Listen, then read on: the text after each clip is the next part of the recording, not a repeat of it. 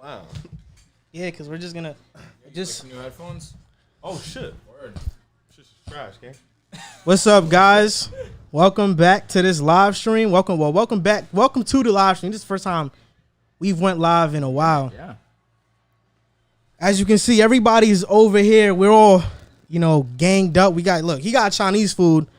We both got Wingstop. What do you got? You got Cajun? I got Cajun and I got hot wings. And I got lemon pepper wings. You see Drew right now is sweating. I'm sweating. So Cajun is the type of wing it is, or that's another flavor? It's like a seasoning. Okay. It's a flavor for wing though. Yep. Okay. I don't really eat Wingstop like that. Darwin said you look ridiculous. Who said that? Darwin You who? do look like an idiot. In the chat. Ridiculous. I'm showing out. This hat is mint. This jersey's mint. Minty. And you're sweating. I'm sweating. Hey, I look like a fan. More than these two. Where's your gear? Both y'all. Where's your Clippers, Golden State, Bulls, anything? You, Knicks, /Harden, /Kyrie Irving. Tonight is a draft. I'm not going to be fanboying Harden on the draft. Tonight is in fact the draft. I am only going to fanboy it if I like it. I'm going to fanboy the Lakers. There's nothing to fanboy about. What do you mean? We just got Westbrook. We're about to get Westbrook. You got, Maybe even Buddy Hield. You got the 12th best point guard in the league. Brad, put the mic closer to you. I was just strictly talking to you as a man. What? Say that again then. I said you got the 12th best point guard in the league. So how do you guys feel about the draft right now? Ask us some questions. We'll answer it while eating this food right here. We're going to take in callers, by the way, on this draft live stream after we eat and stuff. So probably by like the 5th pick or 6th pick, we're probably taking callers. Hey, you know this is going to take forever. I feel like the actual draft starts at 5. Red, do the Bulls even have a pick? We have a pick in the second round. I'm defeated. I don't know what to do. Not my favorite team. Is the second round today? Yes. Everything is today? Yeah. Oh, that's dope. You didn't know that? We were literally here for like 2 hours last year. Both rounds. Because the NFL draft isn't like that. Yeah, because it's 60. Nah, it's like 3.5 hours long for one round, Yeah, regardless. It's ridiculous. Nah, it's straight 2 rounds. Today vibes. 60 pick. Let's see. So who's going number 1? You serious? Nah, I'm playing. You guys think Bill gets traded right now? This guy said these brothers doing ASMR. That's mad funny. Yo, shout out Shealy. Thank you, bro. I appreciate you telling me I look hot. I am hot because I'm sweating. Evan Mobley going to be the best player of the draft. How do y'all feel about that? That's not that crazy. It's not a hot take. Nah. It's a solid take. Do y'all think Bill gets traded, though? These brothers doing ASMR. That's dumb. Honestly, I'm not sure if Bill gets traded. I don't think Bill gets traded. Yeah, I think he wants to stay regardless. I saw the report saying that that this is a move so that they could put pieces around him. Somebody said something interesting right now in the comments. Thoughts on Reddish going to the Thunder? Geek. I like that. He could grow there. Him and That's a FGA great. together would be That's a nice great duo. spot. That's a great spot for him. Definitely. Do you think Jalen Green could go number 1? I don't think there's a chance he goes number 1. I think it already came out that the Pistons are going to select. Hey, shout out Jam. Jam with the $10 super chat. For real, You're appreciate goated, bro. you, man. Thanks so much, bro. We are consistent for you guys because we want to pump out the best content ever. We love doing this, and having you guys support us is just a cherry on top. Get a load of Jalen Rose and fire ass suit, bro. Bro, I told you this lineup was better. If you look at the ESPN lineup, their analysts, it's like Mike Schmitz with like Kendrick Perkins. I hate Kendrick Perkins. Yeah. Who that? She was in Space Jam. I'm I blanking think on her name. the first round. How long does the first Somehow round take to myself. finish? It takes like an hour and 30 minutes. Yeah, give or take. 30. Okay. Look me An up. hour and some change. It's not long though. How will Westbrook fit with LeBron and AD? He can't shoot. I was arguing about this with my cousin, and I said, listen, it doesn't matter. It doesn't matter because, Who's gonna play off ball? look, this is what I'm going to say. On the Lakers right now, one, it's L.A. You're going to get free agents. You're telling me the Lakers can't go out and sign Bryn Forbes on a minimum deal or a Reggie Bullock? They can't go do that? They could definitely sign them on 100%. minimum deals. They Definitely. could surround them with shooters. I want to say this. AD and LeBron already provide spacing. And people are going to want to compete for a Spacing, championship. Why- Wait, What do you mean? Yeah. Space you would need to shoot of the floor. LeBron shoots 38% from the three. Didn't you in the group chat send us the fact that he can't shoot? LeBron? Yeah, you said the I never said that. I never said a lot of trash about LeBron in the group chat. Never, so I'm not going to put it past I never you. said he couldn't shoot. You sent the stat of his percentages from distance, and he got worse as he got further. But he still shoots good from three, where you're not going to leave LeBron open. This is LeBron James. Okay. And AD, even though he's not a great 3-point shooter, it depends on who he's a great mid-range shooter and provides spacing. Who's their 5? I hope they don't bring Drummond back. AD probably will play the 5. He doesn't want to play the 5. He doesn't want to play the 5, but if we want to win a championship, he needs to play the 5. Sources tell me that the Rockets are taking Kuminga at 2. How do you feel about that, Joel? I'm thinking it's a lie. Yeah, that's cap. Look at this guy. Yeah, I'm doing good, Sergio. He's the next big thing. This guy. Yeah, right Leo's waiting on his Ben Simmons trade. I'm waiting on this Ben Simmons trade. Somebody asked us, Louis Engel asked us, what do you guys think of Davion Mitchell? I think Davion Mitchell is going to be a good pro. I don't really see like star potential, but I think he'll be better than Pat Bev. He'll be pretty. Yeah, he can be better. That's better a good Pat opinion Bev. right there. I think Davion Mitchell has Pat Bev's defense, but he's a great shot creator. Is Duncan Robinson a free agent? I just saw someone in the comments. He is a free agent. I don't think he takes obviously a minimum. The Lakers have a mid-level exception. He's not taking that. Yeah, he shouldn't. He's worth more. He's getting 15 mil at least. Yeah. I just think that the veteran buyout market is going to be up there too. This team's going to come together really nice. That's exactly what I said to Joel before the show. He goes back to Milwaukee. I just want Bro, Jalen Green hair looking like Joel's from a minute ago. No cap. Jordan Lattimore said, "What's up, y'all? Big fan of the show. We appreciate you, man. We appreciate you. I'm black, but Kendrick Perkins makes me racist. I hate that man." Yo, he needs to go back and delete that comment right now. Let me jump in the comments, man, if I get mad. How good do you guys think the Pistons can be with Cade? Try not to shoot for a play-in. Lazaro Thompson just commented that right now. He shoot just for a asked play-in. us. They could be like 11th, 10th seed. Give him a few years. Cade is the generational talent that everyone thinks he's going to be. I think it's he definitely is. possible that the Pistons could be something. The pick is in already. Is it going to be Cade? It got to be. Damn. Nice. Let's go. Cade Cunningham. Let's That was go. the fastest Yeah, pick ever, but bro. they announced it before the draft. Let's talk about what Cade brings to the Pistons, though. What do you guys think he brings to the Pistons? I think it's going to be phenomenal. You got Killian Hayes, Sadiq Bey, Jeremy Grant. They just traded Mason Plumlee, so I think that means Isaiah Stewart is most likely starting. That's also another contract off their books. For next offseason with Cade, they could get some free agents. I mean, I think Cade, 6'8", point forward, hybrid guard. I mean, he is a generational talent. I think, I love this. I think, for one, it brings a star to Detroit, and they haven't had a star in years. You know, it brings that attraction back to them, that fan base back.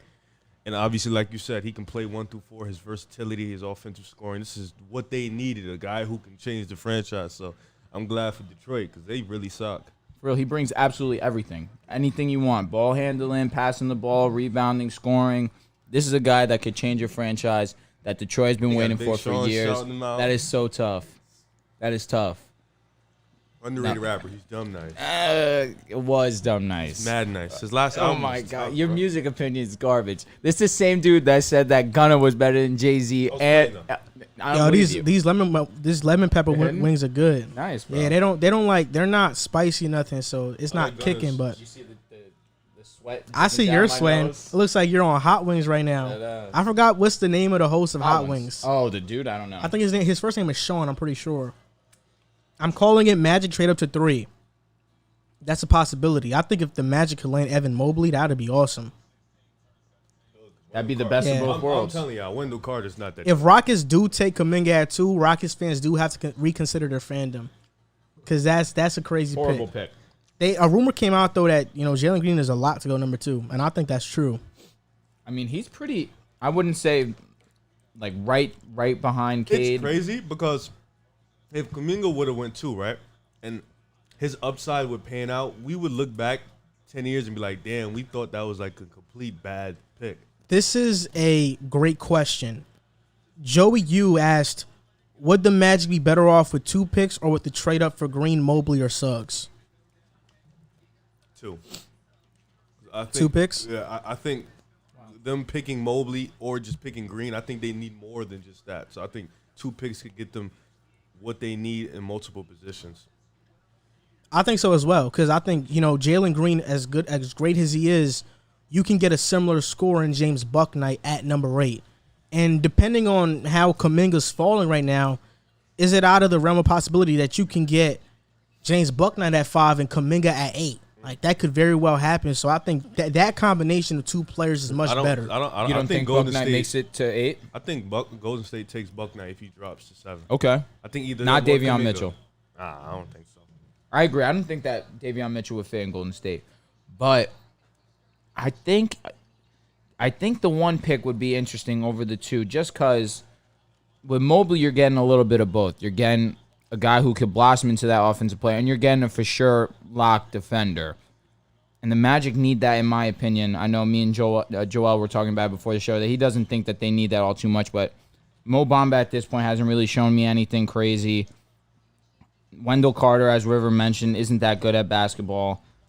I just feel like Mobley would just be exactly what they're looking for in that sense, and that would be best case scenario for me. But it definitely makes sense to have both picks. You're getting 2 lottery picks in one draft, which is always beneficial. But I just think Mobley is a little bit of a difference maker to that squad. That's why I would lean the 1 pick.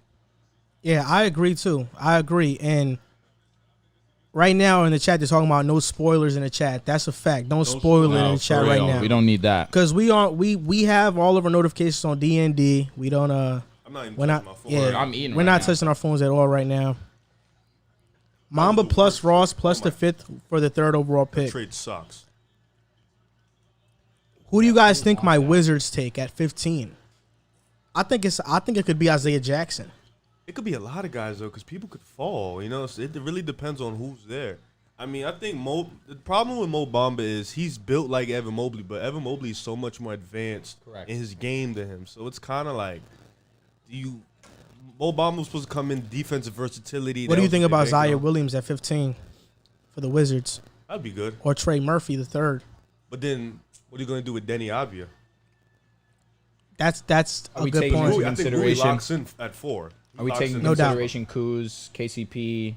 None of them start. The I Wizards did see- the Wizards have came out and said that those guys are going to be used as trade pieces. Or Spencer Dinwiddie, correct?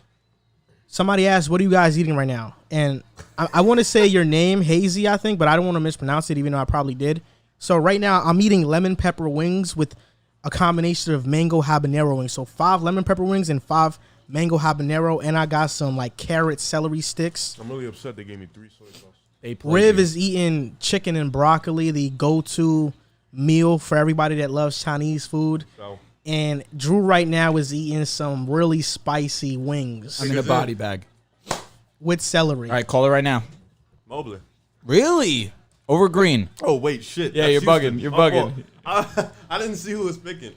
Sorry, Green. Green. Yeah, I was bugging. Shots about that. taken. I think that's a great question. Who do we think is going to be a bust? That's a Giddey. great question, but let's see where these they guys go? land in the draft. Okay. That really determines it. Because if whoever goes to Sacramento is going to be a bust. So See, whoever if picks, Cade went to Sacramento, he wouldn't have been a bust. I don't know about that. That's possible. Jalen Green. It's got to be. Let's see who it is. Tough. Jalen Green. So 1 and 2 Yo, his is locked hair is in. Fire. Nah, Jalen Green's handsome, man. I'm not gonna lie. Come on, bro. Is You got to not- accept it at this Nah, point. bro, You he could've is. just kept it at that, Yeah, though. you The gotta hair accept fire. You kept it going like. Bro, you missed it before. Nah, he gets swaggy, bro. We go and we get the drinks, and I'm thinking we both got Diet Coke, right? So I go and I take a sip, and I just go, yuck! Bro, he had sweet tea. It tasted like absolute nothing. It doesn't was taste sweet at all. nothingness. Bro, I was so disappointed. You ever have that when you're thinking you're going to take a bite into something specifically and it's usually just complete sweet tea. When it's opposite? not sweet tea, Bro, it's like it water. was The Westbrook trash. trade is official now. He's on the Lakers, and Drew over here has his Lakers. The Wizards. Beat Brooklyn. The Wizards have the 22nd overall pick. If I'm Washington, Sharif. I'm taking Sharif at 15. Yep. No, why? Nah, Sharif 'cause- is gonna be there. at Nah, you 22. can't. You No, can't. Nah, no, he's your guy. You got to take him at You 15. know why I think Sharif? Because I think the only team You I have to don't take think him New at York is 15. gonna take him. I think Sharif That would be a went, good I think pickup. Sharif would have went to the Clippers, but the Clippers are at 24 or 25. You can get another player at 15 and then get Sharif. You at can't risk 22. it though. You can't That's risk true, it. but at the same time, I don't know. 15 is hot, man. Because what if Zaire Williams is at 15? You're right. But Jalen Green just got drafted to the Houston Rockets. I think we all for weeks have been thinking or knowing that Jalen Green was going to the Rockets. But let's talk about this real quick. All right. Our first-hand reactions to Jalen Green officially being a Rocket. Riv, I'm going with you first, and you're taking a bite of that chicken broccoli. Yeah. I like it. They bring a scorer in, and that's what Houston has thrived on, high-level scoring. You know, you get somebody who's cool with KPJ. They're buddies off the court. KPJ has announced that he is a point guard. So now you locked up that one position and that two position. So now in this draft, everything is about filling up that 3 and that 4, and there's going to be talent down the end. So I think this is a really great pick for them. I don't see Mobley because, like we said, Christian Wood is kind of at that 5 spot. So Jalen Green was the perfect spot for them. I think it's a good pick for them. I think that they just got the best scorer in this draft, a dynamic scorer. He can score on all facets of the game. You look at a guy like Jalen Green, and you want to see him improve a little bit defensively, and I think that'll come with time for sure. But you have a guy, like he mentioned, in KPJ that's going to take the ball out of his hands and get him some open shots. And I know for a fact of watching KPJ do it a little bit last year, he's definitely the type of guy to facilitate an offense and run an offense effectively. So Jalen Green's getting put in a good situation to be successful off rip. Yeah, no doubt. This is the pick right here. Jalen Green, 1.2 million followers on Instagram. He is his own brand. The reason why I like Green more than Mobley, it's not just because of basketball fit, but I think the Rockets are potentially getting a superstar on the court, but they're getting a superstar off the court. The attention Jalen Green is going to bring to the city of Houston, the swag that he brings, the energy. I think he fits what H-Town doesn't have right now. I think KPJ does have that swagger, but he's not a big name like Jalen Green. Jalen Green is going to bring those lights, that attention to Houston. And I think since James Harden got traded, Houston needs somebody like that to come in and be dynamic. And I think that's Jalen Green. I think that pick was phenomenal. And like you said, sorry to cut you off, but good, man. Like you said, picks 23 and 24, you have to use those picks to fill around KPJ, Wood, and Jalen Green. Guys right now. Do they trade up to 13? That's a big possibility. They could very well still do it. So there's a lot of possibilities, Depends but on who Jalen they're Green, eyeing. exactly. But I think Jalen this Green is to the pick Rockets is great. That starts the madness in the draft right here. Do you think Jalen Green ever fills the shoes of James Harden? Absolutely not. Let me ask Riv this question. Do you think that he fills the shoes of James Harden ever in his career? It depends because Jalen Green has a different hype than when Harden came out. Okay. You know, Jalen Green is the hyped up number 2 pick. He's projected to save the franchise. Harden didn't have that expectation. Even when he got traded to Houston, we didn't think he'd be that great. It was a surprise. Yeah, it was a surprise. So it's a little different. But I think in terms of scoring, Jalen Green can be that. I don't know in terms of the playmaking and the scoring. Harden was a little bit different. Good point. But he's a different type of player than Harden. But I think he can definitely fill the role of franchise player for them. But Harden, let's relax. Is Harden the second best? Is he in the base? He's the second best Houston Rocket of all time. I agree. I'm so By quick far. to say he won't fulfill Harden's shoes. That's not disrespect to Jalen Green.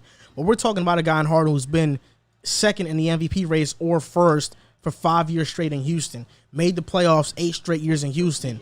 This guy was phenomenal for Houston.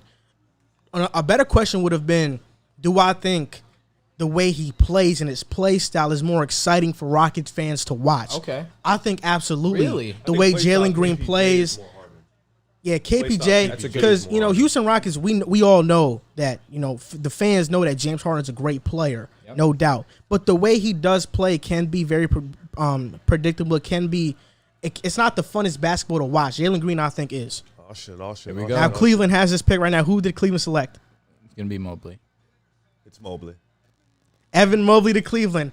Man, what a good young core. Darius Garland, Colin Sexton, Okoro, Evan Mobley, Jared Allen. That's really good. I know people are very, trying to figure out the fit thing, but I think with Cleveland and where they're at right now, you just pick best player available and then worry about the fit later. Absolutely. Because Jared Allen can still be a valuable trade piece that you can trade for something else, but you worry about the fit later, and you just pick the best player available, the franchise guy, and that's him.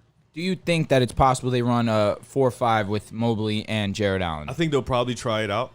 They'll definitely do. I think depending on the teams they play, because in the East, Okay, man. you got teams like Philly, you got teams like Giannis and the Bucks.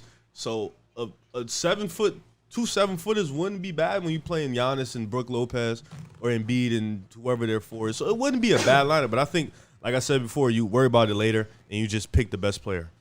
Now, I totally agree, and I think that's the way they should go with right now because Cleveland, look, Colin Sexton is great. Is he a superstar? Probably won't be one. Darius Garland is very good. Is he going to be a superstar? We're not sure. I think Evan Mobley, he does have that superstar franchise-changing potential, and that's why you go with Mobley. He's not a project player, first day, immediate impact, and I think that's what Cleveland needs right now. So I think this was a great pick. And right now, we have 80 viewers in the chat right now. Yo, shout out to you guys. Shout out, man. Shout out. So right now, I think we've gotten about 1,700 views on this live stream already. You guys have been killing it, have been phenomenal. And make sure y'all send it share to your this, friends. man. Yeah, share this. Bring 'em Let's in. get this jumping. Let's get this live stream jumping. Bring 'em in. Because we're going to take in callers around like the 5th and 10th pick. You know, we're going to finish our food first. I know River's almost done. I haven't even been eating, but it's cool. Never eat. You know that, right? Because, I mean, right now I'm just hosting, so I'm trying to get in the groove. I'm trying to get these down so I could talk a little bit more. I'm sweating, man. I am dripping. Pause. Come on, bro. There you go. Nah, come on. That's on you. No, that's on you, bro. That's you more said it on 3 you times than and I me. let you slide the first 2 times. And I was like, I can't, That's you thinking about it. I couldn't let you slide the 3rd now time. I turned it I back couldn't let on you. you. I was like 3rd time. Come You're on, bro. sus. Like, his brother. That's crazy. Oh, he looks skinny. They're both extremely skinny. How old is he? 18? 19? Toronto pick is coming up. Who do you guys think Toronto takes? You know what? I'm going to limb and I'm gonna say Kuminga. I think they take the guy that. Really? I think they take Kuminga. I think they take Scottie Barnes, man. I think it's Suggs. I don't think that Lowry comes back. I think they work a sign and trade with him. And I think that they go Suggs to find an immediate replacement. Somebody said Toronto just Look, reached. Yo, that is I'll tell you this. fire suit. That I suit think is Scottie Barnes goes to Toronto because Toronto has to draft off potential. Somebody spoiled in the chat. Scottie. Yeah, Scottie? I think Toronto has to go off potential. No spoilers, and y'all. Scottie has more potential than Kuminga, I think. You know, just his physical tools, he does. Wait, what? He does. When did you wait? What? Wait, what? Who has more potential than who? Scottie Has more potential than who? than Kuminga. When did you change your opinion? I never changed my You opinion. didn't say that like Last 3 years ago. last episode, you had Kuminga look top. at- No. Look at the Last mock we episode, I said did. Scottie. No, you had Kuminga in front I'll of Scottie. get the clip. I'll get the clip. So then what about the mock we did where you took Kuminga at 3? I took him at 4. Oh, No, I you took took him him at at 3 because I think Look at you. Cleveland was in love with Kuminga. I said I took Kuminga at 3 because I was trying to play Cleveland GM. Okay. I think Scottie. I don't think this is a reach, man. I'll just be honest. I really don't think it's a reach because Kyle Lowry is leaving. The ideal fit would have been Jalen Suggs, but Scottie is a point forward. He can play that point forward role. He can play a point guard role for Toronto. And when you draft, especially in the top 5, you draft based on where is this guy going to be 3 or 4 years from now. Scottie could be better than Jalen Suggs 3-4 years from now. He can be better than Kuminga 3-4 years from now. Scottie has all the physical tools. And just the way he shoots the ball, I just think, you know, he does have to improve on that. But he just came out with an Instagram post, I think yesterday. And the Instagram post was him shooting and then his commentary saying they said I couldn't shoot. So I know he's really in the gym working on his game. And I think it's a good pick. You couldn't shoot. You showed us in college that you couldn't. Yeah, bro. What was he shooting? Like 20 something? What are you talking about? I hate posts like that. Me too. It's always easy to be a gym hero or a practice hero. I don't know about that one, man. Listen, he's in the NBA. Credit to him. He's gonna get drafted. He's drafted clearly. I'm not hating on him. I just mean in that sense. No, I think Yo, he's you been- know what's crazy is that today, after I watched that video of Scottie Barnes saying that, I literally thought about a tweet and I was like, yo, I think the Raptors take Scottie at 4. And I was thinking about tweeting it, but I never tweeted it. I should have tweeted it because it would have That's all right. You aged. called it on live. It would have aged Called it on well. live. Yeah, they you called it on live, so.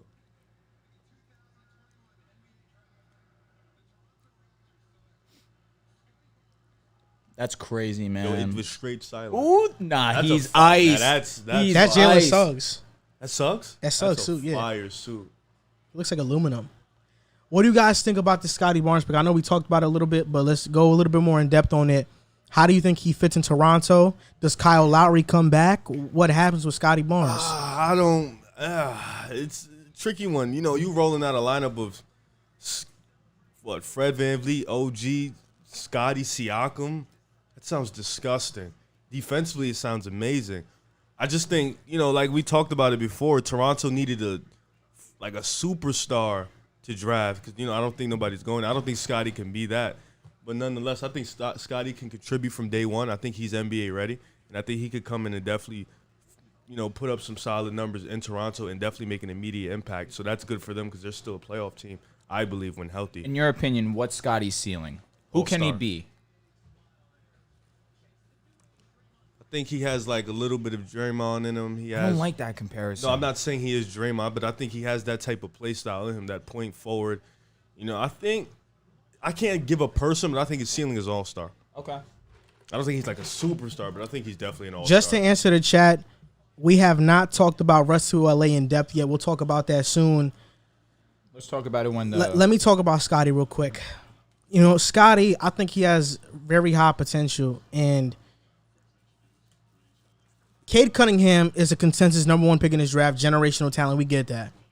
Outside of Cade Cunningham, who's most like him in this draft in terms of just size, playing point forward type role, the versatility? It's probably Scottie Barnes. If Scottie Barnes lives up to his potential, he can be an all-NBA player if he shoots good from 3 because his form isn't horrible. It doesn't look broke. It's not Michael Kidd-Gilchrist like. He can definitely work on it. That's why I think Scottie Barnes, he can really be a great player in Toronto. And like you mentioned, that defensive lineup of OG, of Siakam, of Barnes, of Van Vliet is a defensive nightmare for teams. And now Barnes could be a small ball 5. He can be the 4. He can be a 3. He can be the point guard of the team. His versatility is insane, and that's why I think Toronto selected him, because Jalen Suggs, I think he's going to be good. I think he's great. But Jalen Suggs, to me, doesn't have the ceiling Scottie has. And Toronto's looking at this pick right now and saying, and this is the same reason I said I think they would have taken Kuminga over Suggs.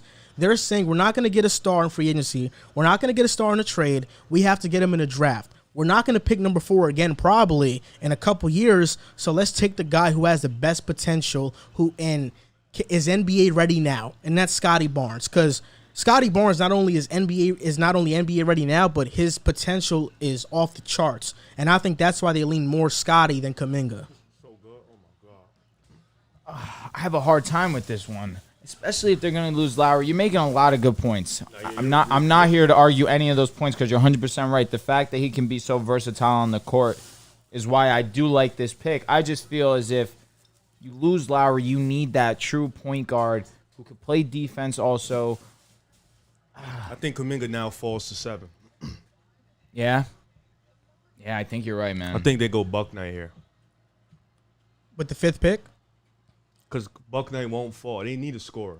I think Orlando really needs that guy, like that go-to scorer. And I don't think Bouknight falls past 7. You think Bouknight goes to Orlando this next pick? Yeah? Really? I'm just going to be honest. I was on my phone, and because I'm posting something right now, they didn't take Bouknight at 5. They made their pick. Shams already, talked about it. They didn't take Bouknight. They picked Jalen Suggs. Hey, wow. I got called dumb a few times. You're still gonna get called. No, we're not. No, they're gonna burn you. No. Well, the only thing is, if Kuminga's there, that's it. You have to take Kuminga. Kuminga is there at 8. Oh, that's what I'm saying. At 8, that would be dope. Have you been watching the Olympic basketball at all? Oh no. I watched my boy Garuba play. He looks pretty good defensively. That doesn't mean I'm a stand for life. I'm copping the jersey wherever he goes. Garuba's a good player, man. I'm a fan of his. I'm definitely a fan of his. But at the same time, look, now that it got spoiled, unfortunately, might as well give it my 2 cents. Talk about it. It makes so much sense.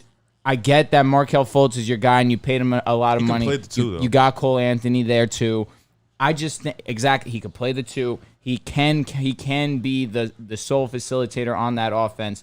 He can score the basketball. He's shown in college that he can lead a team to be successful.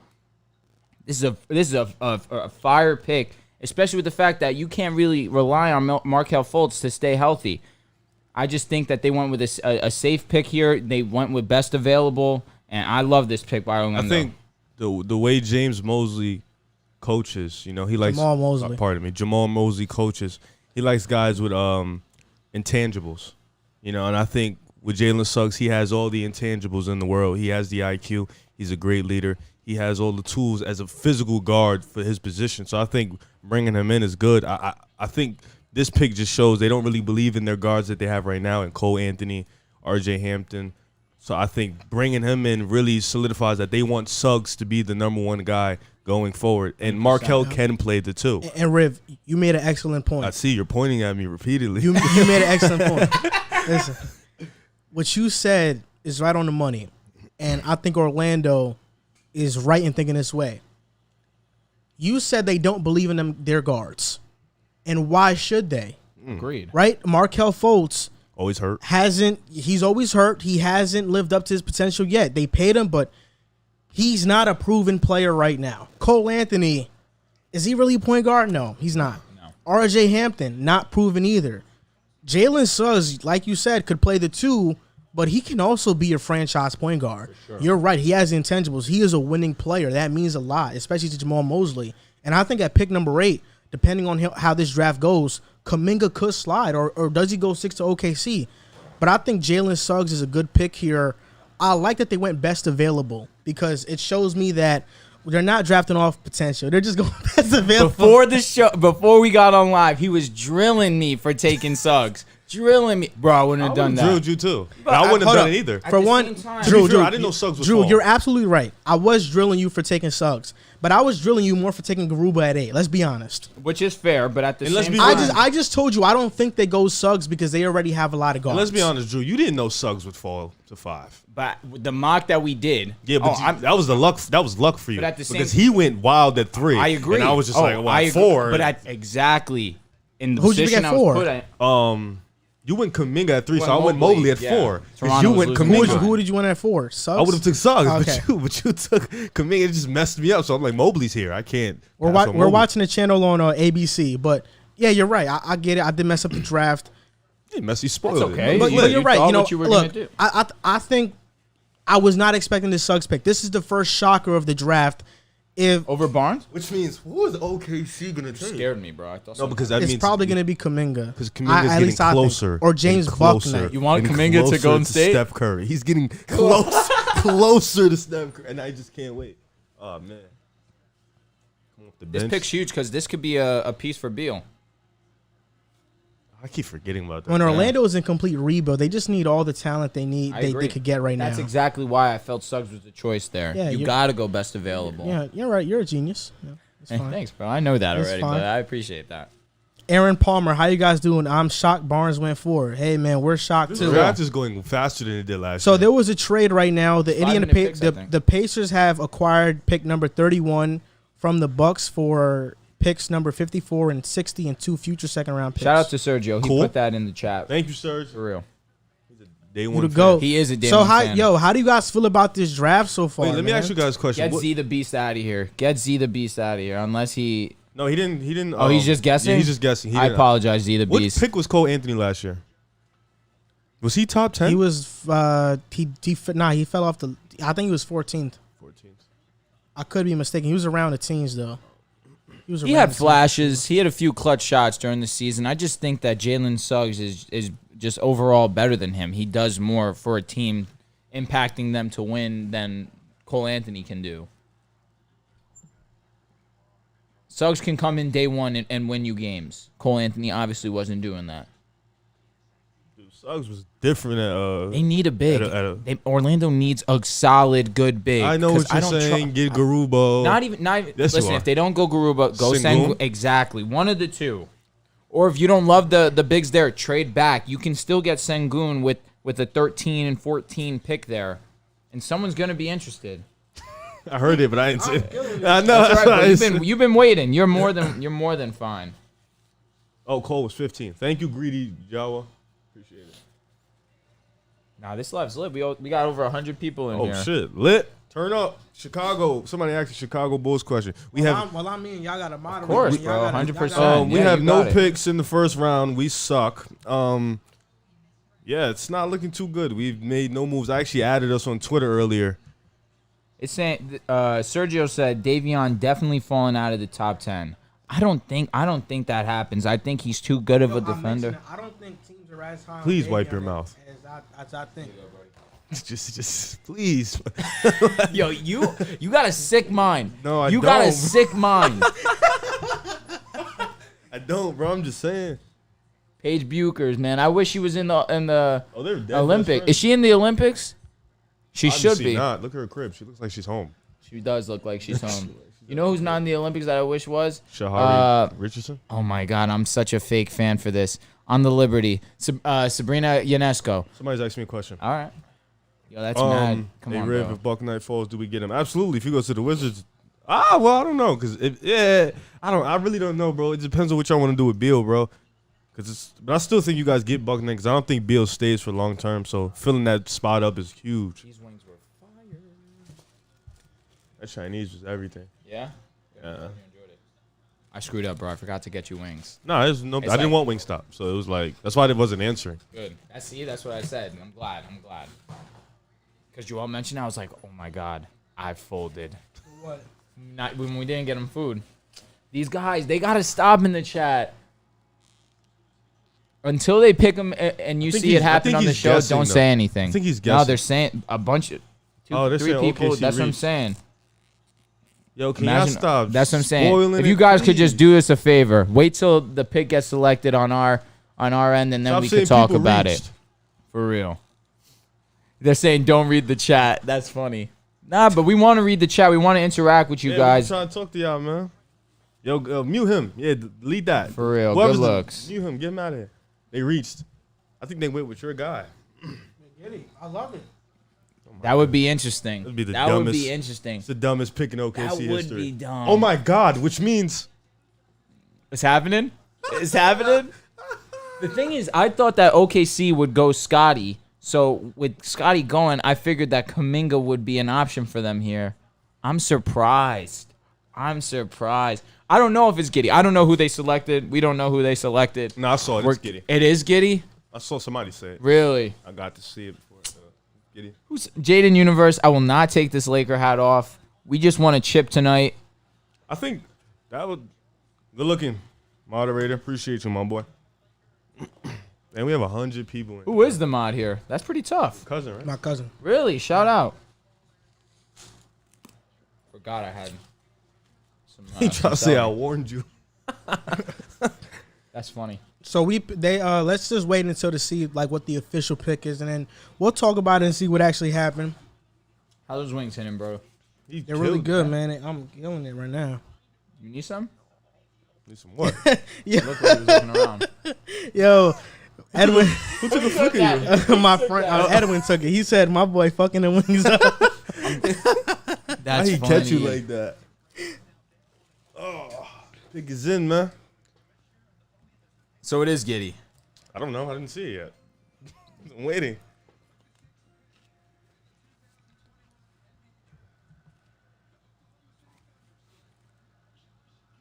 Wow. They're fuming right now. You know what? I love this pick. I actually do too. And the reason why I love this pick. Hold on, I'm talking first, man. Pardon me. Oh, relax. Rick Come on. usually goes first. I said I love this pick. I'm about to go. That's I'm true. a shy guy, so that's why I felt like, you know what I'm 11, saying? 11, adorable for that. 11 points, 7 rebounds, 7 assists. Did it in the NBL. He did it against professionals in Australia. My first mock draft that I ever made, I had Giddey going 6 to OKC. That's how high I was on Giddey.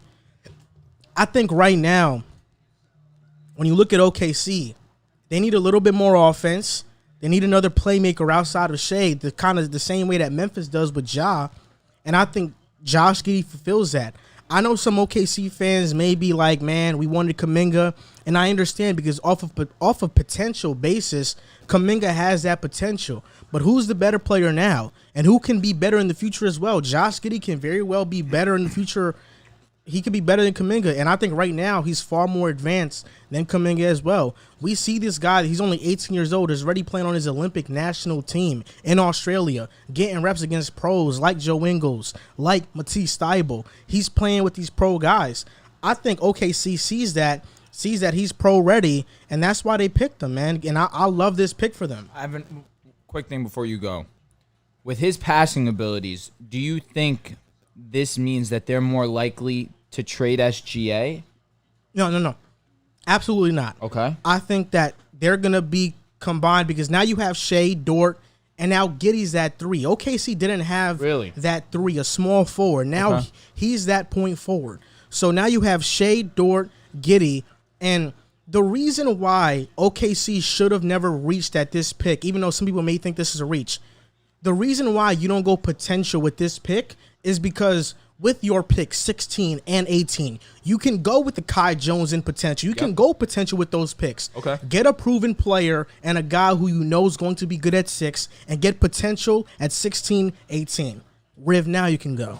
My bad, bro. I mean, no, that was just the question. Yeah. Just caught me. Yeah. No, you hit it on the head. Like I said, I think I said on last episode, SGA's usage rate in the isolation and him being a very high level playmaker for his team, he's actually a little bit more like John Morant 5 times as much. He does everything for that OKC team, and I think bringing in Josh Giddey, another guy who can facilitate playing, kind of lets SGA go back to that just scoring role and playmake being his secondary position. So I think this is good for them in that sense. Kuminga has a long way to go, and OKC's time length, although it might have fit Kuminga, I think Giddey bringing in another playmaker is good for them. So this is a good spot. I didn't think of this spot because I didn't think he'd be picked this high. It's an interesting pick, man. I'm shocked. I'm cool on it. I am cool on it too. I know that some people look, and I know that some people may not like this pick. If you're an OKC fan, you may not like this pick. When I made a video on OKC, and the video was named. The title of the video was 6 players OKC should target with the 6th overall pick. I had 3. I had Josh Giddey, I had James Bouknight, and I had Moses Moody. And I thought those 3 guys they should pick at 6 because I think those are the most NBA ready guys. Because I thought Kuminga was going top 5, and I thought Scottie Barnes might have been a reach Moody as well. Moody at 6 is high though. That's it a is, reach. but I think he's NBA ready. I like right? Moody. He does both. But I don't think for a non-playoff team that would have Yeah, I understand. But it was really between Bouknight and Giddey, and I landed on, look, I'm going to go with Bouknight or Giddey at 6 because I think they just kind of fulfill kind of an OKC need. I would have loved to watch Bouknight thrive in OKC, but I think Josh Giddey is going to thrive just as much. And the most important thing, OKC lets their young guys play. Yep, so this guy is going to play right away and get those valuable reps, and I love this move. Yeah, bro, Ma put you in timeout if you out here spoiling, gang. It's called podcast jail. Thanks, Aaron. I appreciate it. Just trying to be fair. Do the Warriors take Kuminga? I don't know what right here. I would hope. Oh my God, look at that man. You gonna kiss him or something? Come on, bro. You have the whole Lakers gear on. You can't say nothing to me right now. Put me in a body bag. Will Giannis' brother get drafted? I don't know. Giannis' brother keeps saying he was going to be the best one, the young one. Kuminga's gotta be sick. I don't think so. I don't think he cares where he goes. Yeah, you don't think so? Top 5? Because he was always in and out.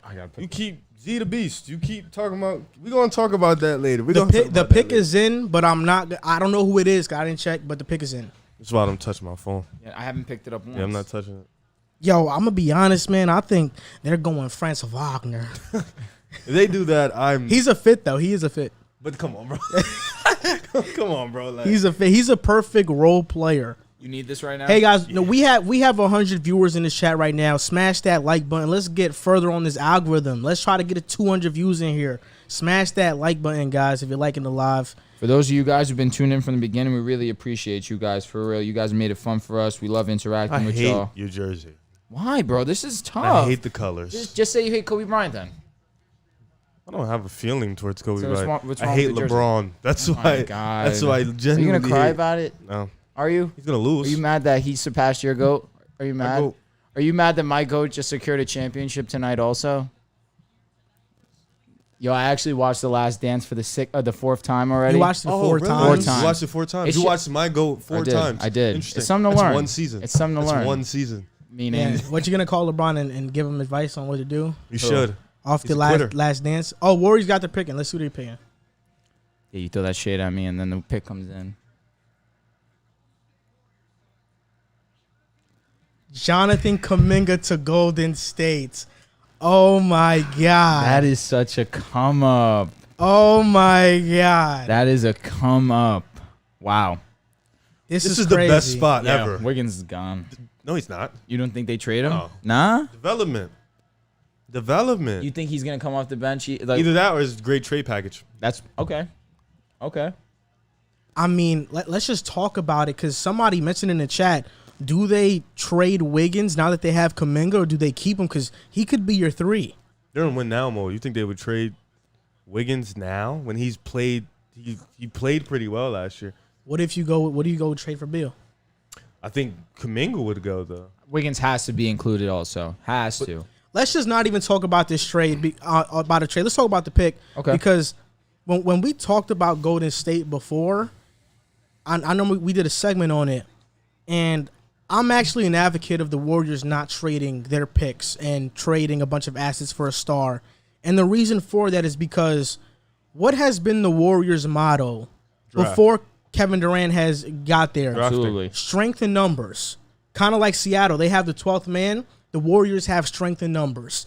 With the 7th and the 14th pick, they can go back to having those strength and numbers. And that's why I feel like you have Steph Curry, you have Klay Thompson, you have Wiggins, you have Draymond, you have Wiseman in the second year, you have Jordan Poole off the bench, who I think is a fantastic scorer. Now you have Jonathan Kuminga, Kayvon Looney, Juan Toscano Anderson, another pick. Whoever they get at 14.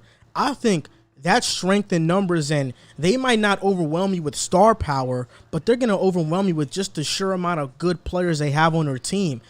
Kuminga can become a star. He can become a star. He has one of the highest ceilings in this draft. And I think this was a perfect spot for him. I love this. I love this pick. I love this pick. Crazy.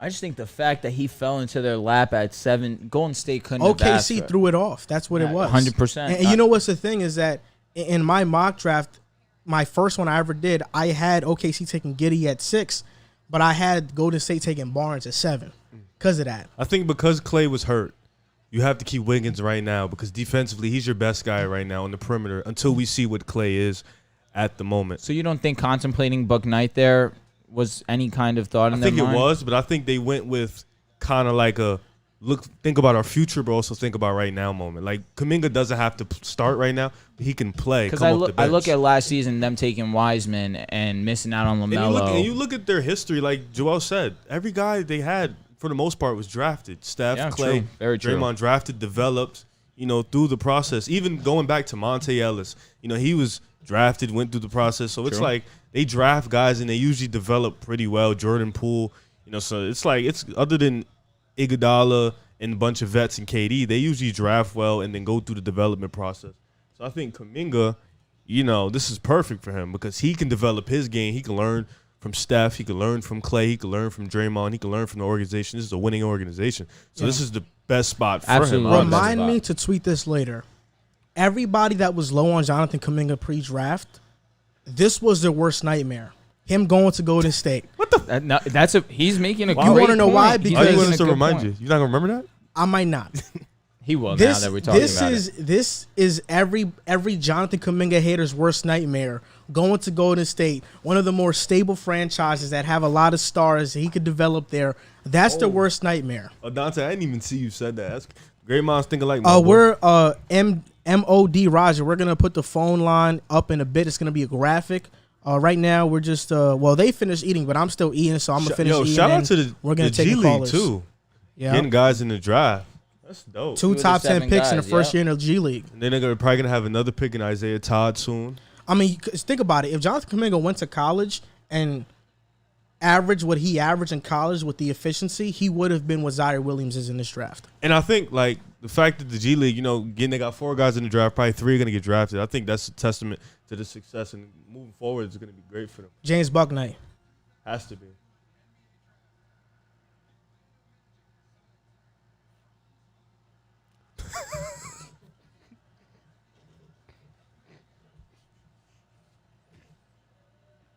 They're done. Oh my God! Which means Bouknight might go to Memphis. You think he drops all Bouknight that? might fall to Memphis, bro. That's crazy, bro. Hold on. Let's recap this. Wow. Yo, are they serious? Let's recap this. Jonathan Kuminga was there at 5. Orlando didn't take him. They took Suggs instead. I'm not knocking the pick, even though they have a lot of guards. Bouknight at 8. But because they have so many guards, that's why they probably didn't take Bouknight. We really gonna use that as an excuse? No, that's exactly why. Why. I wasn't expecting them but to think go about this though. Bouknight. Markelle is injury prone. But You already have multiple guards, and you still win Suggs. So that's not really, you're not really saying anything. But you didn't need to add another 2 in the top. But you added 10. a role player in a situation where you need stars. I don't know if he's gonna be a role player for them off rip. I agree. I don't know if he's gonna be a star. Listen, man. This is crazy. Orlando Magic taking Franz Wagner. Call me by surprise. I thought it would have been Bouknight. But because they took Jalen Suggs, Somebody said, who is this guy? Because they took Jalen Suggs, I think this kind of makes the 8th pick up for grabs. And I mean, that's crazy. let me just say something to ease Orlando Magic fans' pain a little bit, because this is not the ideal draft. Jalen Suggs, the Magic drafted a proven player in Suggs, who I think will be an immediate impact player. Franz Wagner is an immediate impact player. Do I think he's going to be a star? I don't think so. But I think he's going to have a long NBA career. He's ready to play day one. I think he's better than his brother Mo Wagner because he's better defensively. He has a good offensive game. He was coached by Juwan Howard at Michigan. Franz Wagner is not a bad player. He has a lot of winning traits to his game. But like you mentioned, Riv, Orlando right now should be desperate for a star. And now you have a lineup of Markelle, Suggs, Wagner, Isaac, probably. Wagner, Mo Bamba, or Wendell. How does that really... It just feels like a bunch of jumbled up pieces together with no real direction. Yeah, he's not a bad player. I think he's a really good player. I think he would have been perfect for a team that's like in win number, but a team that's in a complete rebuild. They just traded everybody away. And somebody in the chat says something that's spot on. Never heard anyone say anything bad about him. No, I agree. You're absolutely right. Nobody says anything bad about Franz Wagner because Franz Wagner is a pro's pro. He's going to be a good NBA player. But the problem is he going to be a star? Orlando needs a star. Unless they're banking on one of their young guys right now to be a star in, Wendell or Wagner or I guess they're banking on Isaac and Fultz, but those are injury-prone guys. Or in Suggs. Wow. Bouknight is going to Memphis. He has to be. Unless Sacramento takes him because they might trade Hield. Well, what about Halliburton? Wait, who's 9? Who can go to Sacramento? Is it going to be Jalen Johnson? Might be at this point, because Halliburton can play the 2. I think he'll start next year and play the 2. Amoto said that Suggs is that star, bro. Look, I think Suggs is a really great player, man. But, is he that superstar? Is Suggs that superstar? I'm not sure. Is it possible Kai Jones goes here right now? This would be a big high thing. They're losing Rashawn Holmes. There might be. And do you really trust Bagley at this point? Kansas City Chiefs DD said he's a jack of all trades, and that's exactly what Franz Wagner is. Sure. He does it all, man. So look, good quote. Obviously, this isn't the ideal draft Magic fans wanted. They would much rather take Kuminga at 5 than James Bouknight at 8. I know that was what Orlando fans wanted this whole time. Both guys. But this draft, this also isn't bad. You're getting 2 proven guys who I think will be good NBA players. So maybe Franz Wagner isn't that star, but he's a proven NBA player. And, when you look at the history of the 8th overall pick, it's not the best pick to pick, and it's a cursed pick. Because the Knicks have had it a lot, and we've always drafted busts there. Somebody says Sengun here, Sacramento. Being that a Holmes big, is gone, Bagley's probably going to bad. get traded. Whiteside is gone. They don't really have a big. Barnes is still there, so he's going to play the 3. Yeah, true. I think if Jalen Johnson goes to the Kings, you already know what I said. He's a bust if he goes to the Kings. I'm saying Sengun here at 9. Yeah. Absolutely. His work ethic in Sacramento. What does it do in Sacramento? It's nothing. It's Cali. They just got a decent amount. Not a It's decent, not but Cali. They got it. Sacramento's Cali. Yeah, it is. It's Cali, but it's not Cali vibe. Sacramento's like the depressing part of California. How would you know? Because I've been It's there. like the Really? it's the USPA of California teams. How far? I've been how to far, LA. I've been to LA too. I've How been to far from LA. LA is Sacramento? Maybe like 30 minutes. Oh, Yeah, it's then you not shouldn't far. be depressed. It's 30 minutes away. But it's like Jalen Johnson it just got has a good, weird vibe. he has to it. good physical attributes. I'm saying they don't have a big. The Kings don't have like a big at all. Bagley. They're gonna trade Man, Bagley. if Bouknight is there at 10, well, Giddey already left. I thought Giddey was going to Memphis, but he went 6. I mean, I guess that would be their next best guy. Yeah. Bucknight. Man, I hope I'm surprised Bouknight's just dropping because this I much. want to see a Bucknight, John Moran backcourt, I don't want Sacramento to take him right here. That would be a. That's, I don't want him that's to ruin their buckets, team. just That would be buckets mad on nice. buckets. You know, I read. You know what the Onion is? Yes. The Onion It's is like a bad satire report. site. Yeah, It's a satire site, and there was a report that said Sacramento Kings are worried about Moses Moody, Franz Wagner, Jalen Johnson over character concerns because they said they would love to play in Sacramento. That's hilarious. Man, I hope that they don't take a player that I'll actually like. Look at Cameron Thomas. Yeah, he's swaggy, man. That's a fire suit. He's swaggy. What if the Grizzlies take him at 10? I don't think that would be too bad. You gotta Person- stop. You Yo, gotta stop. I like Cam Thomas, man. Oh shit. The Kings, where they take him. Sengun. What do you think? Surprise the world. Davion Mitchell to the Kings. Wow, They take another guard, that's ridiculous. How many guards are they going to take? but they. You know what? I could care less about the Kings. Do you think Fox? This is them thinking that Fox is gonna go. Fox is under contract. Agreed, but at the same time, They do you just think signed Fox wants to be there? They have Fox. Oh, what if they do trade Fox for So Ben wait, Simmons? you were wrong because you thought he was gonna fall at the top 10. So that was wrong. I mean, nobody thought Sacramento was going to take him. Let's yeah, be but honest. you were wrong. Okay, I was wrong. Yeah, take All that. right, I'll Take take that to the that. L. grave. Number 2, I don't know what the Kings are doing. This guy. I don't I don't I like just this pick. I don't like this I don't pick. like the pick, but I like him as a player. I think this is like taking Buddy's spot off the bench. I guess. Buddy He Hield. did come off the bench, right? Buddy Towards the end of the year. Probably if he This gets is traded. interesting, man. I don't know. I don't know. Was Halliburton the sixth man or he started this He season? also came off the bench. And they didn't So- even trade with the Lakers, so they don't have the 22nd pick. They don't have another pick in the first round. This is the guy they're going with. So what? Like, what's the line going to be? De'Aaron Fox, Tyrese I'm Halliburton, assuming Harrison Barnes. I don't know their four. Probably bring back Rashawn Holmes. He plays the 5 though. Who played the 3 last year? Barnes. Who played the 4? Bagley. Because not No. Bagley. You're Bagley. right. You're Bagley right. played the 5 now. No. No. It was Rashawn Bagley Holmes and is the center. Oh, Rashawn the Holmes Whiteside is came the off the center. bench. Yeah. Oh my God, that's Team- embarrassing. I team's mean, not how? great. Let's just talk about this. How bad of a pick is I mean, he's just, Sacramento taking for how bad of a pick is this for Mitchell to go to to Sacramento? be fair, like I feel like Mitchell's another Wagner in the terms of he's going to be a really good player for a long time. But for a team like Sacramento who needs star potential and a team that doesn't really have much direction, like they don't know what they're doing right now. This was a step in that direction of saying we don't really know what they're doing because Davion Mitchell going to Sacramento, it's not a good spot for him. He's a 23-year-old. He kind of know we already know what he's going to be. This is a team that needs young stars, young potential stars, and they need development. And Davion Mitchell, he kind of has a great work ethic, but it's not somewhere where you want him to go. You want him to go in a winning atmosphere, and this team needed something big, and I don't think this was the pick. I think he's the best defender in this draft, and I don't want to say I like the pick because obviously that guard room is so filled right now, but at the same time, Davion Mitchell I think is going to be a very special player in this league.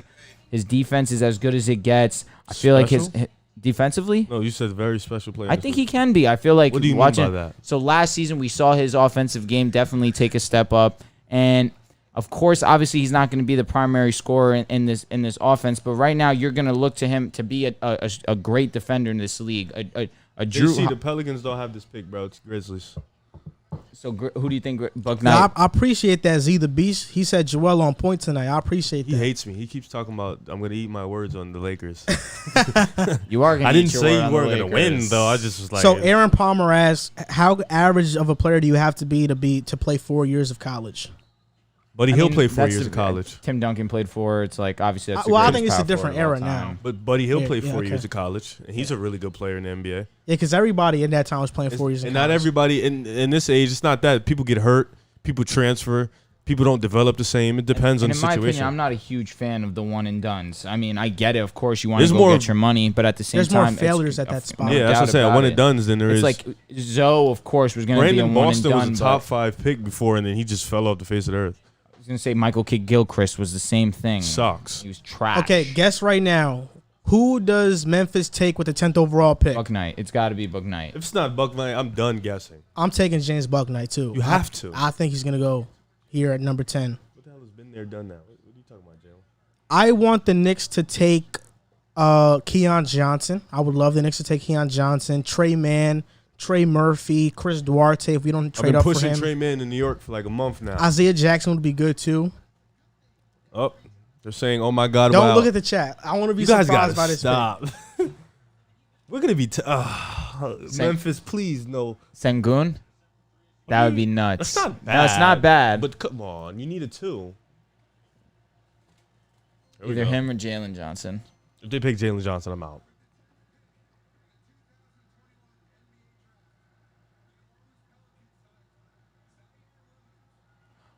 Wow.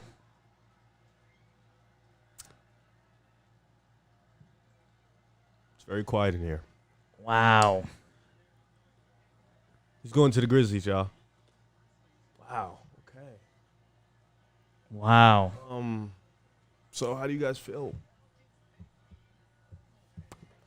I just feel like you just had James Bouknight fall to you at 10. I think we You should didn't just have to stop do it. guessing. I know we're terrible. We're just It's so many horrible right now. surprises. It's not even like okay.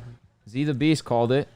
Zaire Williams to the Grizzlies Memphis over Grizzlies. James Bouknight. James is falling. Who is this lady?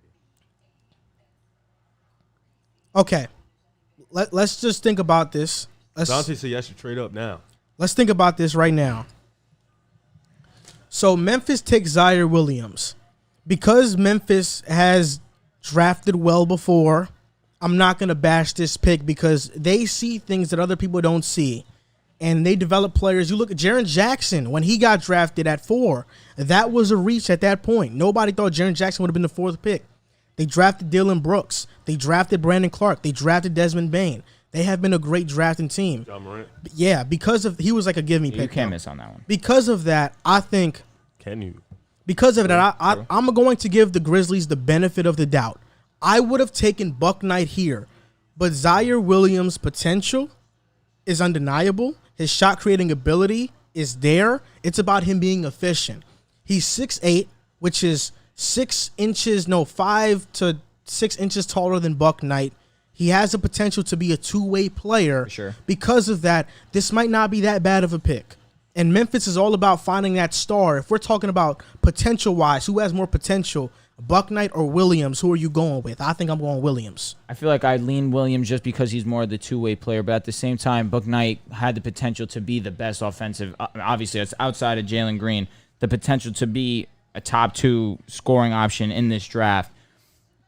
The Zaire Williams pick just reminds me too much of Dylan Brooks to a degree where Dylan Brooks can go get you a bucket, and Dylan Brooks is very good on defense. But I feel like if you already have that type of player, why go out and get another one? You have an obvious hole at shooting guard. Bouknight's there on the board. I feel like that's why I would lean Bouknight. But again, like you're saying, there's a lot that I agree with what you're saying. But the fact that Bouknight fell into their lap and they had a chance to fill that 2-guard position to help to take some pressure off Jot, so he's not the primary ball handler at all times. I feel like that's the only mistake that I see. I mean, I watched Stanford a lot last year. I don't know why. They just always happen to be on my TV. Zaire's good. You know, he has the tools. His height, 6'8", long arms. He has a Skinny nice, though. He has a nice shooting stroke though. Kind of reminds me of Brandon Boston in terms of size. He can create, but I think Bouknight is just so advanced in his game at the moment with still room to grow and potential. I just feel like he could have definitely came in for a Grizzlies team that is, you know, we can all agree they're kind of like in that 9 to 7 playoff spot range where they're going to be in the play-in or in the playoffs. Bouknight could have probably came in and helped now, but like we said, you know, Grizzlies hit. Yep. They haven't missed the last 3-4 years, so I'm giving them the benefit of the doubt. They don't miss. Similar to Toronto, they're not a huge free agent destination. You're not going to find a player that's dying to go to Memphis. But at the same time, they need to be on it when it comes to drafting, and to their benefit. If I'm not mistaken, Zaire wasn't even on their list looking at the 10th pick. I don't think so. But like I said, they don't miss. Again, I feel like you have a guy similar to Zaire in Dylan Brooks. I get Zaire definitely has a few inches on Dylan, but at the same time, he doesn't have the body that Dylan Brooks has. Dylan Brooks is has shown that he Dylan can Brooks be a was really 3 good years scorer. in, though, in college. And that's true. He definitely it was more NBA ready than this guy is, and maybe this guy can develop, especially playing alongside John Morant. But again, I just I can't get over Bouknight being there and then passing on him. What if Bouknight falls to 14? That'd be crazy. But You if tweak? if Anderson leaves in a I year or love two, Trey Man, Z the Beast. I don't like if you. Anderson but I love loves Trey in a Man. year or two, you have Ja, Dillon, Zaire, Jaren. Yeah. Pretty good lineup. Do you think that they would stick around with Jaren after? Jaren's really Absolutely. good. I think he is He's very. really I'm not saying has he the is. potential to be when he's actually not fouling, he's And when he's on probably the a court. top 5 defensive big man in the league. Okay. When he's And not he can fouling. switch out and guard perimeter players. I think too. Sengun's the pick here for Looked. Charlotte. You looked. No, I didn't. Oh, okay. I was gonna say. I think Sengun's the pick. I feel I don't like know. Charlotte. I don't know. Yeah. They I could, mean, they need a big. They 100% need a yeah, big. somebody They said could that go Bouknight. I would love it. I would. he's a taller but Terry they have a Rozier. lot of guards. He's a taller Terry Rozier. Somebody said they're tired of Cody Zeller starting, so I think seeing. They got Mason Plumlee. Okay, No, I'm just saying they got a center that could fill in. come on, He's better than Zeller. But it ain't. That's not saying much. Like I wouldn't mind Garuba here either. you keep. Whoa! I haven't mentioned his name once other than did. Magic. You mentioned other it than before. Magic, You bruh. keep talking about Garuba. I wouldn't mind him here. I That's your really guy. wouldn't. Like you're sticking with him today. That's your guy. Today, sure, but I think he could be a solid piece. Defensively, he is very, very good and can guard multiple positions. I agree. But at the same time, he lacks that offensive He just game. runs up and down and dunks. Hey, I'm not saying he's Giannis, obviously, but it's been effective recently. He is super athletic. Long arms. Yeah, I like Garuba's game a lot. Physical grown And it's man. like you don't, in this system specifically, you don't need him to be that primary ball scorer.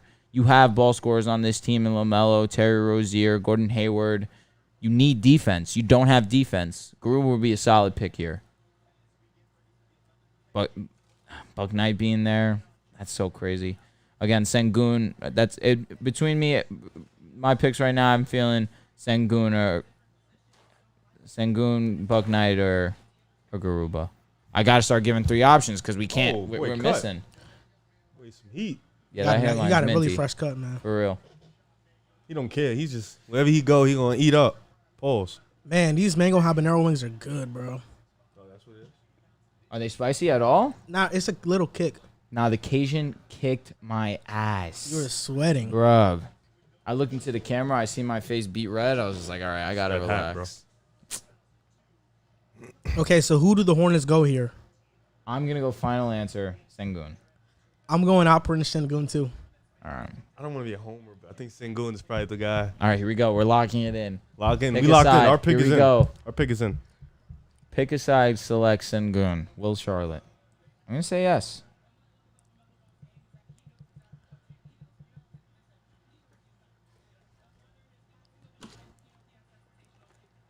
So what time do you guys want to take in callers? We When tapped you the finish, first round. when you finish eating. As soon as you finish eating. Or we could really go after Sharif Cooper gets picked. That's what I really. I mean, we could go on a call and y'all could, talk about I'm talk with the I'm callers, it. Definitely. because you guys have finished eating so anyway. after the lottery.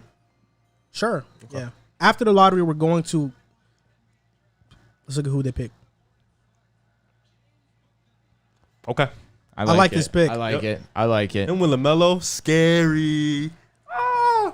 Damn. He's Devontae Graham is definitely not coming back. Okay. No, I Who agree. cares? I, That's what I'm saying. Okay. I agree. I like him though, but I think he's a solid I mean, defender. guys. Wait, hold up. LaMelo, Bouknight, Hayward, like you said, bro, that's a lot of buckets. That's a Terry lot of too. We buckets. didn't mention Terry Terry. off the bench.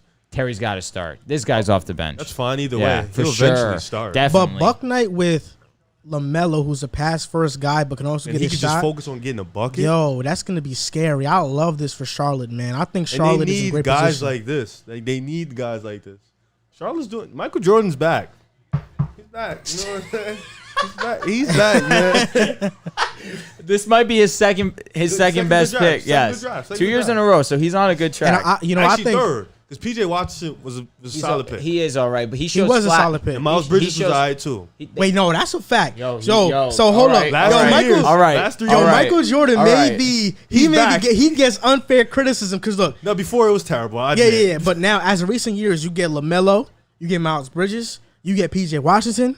You get Now you got Gordon Hayward to Bouknight. commit. You bring in Terry Rozier. He picked Graham for a year. Graham was solid. That's you all right. know. Graham's definitely been serviceable. So he's Good been on all right defense. last 3 years. Because we gotta remember, it was not too long ago he was picking Michael Gilchrist over before he was Beal. He terrible. was picking Cody Zeller at 6. I mean, I that think it was a draft did 4th suck. pick. It did suck, but now the Hornets have a core of LaMelo, Bouknight, Hayward, P.J. Washington. Maybe like Young guys. Bridges. Y'all think that, man, this is great, man. This is great. He's building a solid foundation This for this is team. great. And then I he has love that this. veteranship in Gordon Hayward. Yeah. And they were semi-playoff team last year. So give your take, man. So is Michael Jordan now? He's becoming, getting better. Is he a good GM now? Is he good at drafting? He's getting there. He's definitely getting there. I can't go as far to say good GM yet. If I would- need to see them make the If playoffs. I had to guess, I think he's like 3 for 3 on drafts right now. 3 for 6, pardon me. So he's like 50-50 right now on drafts. So Okay. let's see All right. next year and years on. But right now, Gordon Hayward, people bashed him for that, but that was a good pickup in free I agency. didn't mind it. I So, feel like they. he's been all right. So in the chat, tell us right now: is Michael Jordan a good or bad GM? Wagner could have fell to San Antonio. That'd have been crazy. I don't know. He's giving me CJ McCollum vibes next to be better. LaMelo. Really? CJ McCollum's a He'll be better. solid ball player I to think, say he's going to be he'll better. I feel like if he's CJ McCollum, that's more than what. I think Charlotte Keon could ask Johnson for. can go here. I think they're I going feel like that- Sengun. Sengun is cool too. They're gonna pick a Spurs player, even though you talked about that on I Twitter. hate that they do that, bro. It's so annoying. Sengun is probably the best available though at this point at 12. Yeah, So yeah. DeMar's leaving. I think Kispert. That is a Spurs guy. Yeah. So you know what? You could throw him in there Yeah. too. I just think, if they're making Derek White and DeJounte Murray available, they need some guard depth. Because Keldon Johnson, I think he's got his spot solidified. Cameron Thomas. Just early? Joel, check Patreon. Let me check it right now. I would say Duarte or Dante, but his GM is average. But Duarte, 24, I think he wouldn't. They what they need is somebody with some star potential, or at least close to it. Who you talking about? I'm talking about Dante. Oh, Because he thinks they go Dort. I don't think they need a wing. Keldon I thought it Johnson was and Duarte. Vassell. Whatever. Duarte. He's Dominican, bro. You got to say it with a Spanish kind of slang to it. Duarte. Why do I have to say his Because that's how you pronounce his name. Come on, bro. You got to be Chris. cultured. I'm just calling him Chris. That's like saying Nikola. Oh, you call him Chris. Chris. hey, Chris. That's like saying that's like Nikola Jokic. That's saying his I mess name. his name up too. Nikola Jokic. I think I call him that. Jokic. Yeah, It's that's Jokic, like with a Y. Jokic. Yeah. Jokic. The Joker. You know people mispronounce Giannis' name too, right? Yeah, everybody People says say Giannis. Giannis. It's That's Giannis. horrible. Yeah, it's Giannis. It gives me a pain in my stomach. I'll tell you what, I wouldn't mind Moses Moody here. They already have wings. Vassell and Keldon Johnson, I think, lock those spots up. I just feel like Moses Moody could play the two. he's I the like best that. two-way player available right now, in my opinion. I feel like that's He might why. be the best two-way player in the What about draft. Moody to San Period? Antonio? How do you guys feel about that? I like that. Say it again? He's a Spurs guy. Moses Moody. That's exactly what He I is a just said. Spurs He's a guy. Spurs guy, and he's really good. So, Right, you just said Moses Moody, right? Yes. Yeah, word. That's what I said, exactly. For some reason, I can't log into my Patreon. Let me check it again now. So how do you guys feel about the Westbrook trade? I'll go first since obviously You're a homer. I know what you're going Sporting. to say. I feel great about it. I mean, you give Russell some motivation now going into this season. We're going to see him as driven as he was when he got traded to Thunder, and he was electric that season until COVID hit. I feel you pair him with LeBron, you pair him with AD. It's only going to give him good slashing opportunities. You can have him facilitate the offense. You could have LeBron facilitate the offense. And we saw the Lakers have success with a similar player, but obviously Russ is way better than him at this point in his career, in Rajon Rondo, where we gave Rajon Rondo the keys to really do whatever he wanted with the ball, and he had success. You give LeBron a break. You give AD a break with handling the basketball. This is just only going to get LeBron, AD better looks. It's going to give Russ better looks. He's not going to have to shoot the ball like he's done in the past. He's going to get good driving buckets. He's going to listen. I don't hate on this move because we are in such a great position right now to make Russell it. Westbrook going to give LeBron and AD better looks if LeBron and AD have the ball? Nobody's guarding. Yo, Russell. Jael Conrado, what's Russell's not your gonna have the ball in his YouTube hands? name? Russell's not gonna have the ball in his hands. I'm talking Yo, about LeBron Mod, my cousin, real quick. I'm talking to you. Don't put Z the Beast on timeout because he's not giving the picks. He's just guessing it. I know it's hard to tell if somebody's guessing or knows the picks, but we just got to go with it. The chat's saying that we're like 6-7 picks behind. Really? Yeah, that's crazy, right? And they don't care. That's awesome, right? Yeah, they're still with us. Shout out to y'all. For real, Back to man. you. Back to you. All right, let me hear these great points that you have against think- Russell. Westbrook obviously offers that playmaking that you need at the point guard They said spot. 6-7 picks behind, but like, I just Only one person said that. Yeah. Look, I saw who the Spurs picked. That's fine. Don't say nothing. I'm just gonna say you guys are gonna be shocked as hell. As shocked as Franz Ruba? Wagner. Even more. This is the worst pick in the draft. Really? It's the Oh my worst God. pick in the draft. This pick right here is the worst pick in the draft. Like by far. By not even close.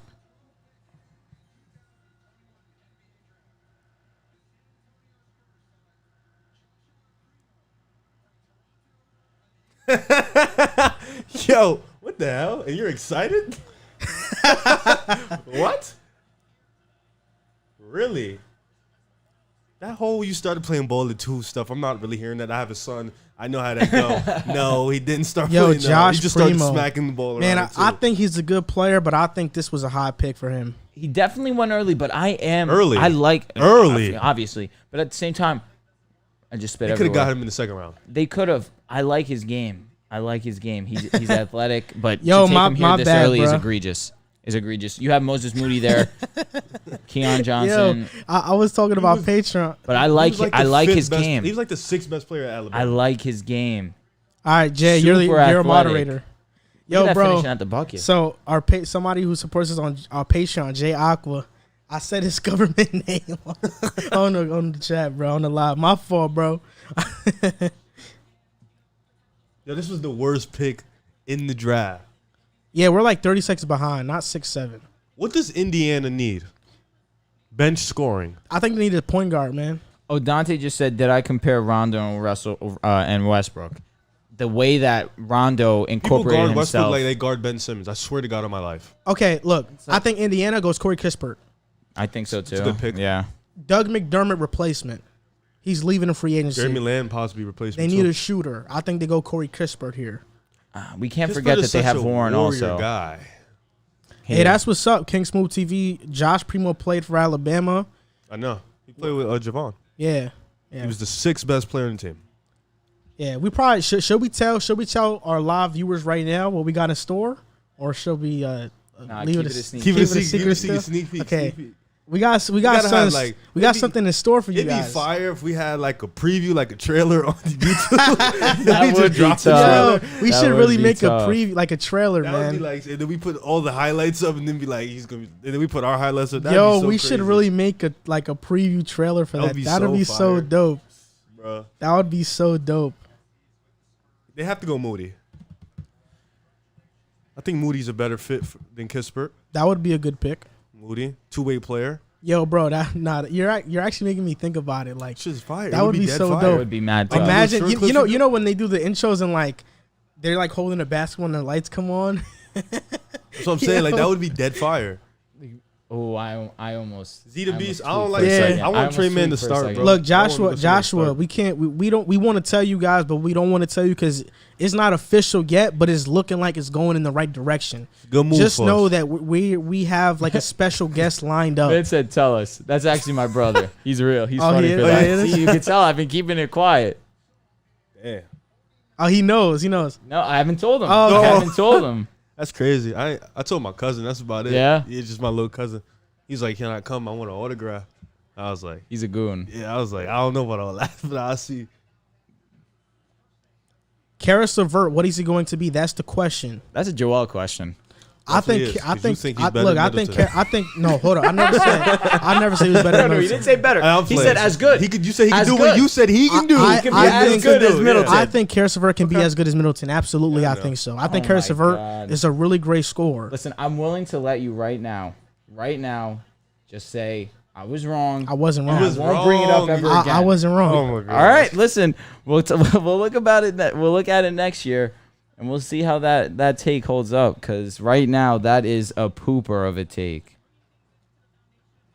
As Lucas said, LeBron on the podcast. Imagine, Yeah, LeBron would be sick. That would bro. We would grow from like I 6K wouldn't that come. we're at right now. We would grow from that to like 200? 100K. Yeah, So, OG. yo, Somebody spoiled it, so you might as well say that. Nah. I don't know whoever that is. I don't know why he Yeah. thinks that he got the answer like that. is it? I think it's Chris Duarte. He's over there smiling. You know, they don't know. That would be a good They don't pick. know when they get picked. Yeah, they do. Yeah, they do. You They get a call. bro. For real? Yep. Yeah.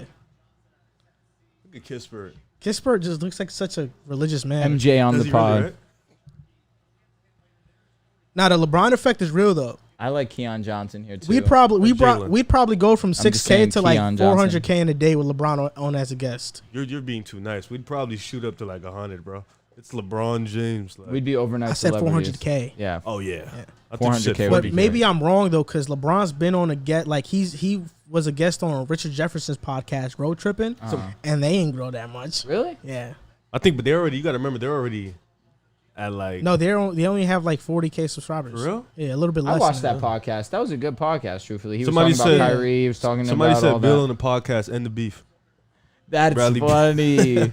We don't even have beef with Bill. That's the funny thing. We don't have beef with nobody. RJ Barrett couldn't come on here. Jay Aqua, you need to explain yourself. How can Levert be That's my better boy. than Middleton, bro? My boy Jay. All right, you got to say Because y'all something to haven't him. seen Levert in the high pressure situations. Because like, it's not seen many. Middleton. Wait, but Because Drew, it's not when many he's high in it, pressure situations. he's a bucket. I know. You know he's a bucket. Okay. He would be the best player on your team. Over Zach? That's the dumbest shit I've ever heard in my life. Zach would embarrass him. Like, come on, bro.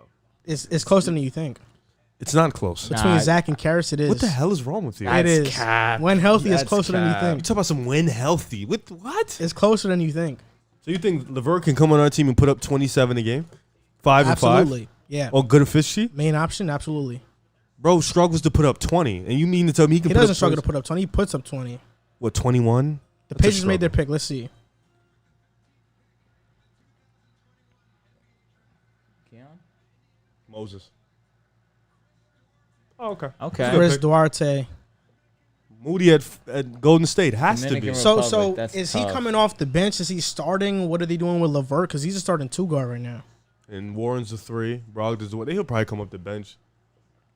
I'm gonna assume he's coming off the bench. And he'll be Really ready good to come scorer, off the bench. too. I mean, I think this is why the Knicks wanted to move up because Pacers were taking them here.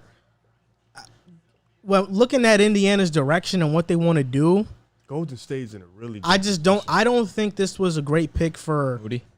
I don't think this was a great pick for Indiana because Chris Duarte is an older player. I think they need some star potential, and I don't see him being that. Who do you see at 14 being a star potential? 13. Sorry, 13. Well, I think you got a couple guys. You got like I think Moses Moody would have been a better pick here. I agree. I think Sharif Cooper would have been a better pick here. Aaron Holiday's there, though. Come on.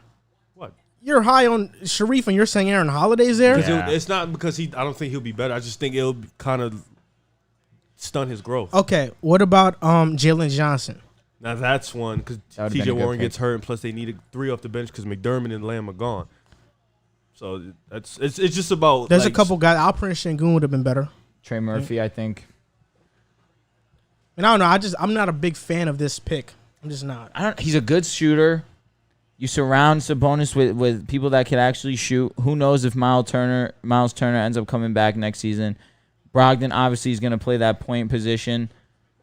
You bring this guy in now to play the 2. Keon Johnson. Okay. Yo, I like Keon Johnson, This guy's got Jalen good Johnson. size. I don't know. I don't hate the pick. Guys, listen. Keon Johnson, Jalen Johnson, Moses Moody, Corey Kispert are still all on the board. Jalen Johnson work ethic though. That's probably why he's still on the board. Moses Moody, I think we had a feeling he'd be in this area. Who was Golden State picking? Oh, Because they picked This guy's Kuminga. girl is bad. I think Moody has to go here. Yeah, I think think so? Moody's the pick Yeah. here. But then again, they have Poole. But I don't know. They're in a good position. Is Poole a 2 or a 1? Poole is a 2. They want him to be that initiator though. Would you be shocked if Sharif went right now? Yes. Okay. But I wouldn't be mad at it. I wouldn't be mad either. Sharif, Poole, Kuminga off the bench. Sengun? No, Wiseman. Wiseman. I People do forget keep Wiseman. forgetting about Wiseman, which is And insane. Wiseman's going to have a lot of opportunities with Clay back. He's going to free up a lot of that pick and roll for him and more spacing. He'll be much better next year. I think I want Golden State to go Moody here. I feel like that's the best fit, personally. He's a warrior guy. He is a warrior guy, specifically the fact that he is so versatile defensively and offensively. And he can shoot. For sure. But they can go Keon, too. I like Chris Duarte's going to Indiana right now. Here, too. You know, Keon's a good player. Yeah. He still plays defense at a high level. He's I bouncy. just feel like getting Kuminga, do you really need... Kuminga's defense isn't on Keon Johnson's level. He has the tools and the body for it, but he struggles on defense. As where Keon Johnson doesn't. He's probably one of the best perimeter defenders in this draft.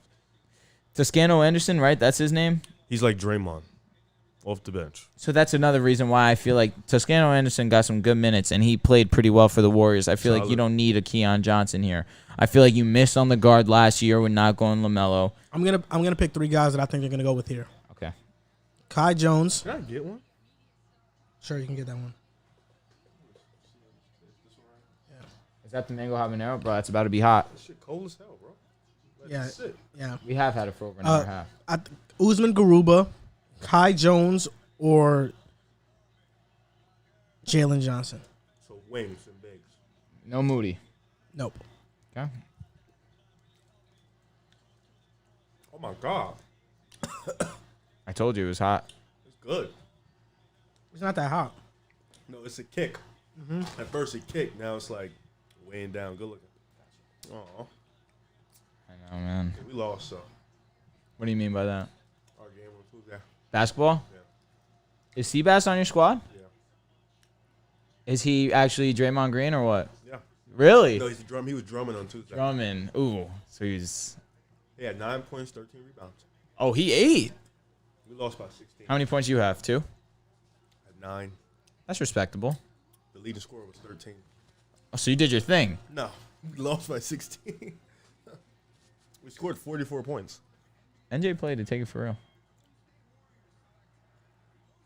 There we I go. know it. That's a good pick right there. I knew the Warriors would get him somehow, some way. Listen, they missed on their guard last year. You get him this year. A guy who is a really solid scorer, can shoot the ball. I don't know about that. I wouldn't go that far. That being said, you get Kuminga and you get Moses Moody. You pair that with Wiggins and Wiseman. That's a firm package right there. You could definitely go out and get someone really good with that. But if he stays on with the Warriors, I just think as an overall draft pick right here, you get a guy who is a solid defender, a good ball scorer. You add that, you pair that with Steph Curry. If Klay Thompson is... You like carrots? You don't? Yeah, bro. With wings, they go crazy. Regardless of that, who knows if Klay's going to be back day one. Exactly. Moses could fill into that spot. You have Poole who could play that 2-guard too, so you can bring in Moses Moody to work with the second team. This is a solid pick by Golden State. They've had a 10 out of 10 draft. Steph, Klay, Moody, Wiggins, Dre, or Steph, Klay, Kuminga, Wiggins, Dre. Strong small ball lineup. Yeah, that's crazy. Defensively, that's dope. Wait, hold up, because Riff said something wild. He said that we're nasty for liking carrots. So in the chat right now, let us know, do you like carrots or do you not like carrots? This is the same guy. This is the same guy that didn't know what a Twix was. I feel like there was something else crazy that he said. He didn't know what The Bachelor was. The Bachelor. So because I don't know what a weird show about men getting married. Women too. Like, come on, You respect. need to publicize when you can't get a man, and so they need to help you. That's what you're telling me. That's what you're telling me. I won't lie. I watched that show with my girl. It is type funny. It's embarrassing.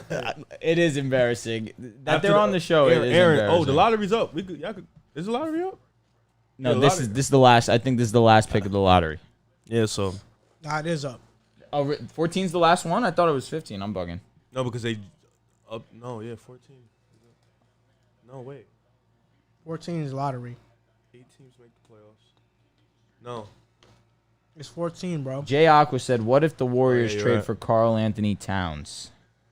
I don't think that they would do that right now. I just feel like the Timberwolves are actually trying to build something. I feel like Cat doesn't fit what the Warriors do. Really, I just feel like the fact that he's the best big shooter in the league, that would just add a I feel whole like new people dimension just to love that. offense to the point where they just look at numbers and they think because he does this, that, and third, he can seamlessly fit with other guys. You don't think he can? I don't know. I don't like it. I don't like his motor. Which is, I agree with that because he doesn't seem like he plays with a strong desire to be great. But at the same time, he is great. In Minnesota. I guess, but that's unfair to him. When he plays very well. A top 5 center in the league, period. There's no way you can debate that. For sure.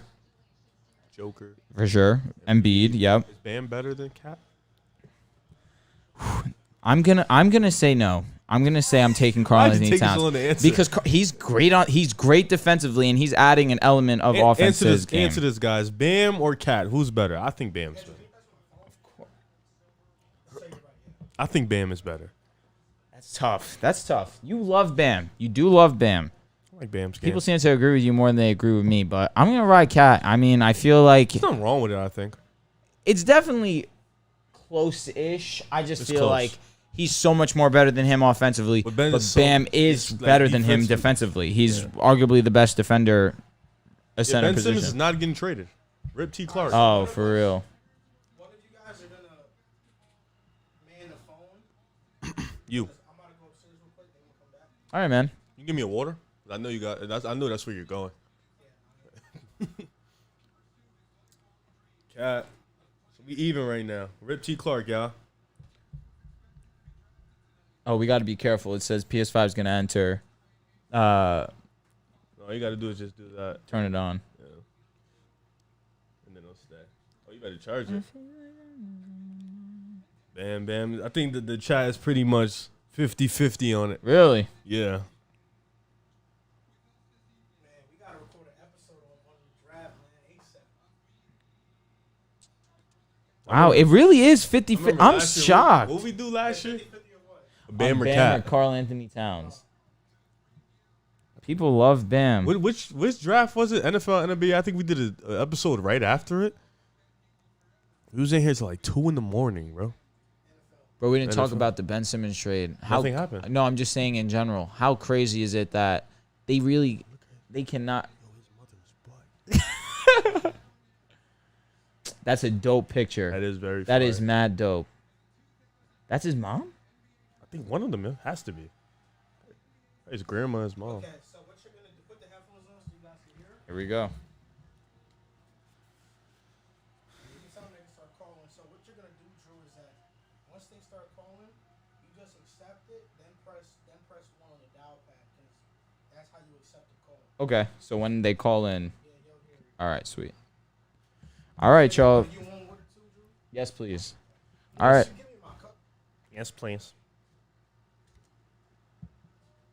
Yo, you ever disrespect me like that again? It's on site.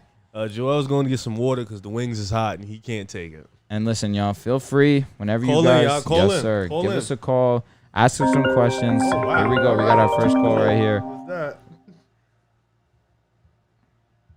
Yo. Hello, you are live on Pick a Side Podcast. How you doing today? Gang. Hello.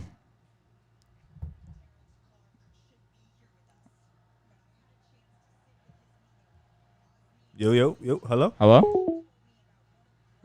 All right, well, we lost that man. Well, hopefully you guys can give us another call. We can actually figure out how to work it. This guy's a terrible host. I think we figured it out now. I just realized we had to turn the Bluetooth to us. So, again, guys, give us a call. Ask us some questions. We love what we're seeing in the chat. Here we go. All right, here we go. Do it now. All right, can't mess this one up. Hello? Hello, how you doing, man? Hello? Hello? Hello, how you doing, man? Hello? Can you hear us? Well, we lost that man. Hopefully you guys give us another call. We can actually figure out how to work it. Because I think we figured it out now. I just realized I have to send the Bluetooth to us. So, again, guys, give us a call. Ask us some questions. All right. Well, that was another customer service call. It was very weird. This Google Meet is tweaking right now. Listen, guys, we're gonna keep giving it a chance. You guys keep calling. We're gonna try and answer your questions. Hopefully, we can get this done before Joel gets here because he's gonna rip us. He's gonna listen, kill the vibe. We're trying to hear from you guys. All right, let's give this guy another chance. Here we go. Keeps calling. Here we go. Hello, can you hear us? hey, what's up? Hey, what's going on, man? How you doing? Hello? Oh, we're back. All right, you can hear Good, us. man. Love the show. Yeah, love the show. Good stuff growing, y'all, and loving the analysis over the draft. Thank you, thank dude. you. We really appreciate that. What was Toronto thinking passing on Suggs? And do the Warriors keep Kuminga? Those are my questions. You want to answer the Toronto question? I'll answer the Warriors one. I understand passing on Suggs, even though personally I wouldn't have passed on Suggs. I feel like Suggs was the better overall fit for them. I just feel like you lose Kyle Lowry, you add Suggs. It was the perfect replacement for them. But as Joel mentioned, you add a guy in Scottie Barnes who can play the point forward, who has been compared to a guy like Draymond Green. You add that to a Toronto roster that has Fred VanVleet, OG Anunoby. You have guys like Chris Boucher, Pascal Siakam. These are guys that he can facilitate the ball to, and he's a strong defender. That Toronto defense is already up there with the best in the league, so I understand the pick. But at the same time, you're 100% right. I would have gone Suggs. I felt like he was the best available there, and you are probably going to lose Kyle Lowry, and Suggs would have been that perfect replacement. And as for the Warriors question, I think everything with Kuminga predicates on how well do you believe in your player development for your team and how much do you believe in his upside. I think the most linked guy for them has been Bradley Beal. And if you believe Bradley Beal takes you over the top, I think you make that trade for Kuminga. But if not, I think they can trust in their work ethics, trust in their coaches, and trust in their player development, because I think with Jonathan Kuminga, this is the best place for him. He can be a star if he stays and develops with the Golden State Warriors. Awesome. Hey, thanks for the call. Appreciate it. Hey, man, thanks for calling in. We really appreciate it, dude. Have a good night. You too, bye. Before you answer another call, go to 1 and lower your volume, because we changed the level when Jack was here because he has a lower voice here? than you. Yeah, go to 1, go to level. What is it on right now? OKC just made 14. a trade. Go to 12. Talking to your mic. Hello. How you guys doing? Yeah, that sounds better. Sounds like them people that be at 2 in the It morning. was loud as hell. I was? My Yeah. bad, yeah. Yeah, that's cool, bro. It's fine. All All right, right, so the Rockets traded the number 16 pick. I mean, no, the OKC traded 16 to Houston. For what? I'm not even sure. Philadelphia, Pennsylvania, Oh, wow. 1267. How you doing, man? You live on Pick a Side. Got to click the button, remember? It's a fact. Yeah. It keeps going to iPhone. Yeah, I know. It sucks that it goes. Hello? To that. Hey, man, how you doing? I'm doing good. How you guys? We're doing all right, man. What's your question for us? Is this Jay? I just wanted to ask about what you guys think about the Nets and Lakers. Which teams you guys think is better now? I'm still going with the Nets. I think you still have Harden, you still have KD, you still have Kyrie, and people are sleeping on this move. Javon Carter to the Nets. Oh my I know God. he didn't get much playing time with the Suns. As a backup point guard, this guy's really good. He's a gritty guy, good offensive player, really good defender. He didn't get much time to shine in Phoenix, but I think in Brooklyn he'll get that time. And the Lakers, they can sag off of the Nets, they can sag off of Westbrook. He might be a liability because of his shooting. I still love that fit, but not versus the Nets. And I think let them sag off Russell Westbrook. He can hit the mid-range. He showed in Houston when he was averaging 27 points a game that the mid-range game was what made him so effective. If he can hit that mid-range game consistently with the Lakers, with obviously matching it with LeBron, you obviously match that. Okay. That's all right. And we can still answer the question. You pair that with LeBron, you pair that with AD. AD needs to improve his shooting from last season. The shooting that I saw from 2020 was not the shooting that I saw in 2021. AD needs to come in more hungry this year, and that's just a firm fact. But I do believe he will come hungry. He just saw his only real competition at the power forward position go out and win a championship as the man in his city. And I feel as if he's going to be more motivated than ever. And the same thing goes for Russell Westbrook. I don't even have to talk about number 23. That's a given every single year what he's going to do. You look at a guy like Russell who guys like Joel and Riv don't think he's got it like that anymore. And I firmly believe that Russell is going to come in hungry and he's going to be successful. I think he's the second best player in the world. He thinks he's not like top 5. God. Nah, we'll see. I was talking about Russell, not LeBron. Here we go. Yeah, hella calls. Didn't think he would sound like that. Who, Kispert? Yeah. Hello, you're live on Pick a Side. How you doing tonight? Hello? Hey, what's up, man? How you doing? I was actually the first caller. I was actually the first caller, and I made the mistake of turning on the TV while trying to make the call, and I was a little bit late on the TV. No big deal, man. Anyways, the question is, Josh Giddey, man, what do you think? What do you think his potential is? I don't think I remember looking at any of the pre-draft analysis you guys did. But Josh Giddey, what's your potential for him? What do you think he's going to be for? Who did he justify again? What do you guys think he's going to be? It's for you, my boy. I think Josh Giddey is going to be the perfect player to complement Shea. He's the perfect playmaker. I'm not sure about his ceiling. Like, I don't know if I see superstar or MVP. I definitely see an all-star in his future. He can get to that point. I think he's one of the more polished players in his draft. He played overseas against professionals, and he proved himself against those professionals. I thought it was a great pick, personally, for me. I feel like with Kispert, you have a guy that can really pass the basketball. SGA is going to be more of that. He's going to be asked to be more of a scorer. With Giddey. No, agreed. No, I'm just saying. No, you said Kispert. Oh, I just looked at Kispert get drafted. That's 100% why. But you look at a guy like Giddey, who's a very good passer, arguably the best passer in this draft, right next to Cade.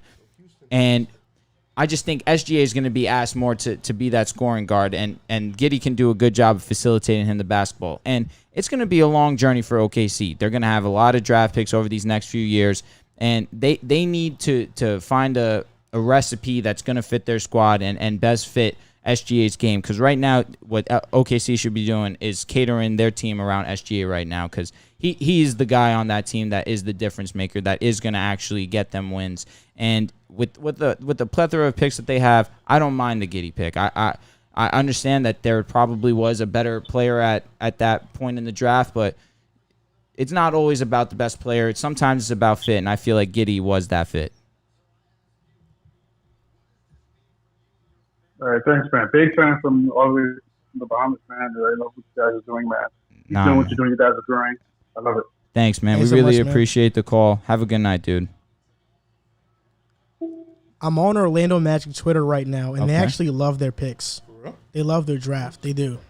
There's this show called The Six Man Show. They do a great job, and it's an Orlando Magic podcast. And they followed us on Twitter and stuff. And on their Twitter, they said, put out your thoughts, and all of the Magic fans are like, this is a great draft.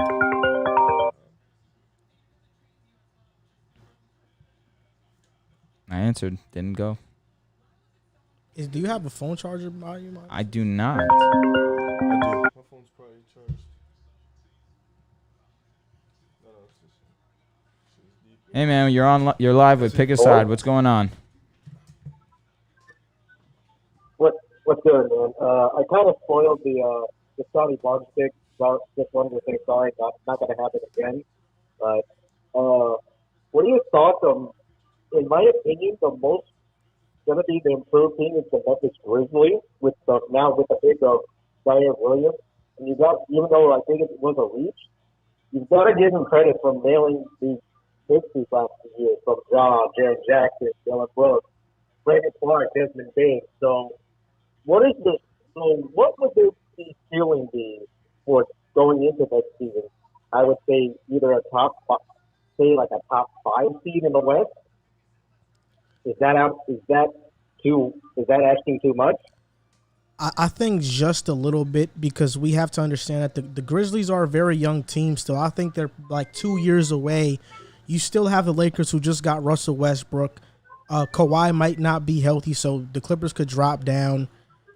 Also, I'm trying to think. Phoenix is still going to be there. Dallas with Luka, I still think is better. Golden State, exactly. I think 6-7 is around Memphis's range. And Zaire Williams, just my expectations for him. If I'm a Grizzlies fan, I'm just hoping that Zaire Williams in his first year is efficient. He gives me an efficient 8 to 11 points per game. He plays good defense. He locks in. He's a good character guy. That's what my hope for Memphis would be if I'm a Grizzlies fan. That's what my hope would be for Zion Williams because I think he could blossom into a really good player. Yeah, I think. Yeah, I think that's asking kind of for me too much. But I'm really, really excited. If Memphis is my top 5 team to watch. Wait, 2-3 years down the road because I'm a big Josh fan, and they nailed every single time when they hit the draft. You got to give them credit. Yeah, exactly. Hey, man, we appreciate your call. Have a good night. Great question. All right, take care. We appreciate you showing love to us. Yeah, you too. Benderson, what less than 1,000 or something? I was stumbled upon. When the Knicks signed Miles Powell, I know that I'm showing my nerd off when I first discovered y'all, but I'm a big fan of you guys. Thank you, bro. Keep doing what you're doing. We really appreciate awesome. that, man. Thanks, man. Thank you so much. All right. So our thoughts before we get into the call. Our thoughts on Corey Kispert. How do you guys feel about this pick? I like it. You know, if the Wizards are trying to build around Bradley Beal and he hasn't demanded a trade, this is an awesome pick. You get a great floor spacer in Kispert. I think Kispert I think Kispert is a more defined Joe Harris. I think he's more developed in the stages. Angela, let me see. I think he's a sharpshooter that isn't a slouch on defense. He can play defense. He has a high IQ. He can make solid passes. I like his game, and I think, like you said, if you want to build around Bradley Beal, you need guys that can shoot and make plays. You need high-level IQ players, and I think Kispert fits that role. They could have went with the Jalen Johnson potential-wise, but I don't think that would have fit their timeline for what they want Bradley Beal to be. You know, and I think Kispert fits Unknown that. caller. Let's answer the call. Okay.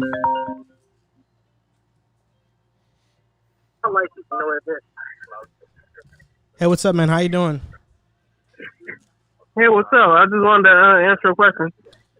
Yep, you can Or ask. ask a question.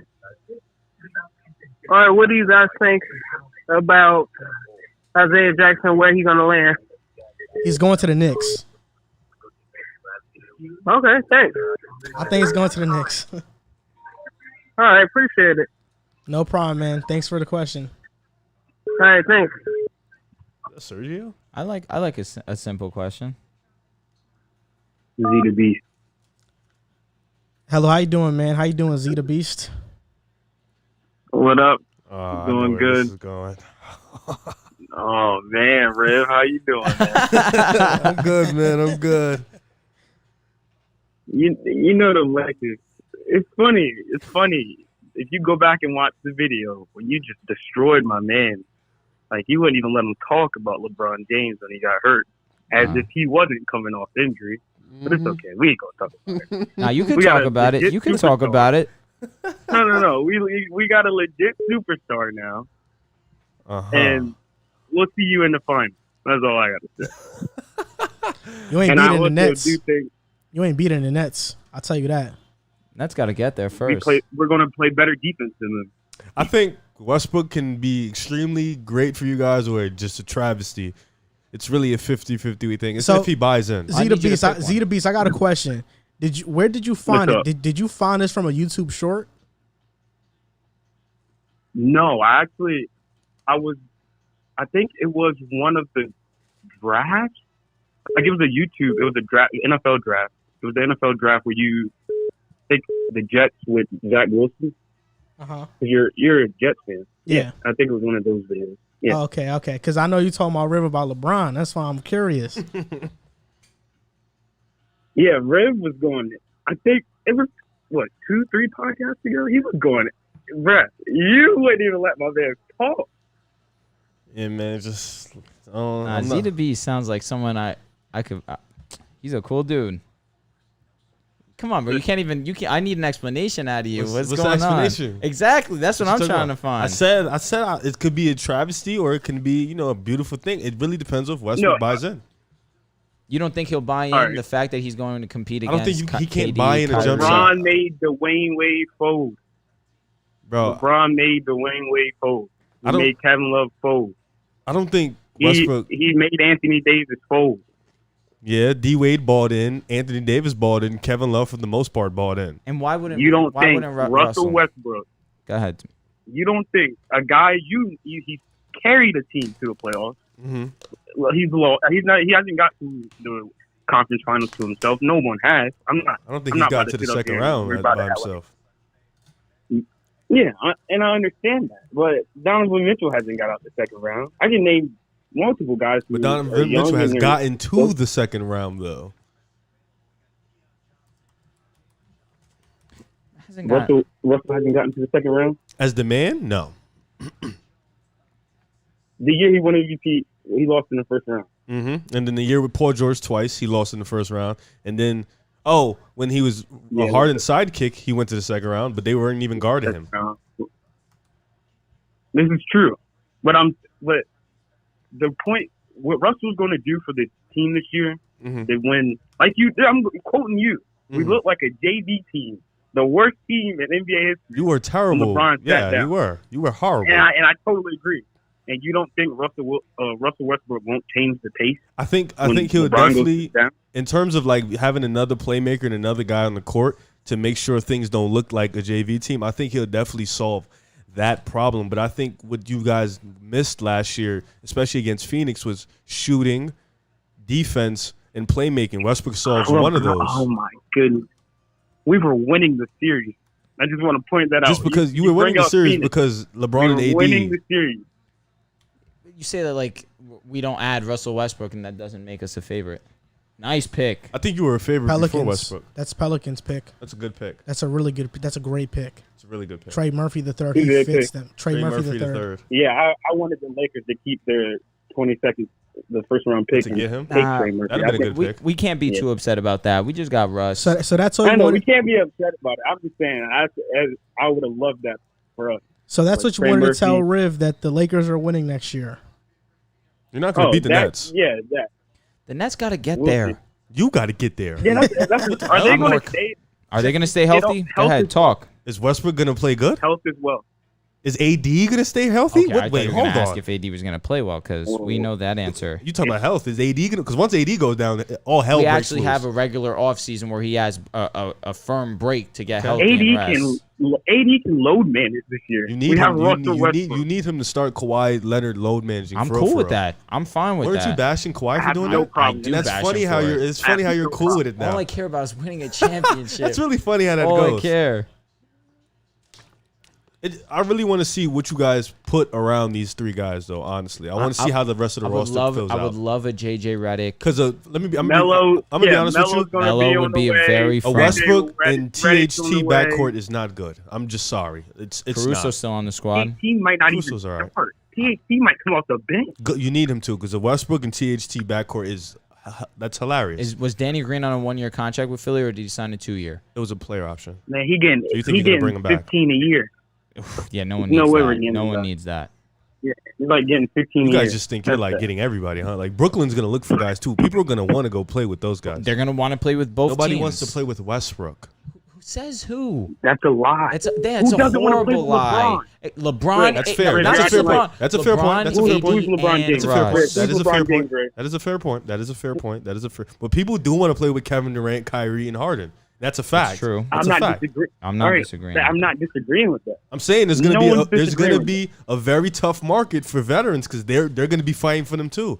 The Bucks too now. Bucks are gonna be looking for some veterans, and they just want to chip. That's all I'm saying. It's gonna be hard to get guys. The Bucks. They just want to chip. You can't say nothing. You don't to even believe that. Exactly. I don't believe they want to chip. You don't I don't believe that. they want to chip. No, you don't believe that they're gonna be a free agent destination. Come on. You do not believe that.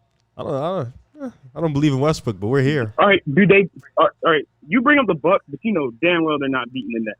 You cannot. I didn't say they were beating. You can't beat the Nets. Who? Yeah. Oh my God. The Lakers. How can't we? You are bugging. How can you? Defensively, Defensively, they're what? gonna have to beat us shooting because they're not getting inside. And defensively, they don't. First of all, defensively, what are you guys gonna do to guard them? All right, so KD's guarding Anthony Davis. First of all, Kevin Durant guarding that. Anthony Davis. It's different because they don't have to guard Westbrook. That's where everything. Because then when you put KD on AD, who's guarding LeBron? LeBron's gonna get his, just like KD's gonna get his, and Harden's gonna get his. But the thing is, Kyrie is Harden gonna get his? Who's gonna guard him? Is Harden gonna get his? Guard him. Playoffs. We've He's known gonna give Harden. you 24. Yo, Harden's been good in the playoffs. Let's stop. Okay, Let's stop this easy, cat. Ray, don't do that. Oh my Ray. God. Stop goodness. it. Stop it. What is See, Westbrook this gonna is do what in the I'm talking playoffs? about. So hold up. Before y'all keep going, Regular season.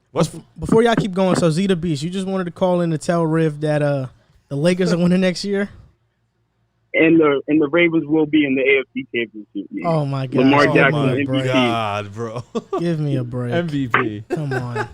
Give me a break. Unanimous. Don't forget we'll it. see. Unanimous. We'll hear Don't from forget you it. in football season. Back-to-back 4,000. Yeah, for sure. We want to see, man. The Ravens ain't winning nothing. They're Man, hungry. They're 4,500 hungry. I don't yards know. back-to-back Hungry for years. what? Man. Obviously, What a are you- Super Bowl. Come on, bro. Like, Dude, All right, but we the appreciate you for Bills giving wanted us to win a. their division. We appreciate you for giving us a call, man. It was great debating with you back and for forth. real, Peace, man. man. Have a good night, dude. For sure. Yeah, y'all too. You guys still have to sign Dennis Schroeder, don't you? Sign and trade. Get him out of here too. For what? In the though? A chat, bag of chips? this isn't a regular call. This is Google Voice, so I guess it's a regular call. But yeah, so you can call from your phone onto Google Voice. Look at Scottie. This was a Nah. pretty good pick. Jay Aqua out here schooling people in the chat. That's my boy Jay. That's my guy. What is he schooling people on? Nah, he's just talking about how the Lakers can sign people. It's They can for obviously- minimums. which is gonna happen. JJ could sign for a minimum. JJ's Melo already could said he sign wants to for go a play with minimum. Brooklyn. Did he say that? Yes. Confirmed. He lives in Brooklyn. Yeah, you're screwed. Yeah. You're I have to use screwed. the bathroom real quick. So you know who this is. To accept, press 1. To send a What's up, man? How you doing? I'm good. How are you? Oh, I know who this is. Oh my. Yeah, we know who this is. Yeah, you know who this is. What happened to the Raptors making the playoffs? I have no comment on that. What's up, man? How you been? And how's your question? I'm good. I was really surprised about the Scottie Barnes pick. I was like, what are we doing? It sounds like Pascal might get moved this off season. What do you guys think about that?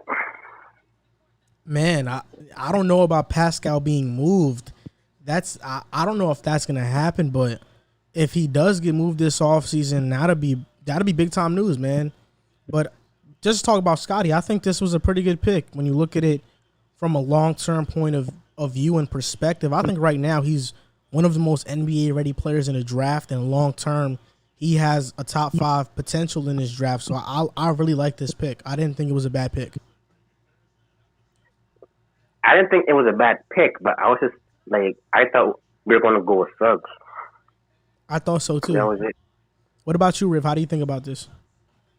I'm not as high on it as you were, but I think Scottie definitely fills a need where Toronto's looking to get back in the playoffs. I think they have the team to get back in the playoffs, and I think Scottie fits that NBA ready mold. Where I think he's the most NBA ready in the draft, so I think he's going to come in and instantly help this team defensively. Playmaking, Kyle Lowry's gone, so you need somebody who can help playmake. He's going to fill that void. He can help in that department. And he's versatile, so I think that helps. You can put him at the 4, the 5, the 3, or the 2, or the 1. So I think that helps in that case. So for their playoff aspirations, I think this was a good move. Yeah, it was all right. Anyway, the other news about Russ. Drew, how do you feel about that, bud? He's talking to you, gang. Oh, really? Yep, you answer that. Hello, how you doing, man? What's your question? I know the pick. I was saying, I know who it is, Tom. how do you feel about the Russ thing? Because I know you're a Lakers fan. So I'm sorry. I heard the Lakers part. What was that before? How do you feel about Russ? How do I feel about Russ? Listen, I say it once and I say it again. I feel as if he's going to be hungry. He's going to be motivated like we haven't seen him in a long time. I saw how he played with Houston. I saw how he played with Harden. And that's the same basketball I need to see him play in LA. I want to see him start taking the mid-range. I need to see him be more consistent with that mid-range game. We don't need him to take a bunch of threes. I feel as if we could sign a bunch of players on minimums that could shoot the ball. I know Caruso could shoot the ball at a decent percentage. THT could shoot the ball at a decent percentage. Obviously, LeBron and AD could stretch the floor a bit. I just want to see Westbrook be aggressive, drive the basketball, and trust his mid-range game. If it's not there, he's got to understand he's got guys like LeBron and AD to rely on and not force shots up. If he forces shots up, it's going to mess up the flow of the offense. But I don't see that. I don't see him not trusting or fully committing to the process and allowing LeBron to change his mindset of being that score first. I need to be the guy. That mentality, I feel as if he's got to adapt that Laker mentality that we have. Yeah, but bro, you know that your spacing is terrible. Hope you know that, right? Terrible's a bit strong. I mean, it's terrible, bro. Explain to me how it's terrible then. Bro, you want LeBron shooting threes, you want AD shooting threes, and you definitely want Russ shooting threes. Bro, where's your spacing at? Do we need Russ shooting threes? I don't think so. LeBron can shoot the three. He has been pretty effective throughout the entirety of his career. But I want him shooting threes, though. You want LeBron shooting threes? Is that what you're saying? Yes. I mean, everybody wants him. I would prefer LeBron be more aggressive and drive the basketball because obviously he's the best driver of the basketball we've ever seen. Anthony Davis, I was saying like as an opponent, I want LeBron shooting threes. And that's what I'm saying. And you know what? We saw even this year where LeBron wasn't fully healthy, had his eye poked out. He hit the biggest three, arguably, of the I wouldn't say of the postseason, but one of the biggest shots we saw this postseason. I mean, it's not as if LeBron's not a solid three-point shooter. And you know what? I will agree. Anthony Davis wasn't a solid shooter this year, but at the same time, he has shown that he can shoot the basketball. In 2020, he shot over 35% from three. This year, his averages were down. But at the same time, I'm going to trust that AD is going to hit the gym. He's going to work on his shot. To think that LeBron isn't a good jump shooter, come on. Have you seen LeBron play? To think of that AD can't stretch out the floor and shoot a jumper, come on. Have you seen AD play? Of course he can stretch the floor. And we have guys like Caruso, THT. I'll be honest, I'm going to miss KCP. KCP was a solid piece for us. Shot the ball very well, was a very good defender. But we add Russell Westbrook to that dynamic where he can now facilitate the offense, get these guys moving. But that makes your spacing worse. I mean, if he's having the ball in his hands, he could still be effective with the mid-range, still be effective driving the basketball. Russ does make your spacing worse. Exactly. Because he can't shoot the three ball, but you could say the same thing about Rondo. It's not like he was an excellent three-point shooter. He was. He was better than Russ. Excellent. He shot 40%. He had a very good playoff showing, but at the same time, it's not as if Russ can't hit a jumper. He can hit a jumper. He can hit threes. Okay, to say he can't, or he can't shoot efficiently. The NBA can hit a jump shot. Come on, let's like. Can he shoot efficiently? No. Can he make a jumper? Absolutely. I mean, that's what we're talking about. God, come on. But it's like it's not going to kill the spacing. It is. We saw what happened. Houston had one of the best space teams in the league, and he killed their space. Leaving Westbrook wide open. Bro. At the same time, we forget as if before COVID, Russell Westbrook wasn't averaging 40 before COVID. No, what do you mean by that? He was on a 20-game stretch of straight killing. 20 games in a row of 20 points. Look it up. He was amazing. He averaged 20. Look up his percentage against Philly this year. He was bad. Okay, you could look up this year. I'm not gonna deny it, but at the same time, he needed to do that. He needed to be the guy to shoot the ball. He doesn't need to be the primary ball scorer on this team. But is he going to take that role, though? Yeah, Westbrook is very hard-headed. He's very stubborn. Again, he's never played with LeBron and AD. He played with KD when he was young. Now he's a mature. How old is he now? Mature? How can you say he's not? How is he mature? How is he not mature? What do you mean they couldn't make it work? They ran into the Lakers. The Lakers were a better team. Why did they lose? Traded after 1 year. Because the Lakers were simply better. By the Lakers? The Lakers were better. Was overall it that, roster. or was it how they were guarding the Rockets? What did Harden do that series that showed that really could have put them over the top either? It was the Lakers really were. Games, the Lakers were overall better. You talk about. Hold up. Okay, let's hear this. You talk about what did Harden do. What was he supposed to do? Yeah, as soon as but that's the thing. How can we say that about Harden, but at the same time we blame Russ for being horrible? No, hold up. What could Russ have done? I didn't finish my point. You watched this series, correct? When Harden took a step past half court, there were two bodies ready for him. Russell Westbrook was wide open left in the corner. The reason they guarded Harden like that and he couldn't be as effective as he usually is because nobody was guarding Russell Westbrook. That's exactly why. The one game that they won, who was the best player? Harden. Go look at the tape This boy again. shot 18%. He was bad. He was Exactly. bad. No, He no, was it bad. was Harden. He had like 37 that game, no? Yo, he Yes. shot 50% Harden was the game. best player in game one. What I vividly remember is Russ hitting that 3 and him bugging out on One us. three. So you out of how vividly many? remember Russell Westbrook in the headlines because he was talking shit to a family. was. That's what he was doing. What was he? I think he was talking to Rondo because he was the one giving out. Rondo's No. older. Yeah, facts. That's a fact. That's what a he was fact. doing. Come on, let's stop this. Harden always he performed that series. He performed that series. I mean, Yes, he you can't did lose in perform 5 that and say series. like you performed. I mean, Wait, so John Morant didn't perform against the Jazz in the first round? Harden Harden led the all right, you got Harden it. You led got the it. Rockets Hey, in I'm not scoring going in to say it game one. wrong. He I'm had not going to say it 36. wrong. And what did Russ have that game? I'll check right now. Like 17, bro? Kai Jones to the Knicks. No, he's going to Charlotte. Ah. Russell Westbrook had 24 that game. On what percentage? Exactly. 41% from the field and 20% from three. Harden had 36.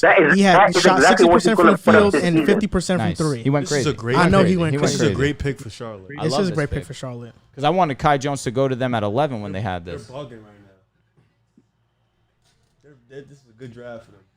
Yeah, you look at your future right now. You got LaMelo. You got So wait, where do you? Bouknight, Hayward. You just got 21, right? We got future assets. Yeah. So we appreciate your call, man. It was For nice real, talking man. to you. Nice debating with you, man. Yes, sir. All right, man. Have a good night. Riv, it was good to hear your voice, too. It's been a long time. Yeah, I don't talk to you anymore because Toronto sucks. Yeah, okay. we will be a top 5, no, a top 6 seed in the Oh, East. here we go. With Hey, this listen, you again. get some home games now. Who knows? Exactly. Being in Tampa, bro, it was just hell, bro. Bro, I tell you what, Like, I'll really. make a deal with you. If you guys are a top 6 seed, I will buy a Fred VanVleet jersey. Okay. All right.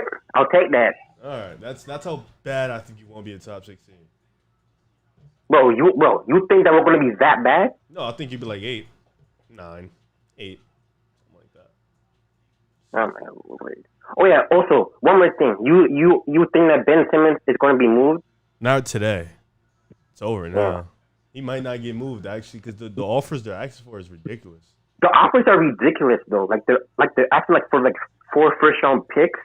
That's ridiculous. He's young, so I understand them wanting compensation, but 4 first-round picks is a lot on top of Wiseman, on top of Wiggins. It is a lot. I'm not going to say it's not, but do I understand where they're coming from? For sure. He's 24 years old. Wait. Didn't they ask for Wiseman, Wiggins, and 4 4 first-round first-round picks. They asked for the world. That would be it. Oh, I'm sorry, Joel. No problem. All right, so, man, we appreciate your call. Have a great night. For real, man. Take care. All right. Yeah, Harden tweaked that game. I can't He I did, can't say, man. listen, I Look, apologize. Harden He bugged. he played well in that series. Did you just look it up? No, I always knew it. He shot 50% from the field, 34% from three. So was it the OKC series that he struggled offensively? Against Lou Dort, yeah, because he was guarding him That's up. why I'm misremembering. But Russell Westbrook averaged like 16 that series, and he was bad as yeah, hell. no, overall, listen, I'm not going to say you're wrong. But before COVID hit, he was eating, and that's the basketball I want to see him play. Man, Kai Jones at 19 is a great pick That's for the a Hornets. snatch. That's a snatch. Like I said, I wanted Kai Jones to go to them at 11. I would have liked him at the Knicks, though. If the Knicks picked him, he's a perfect Nerlens Noel replacement. Do you think Man. you guys move on from Mitch? I don't think so. Okay. To accept, press 1. Hey, what's up, man? How you doing? Well, y'all, What's up, man? long time no see. My question is, what do you think?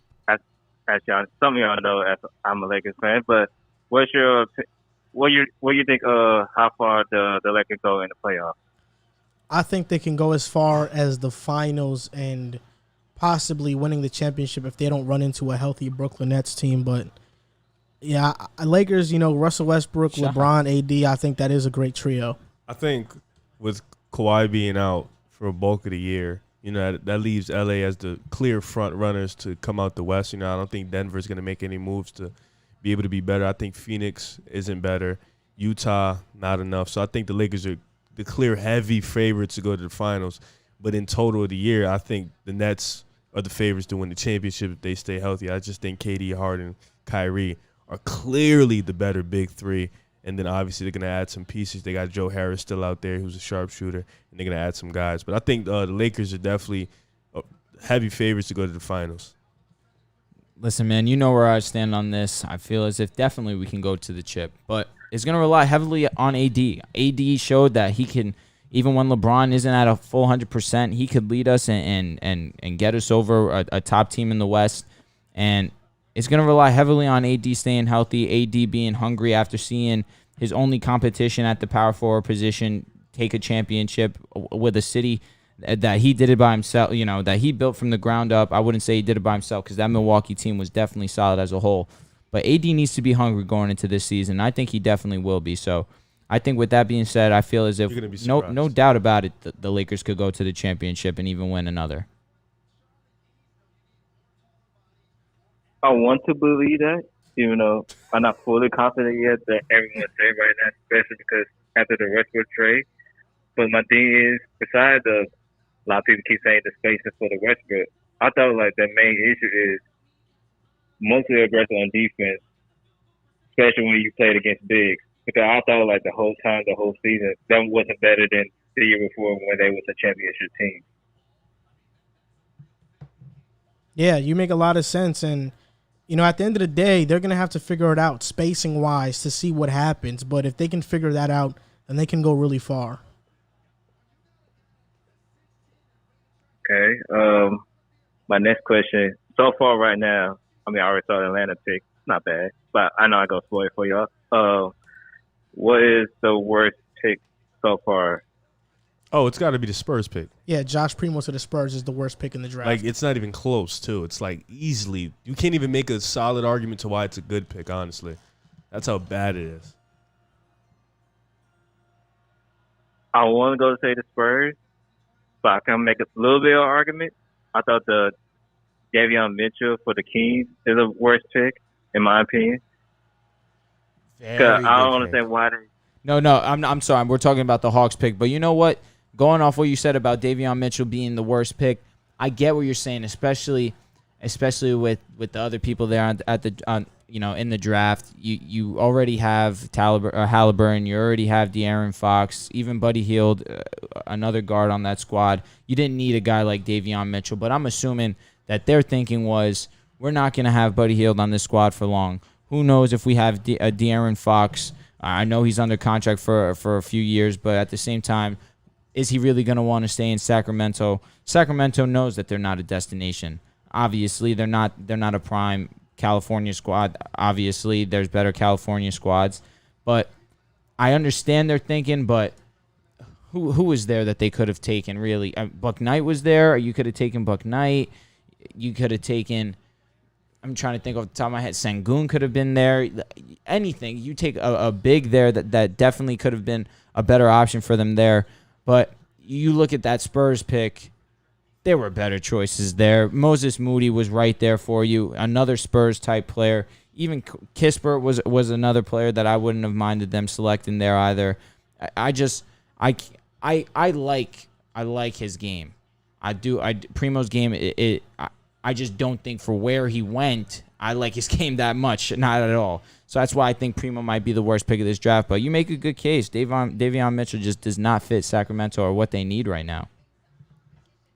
Yeah, because even you say that, I thought like even before the pick, I thought like the biggest need is a wing. Because I don't understand what's the reason of having another guard. And the guy they just drafted, I barely studied him. I thought, that's a big issue so far right now. But here's my last question. You can make a long argument if you want. Which one has the best pick out of these two teams, Toronto or Memphis? Well, Toronto has Scottie Barnes, or Memphis has Zion Williamson. Toronto. I think I'd probably lean Toronto too for sure. Really? Yeah. I always thought. Here's the thing. Hear me out. I'm not like denying of your opinion, but I thought like Jalen is the best option out of Scottie Barnes. I'm not against Scottie Barnes. My main issue with Scottie Barnes is like shooting wise, just get better shooting. For Zion Williams, I get it. Y'all make even myself. I thought that like that's a weird pick. Like even for teams like Memphis, they know how to develop young players, and for him being on the starting lineup, he needs improvement for off the ball on offense. That's all I'm saying. I just feel like you have a guy in Bouknight there for you. You didn't have to move up for him at all. He fell into your lap at 10. You have a guy in John Moran who's obviously your point guard. You already have a guy in Dylan Brooks who basically is a few inches shorter Zaire Williams. You have an obvious hole at shooting guard. Bouknight fills in that role perfectly and is arguably the best scorer in this draft outside of Jalen Green. I just thought that it was just written so perfectly in the stars to go Bouknight. So that's why I feel like Scottie was a better pick. I would have taken Suggs, but at the same time, I understand the logic there. With Memphis, it's hard to see where they were going with that pick. Do I understand he's got some size to him for sure. I just think that his frame's a little bit not where it needs to be right now. 188's pretty skinny. Tall guy for sure. Good offensive player, but Bouknight is just better than him offensively. So that's why I don't love the pick. All right. I appreciate it. Have a good night, man. No problem, man. Have a good night. All right. Bye. I love this Jalen Johnson pick. Really? I really do. They can let John Collins walk. Have Jalen Johnson start. He's a better defensive player than Collins. That's Cam. They want to trade Cam Reddish. They want to trade him too, but I'm saying John Collins is restricted free agent. I would let him walk. Do you think they move Hunter to the 4 and then? I think they would have traded Cam. They would have traded him by now. I don't think so. Because you could have got more for him, unless you like at this point. You think the world of Cam Reddish, so maybe that's why. Well, they were packaging that in the 20th pick, so now they just picked. Okay. Yeah. True. But a lineup of Trey, Herder, New York Cam, is trading Hunter, this pick to Detroit. Why are we not selecting players, bro? And just when you thought you were making waves, New York is back at with a lineup of Trey, press 1. Kevin Herder. Hey, what's up, man? How you doing? Sorry, Bogey, Reddish, Hunter, Clint. Hey, who do you guys think the Celtics will take? Who do I think the what? Celtics will take.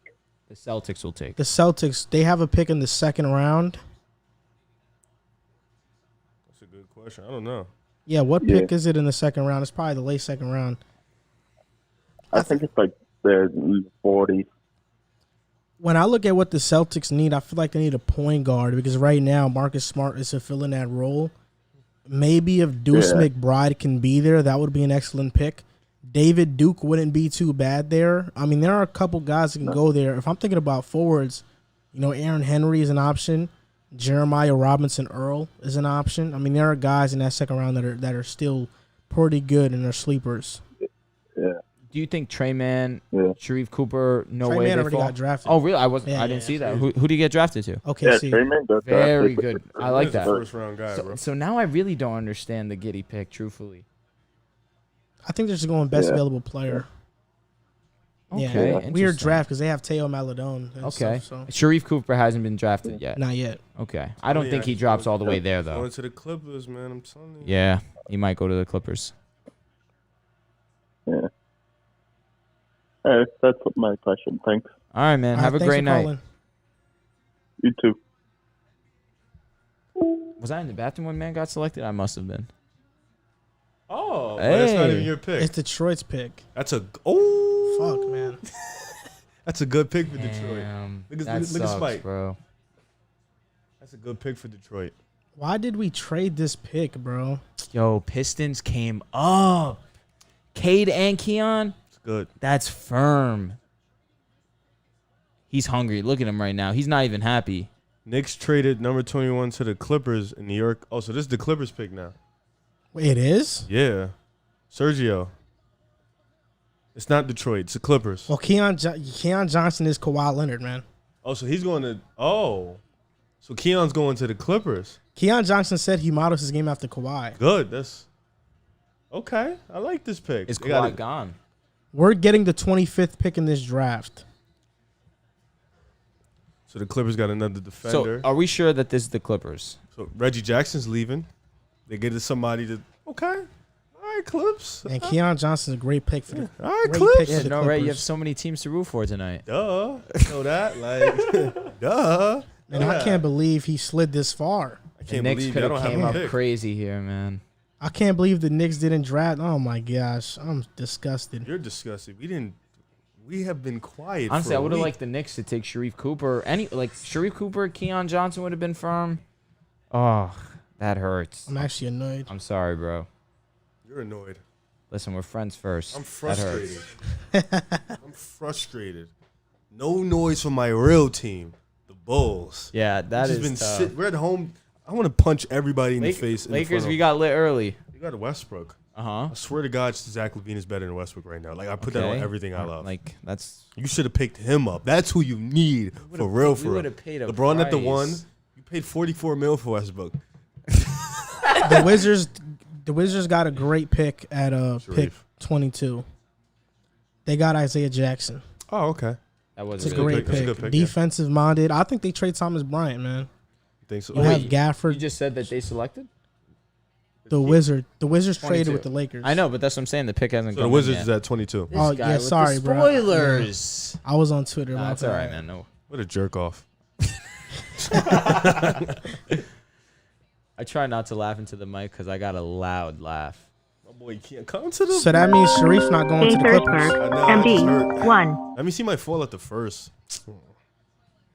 It'll just be the best second To rounder accept, of all press time. 1. To It's never nothing. Hey, what's up, man? How you doing? Hey, what's up? I joined the stream late. What do y'all find the most surprising that they haven't been taken off the board yet? Man, I think Sharif Cooper has to be one of them. I think around here is where he'll probably go. Usman Garuba, I'm pretty surprised he hasn't got taken off. I think he should have been like top Bless 20 you. pick. So much for 8. Those are my two though. Pretty much it. Honestly, we're being honest. I think everybody is off where we think they would have been. I feel that. Do y'all feel like the Wizards got fleeced in the Westbrook trade?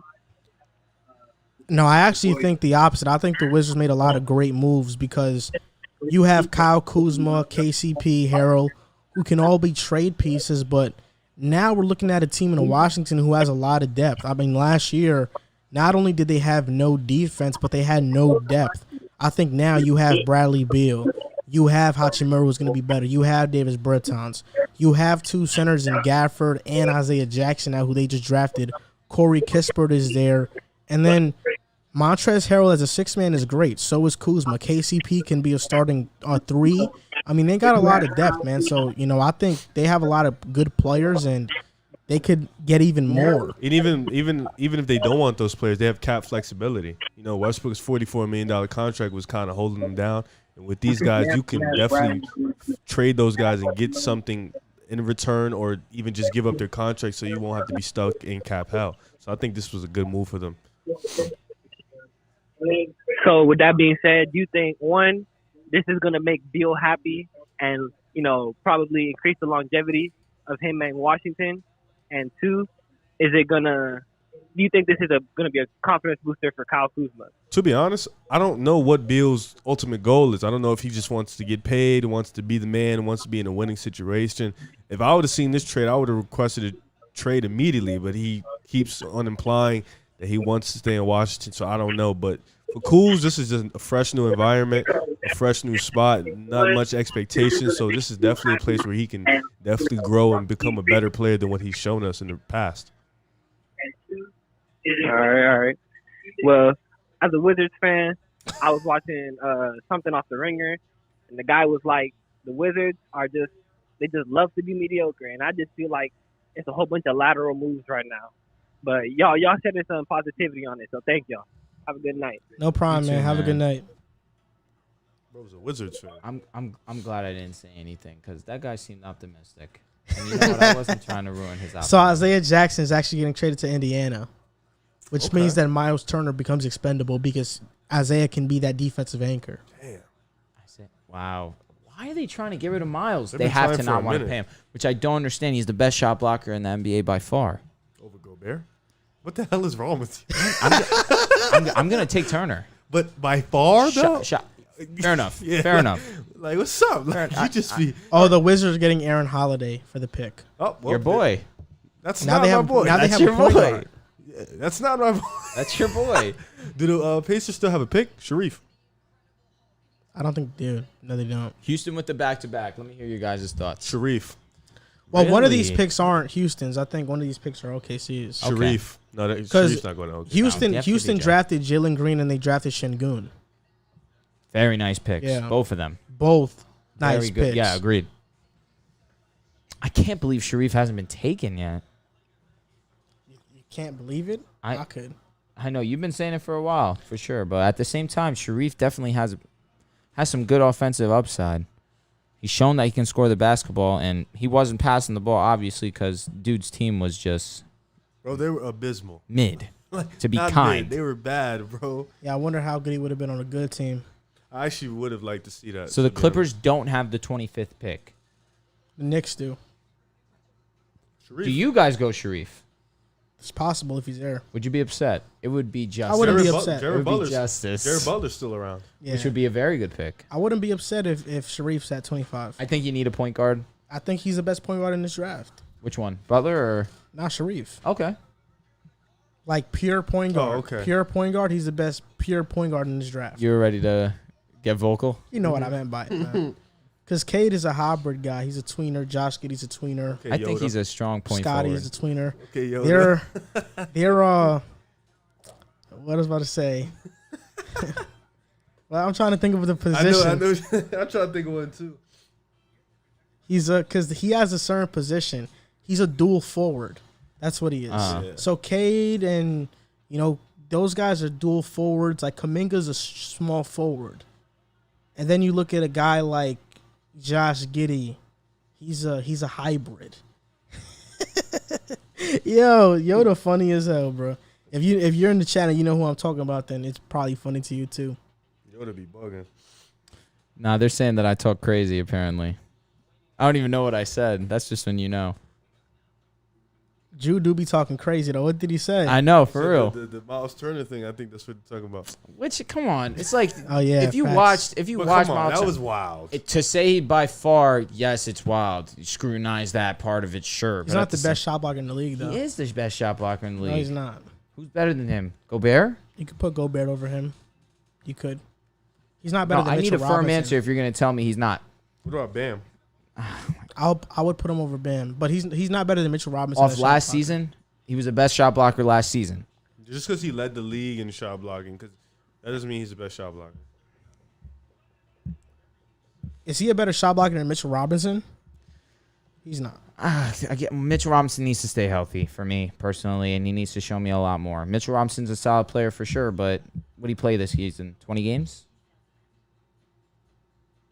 He did, but that has nothing to do with how good of a shot blocker he is. Fair enough. But at least Miles Turner showed it to me for a good portion. He was injured today. I mean, this year, past year too. No, he definitely was. He had a foot injury. I think it was some lower He's extremity. a better shot injury. blocker than Anthony Davis. Thing is, Miles Turner's big thing is shot blocking. So Overall defense, it's Anthony Davis, but strictly What the- overall defense, Anthony Davis is a better defender than Miles Turner. River. No, What do you I think? thought you said something else. No, obviously. I'm sick of your takes. Your takes suck. My take Your sucks. takes reek. You know what? You can say that, but at the same Your takes reek. I'll We're let you just- slide. I'm not one for We're just calling gonna do people the out. first round because the whole round's gonna take until like 12. Ew. And tomorrow, we're going to a Mets game. I want to get some rest. Yes, you sound old. I got work at 6 tomorrow. Oh yeah, okay, yeah, you need the rest too. I just want Sharif to get drafted, and then I'll stop watching Look, it. Jay Aqua, this is my new best friend for real. He said it perfectly. What do you say? Better shot blocker, Miles Turner. Better at defense, But you Rudy said Gobert. by far. That's Why- what lost me. You keep scrutinizing me for that. Yes, Miles because I feel Turner, like better Rudy shot Gobert- blocker than Rudy Gobert. Rudy Gobert, I bet you. Okay, so what are you basing that off of? Who led the league in the shot blocking? Yes, and at the same time, So now if I look it up, and Rudy Gobert has more times where he led the league in shot blocking, you take back your take?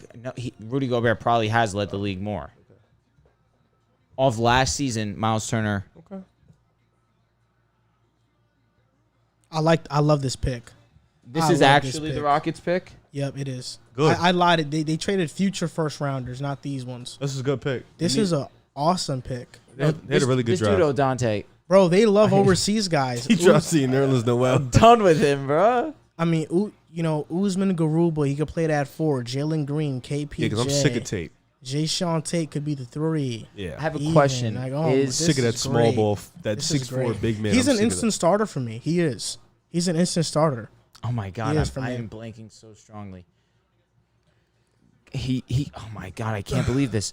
He used to play for the Celtics, got traded to Miami to the Rockets. Olynyk, thank you. Wow, I can't believe that slipped my he's limb. gone. He's gone. He's a free agent. Yeah, he's a free agent. So I do like this pick a lot.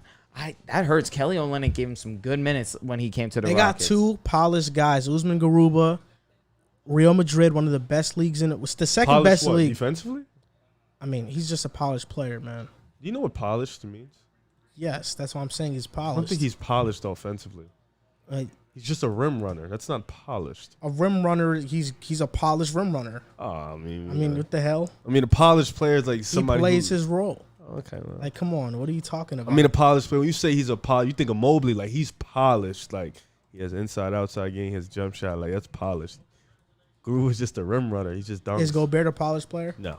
He's not. No. At what he does, he's not polished. Oh, so now you're gonna come on. You know what polished. So a polished means. player is somebody that's just a star, a superstar. Then no, Evan Mobley's not a superstar or a star, but he's polished. But he's that. James that's his Bouknight is ceiling. polished. He's a polished player. What does he do on defense that's polished? Because you're knocking Usman Garuba's offensive game when I asked you if he was polished. Oh, is he polished? Is James Bouknight polished? That's why I said defensively. Is he polished? He's polished for sure. Okay. I think you said offensively, yeah. But you just said James Bouknight's polished. Offensively, he's polished. You never said that though. Well, that's the first thing I asked. So you know what I meant. I will then. say that's the first thing I asked you. You Do this always. You scrutinize something. You take one word and you just go into that one word. You know what he meant. Of course, Bouknight's strength is offense. He's polished at offense. Garuba, he's polished on defense. It's just a fact. I asked you, what do you mean by polished? You said he has a polished game, and I was like, I don't think he does have a polished game. And that's where you but lose then me. That's where I get what he's saying. He doesn't Do have you a polished. mean What do you mean? Both sides. He doesn't have a polished game. Offensively, he's polished in the things he does. I'm going to disagree. You got to stop with that. Usman Garuba's not polished in the things he does. You know what? As a screener, as a roller, he's polished in that role. That's his when role. you're polished offensively, it means like you have skill. Like you have multiple things you do. Like James Bouknight is polished offensively because he has a bag. He has an inside-out game. He can He can create his own shot. Garuba does not do that. He's a rim runner that dunks. Defensively, he's probably. I can polished. think of rim runners that dunk that have a polished offensive Clint game. Capella has a polished offensive game. At what he does, yes. I'm going to disagree there. I'm going to disagree there. Is he good in the post? No, he's not good. So in the he's post. not polished. He can't be polished. Giannis polished. He's obviously. polished at what he does.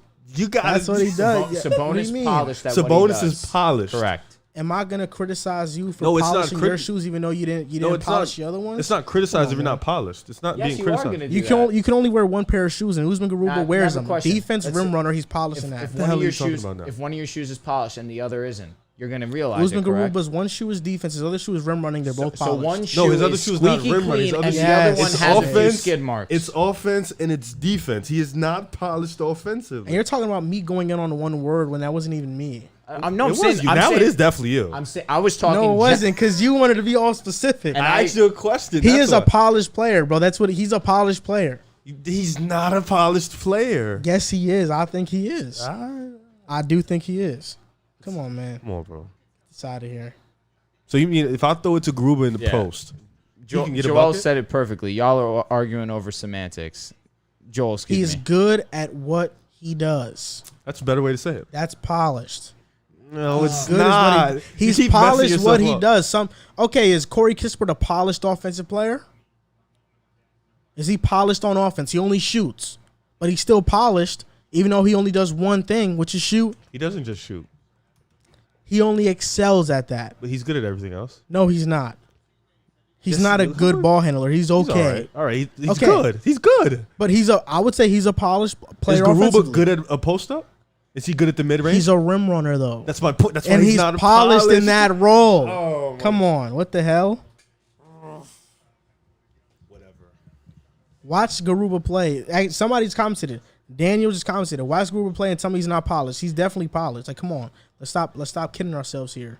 In the Olympic Games that I've seen, offensively, he kind of gets lost. He plays his role. He's a cutter. He's a rim runner. He excels in his role. That's what his role is. He's not asked to step outside of that.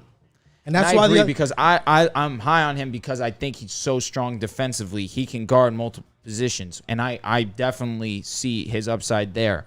Offensively, polish to me means ready. That's what it means. Polish, because look, when you polish your shoes, that means you're getting your shoes ready. Usman Garuba is ready to step in the NBA, play elite defense, and rim run and cut at a great level. Okay, he's polished in his role. You don't have to be at everything. I don't know if he's going to do that at a great level. Cut and a rim run? I don't like. I guess at the same time, he's already read the NBA a similar game to the NBA game in the EuroLeague, and that league is even tougher to read because the spacing, the court is much more condensed. Sir said Drew should make a fantasy league. A pick-a-side fantasy league. That'd be pretty. That'd be dope. Yeah, for real. Sergio, you're a man of great ideas. So I love this pick because Sengun, Garuba, both polished players, and Jalen Green. Look, all the players they drafted in this draft. Rockets have had a great draft. Were NBA ready and ready to contribute on day one. I think this was a great NBA draft. This might be the funnest team in the league to watch next year. I'm watching definitely. You think people Your boy actually is still on the board too? Cam Thomas? Yeah, I love him, man. So you guys are picking 25th, correct? This is you right now. No, you guys are next pick after this. Yep. Does this pick belong to the Rockets? So the Rockets didn't have the last one. The Rockets didn't have the last one. So this is actually the Rockets. This is the Rockets. How do you know the Rockets didn't have the last one? Because I'm looking at the board right here, and it says that they traded. Oh,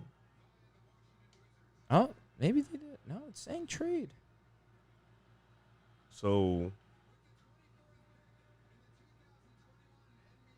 whose pick is this? Josh Christopher isn't bad. Is he going to Houston, though? wow, he wasn't even supposed to be in the first round. Who should the Knicks take? Cam Thomas, Sharif Cooper, or Bones Holland in terms of guard?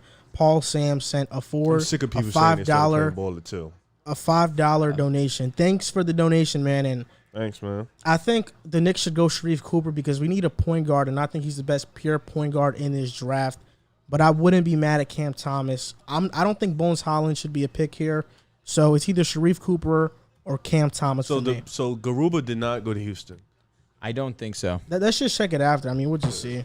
We're just arguing about this entire thing for nothing. I know, right? That hurts. Yeah, we were talking about Houston, and now I might not be going to Houston. So what do you guys think about who the Knicks should draft? Answer right now, Riv and Drew. I think they need a point guard right now, and unless they want to go out and spend money, where obviously I think that they're going to have to pay Julius Randle eventually. If they're going to go out and potentially go and get Con Sexton, they're going to have to pay him as well. I feel like you go and you get a point guard for sure. You bring in a guy like Sharif Cooper who could get the offense going, can go get a bucket himself. I feel like Sharif is the option here. I know he's a bit undersized, but for this pick, for this this spot in the draft, Sharif Cooper's a great pick. I think, I feel like Cameron Thompson is a good pick. I feel like Sharif is a good pick. Obviously, you guys need a playmaker. You need a point guard.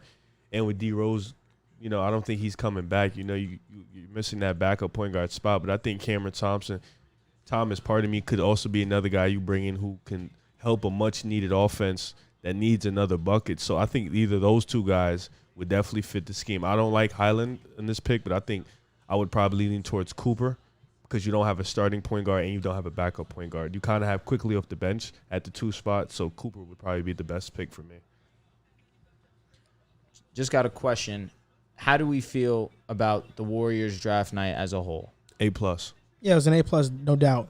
And Houston does have both players. They have Usman and Christopher. Just to let you guys know. That's a good draft. Yeah. Okay, wow. And the Knicks just took somebody at 25. You saw? Yes, I know who it is. You happy? It's not somebody I thought they would. It wasn't high on their targets. It was happy? It was somebody that I thought they were probably going to target with the 19th to 21st pick. I think I've mentioned it on the podcast before. I forgot who I mentioned. I said I think it's between Cam Thomas. You said Trey Mann, but he got picked. Trey Mann. No, I didn't even say. I said Jaden Springer. Oh, yes, Keon Johnson. Yeah, Jaden didn't get picked yet, right? They picked somebody who I had them picking, to be honest. So I don't really care. Did Jaden Springer get picked yet? Nah, he didn't get picked. I'm gonna be honest, man. Like, I'm not too bad at this pick, but whatever. It's like a whatever. I know you're making me want to know what it is already. I mean, you can easily check your phone. I know, but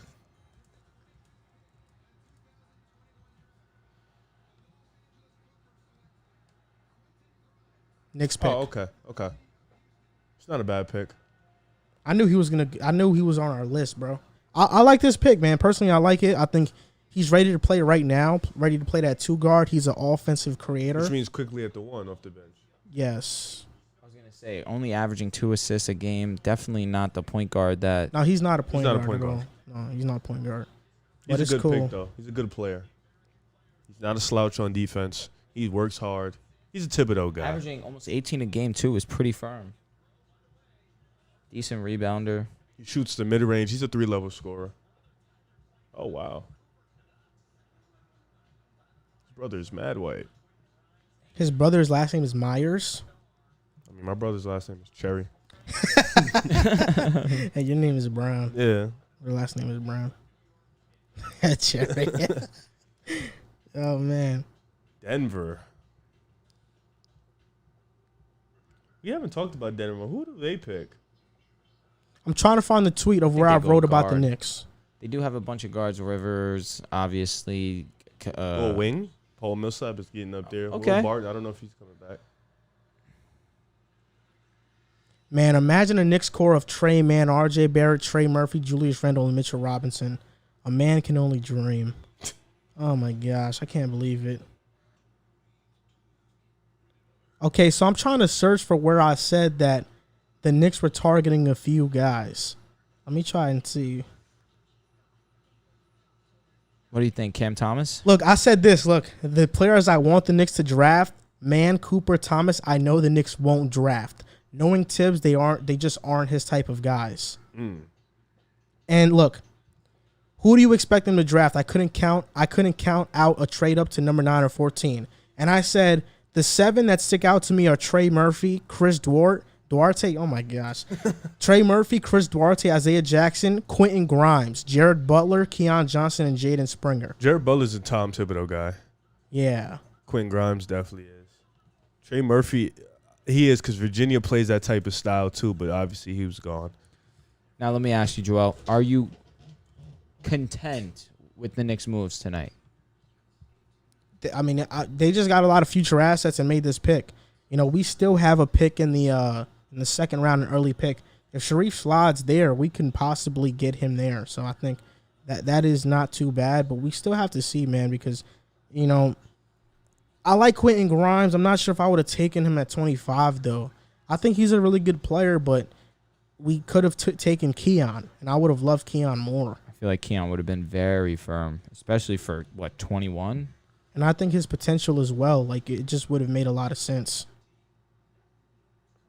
Now, I'm trying to find who else I thought the Knicks were trying to take, honestly. Are you upset you didn't get Cam Thomas or Sharif Cooper here? Over Cam Grimes? Thomas, I'm not too upset about. Okay. Sharif Cooper, a little bit, yeah, I am. Because I think he would have been perfect for the Knicks and what they want to do. I definitely agree. I'm glad he didn't go there. You don't deserve that. You don't deserve him at all. I don't deserve who? Sharif Cooper. The way you were talking about you him, don't deserve him. I've said it multiple times. I think he's good. I think he has all-star potential. AO has not been drafted. DD. Probably going to get drafted in the second round. Dante asked Cooper or Butler at 32. For Utah? 32. Oh, no, that's not Utah. Utah's at 30, if I'm not mistaken. The 3 surprises in the draft I thought were going to happen didn't happen. Oh, man. Dude, Josh Primo. Oh, my God. That was the surprise, man. Yo, what is saying it? Yeah, they're done. They're cooked. I'm surprised Jared Butler hasn't gone. Well, Sharif Butler hasn't gone either, so. Sharif Cooper? That's what I meant. Just combine the two. Mad Sharif not picked yet, man. So if Denver keeps this pick, they're going with Bones Holland. Think just so? came out? Or Yeah, you're just it did. guessing? Yeah, I was on Twitter. You are the spoiled king right now. This mod's about to have to suspend you right now. He's asleep. He's not even on the chat. Man. Really? Yeah, he has to go to bed early. Yo, shout out to the chat for not spoiling then. Yeah, I'm the spoiler now. Yeah, you are the Can't spoiler. suspend or Come tie. on. They probably know the picks. They're just not spoiling it. Yeah, they're They real. do. They said we're behind. Yeah, because there is a latency to it. It's good that they don't spoil. I'm glad, yeah. I'm gonna watch Pistons basketball this season. You should. They have the I'm greatest player definitely ever. gonna watch. I'm excited for Cade. I watch basketball every year, every team, so I'm cool. No, you don't. And you still get stuff wrong? I Got barely get stuff wrong. Barely. Barely. My shooting percentage is like 80%. 32 the Knicks. Thoughts on Cooper to the Suns? What do you guys think about that? Sharif to the Suns. Okay. That would I be like the that. perfect. That would be the perfect They backup need a point guard. But campaign. He's a free agent. Yeah, He but is. then. Oh, you know what? Then if they bring in Sharif Cooper, they don't bring back campaign because he's probably gonna want a lot of money. And Sharif's Sharif, probably gonna be better. he is. And Sharif being learning under Campaign Chris has played Paul. well, No, but I'm saying I think he's gonna be better. which is a fair statement to make. But at the same time, we saw campaign have success at the highest level. But Chris Paul's there, so I think Sharif is gonna be fine. I agree. We trust in Chris Paul enough. Yeah, no doubt. What were you gonna say, Joel? I'm sorry. Sharif learning under Chris Paul would be great. Yep. They don't need him to do too much too. Just come in. That system fits well for Sharif. That high pace running gun. Definitely. He has this type of pace campaign has fast. Chris Paul plays slow, so when Sharif comes in, it's like, all right, let's do it. Question for you two, from DD. DD, what up? Name an NBA legend that Cade reminds you of. Grant Paul Hill. Pierce. I like Grant Hill. It makes a lot of sense. I didn't want to be too obvious. Okay. Everybody says Grant Hill. Okay. I say Paul Pierce. 'Cause he's slow, Okay. methodical, step back jumps. I was going to say, they say Cade's one weakness would be his ability to drive to the basket. He's slow, not he's slow. You know what I mean? His Yeah. ability to get past the defender. But how many? TikTok is such a weird app. It's such a weird app because like your followers aren't really your followers, if that makes sense. It doesn't. What do you mean by that? It doesn't make sense because Sergio, if we get Deshaun Watson, we're winning 8 games, bro. That's cap. No, it's not cap. Sergio said, why not, Andrew? Disrespectful. I don't understand what he means by that. What are you talking about? I don't know.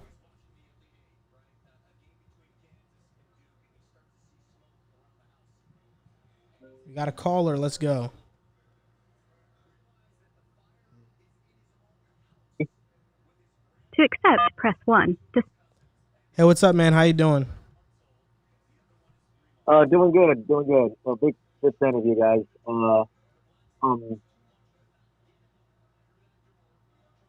Hello?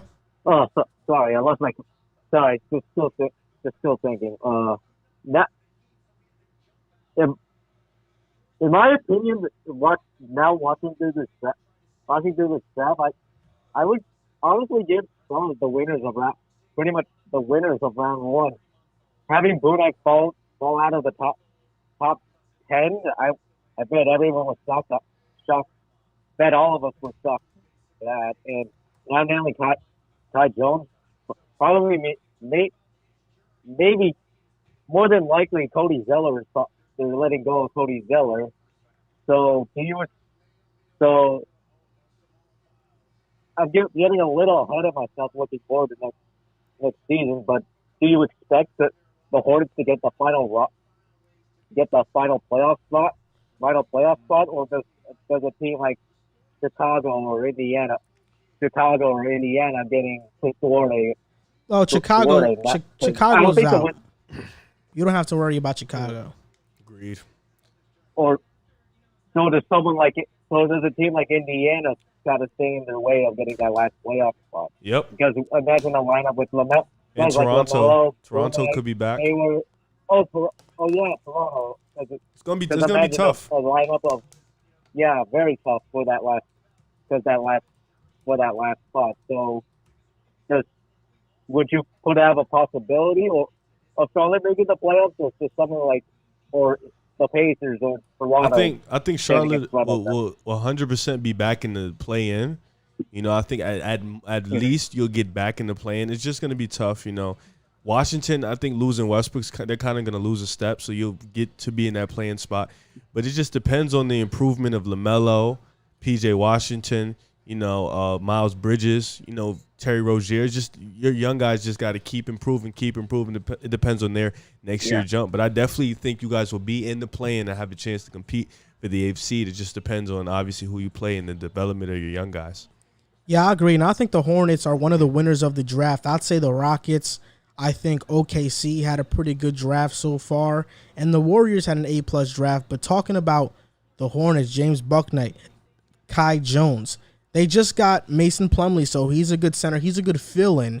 But Kai Jones, the way he moves at 6'11", is pretty unreal. And I think that he can develop into a really good center. With LaMelo passing it to him, it's going to be awesome. Like, I think they're the new Lob City. You talk about Kai Jones, Miles Bridges. They got guys who can get up there. And then James Bouknight, I think he was the best player available at 11. And the Hornets selecting him was such a great pick. I think James Bouknight is going to excel next to LaMelo.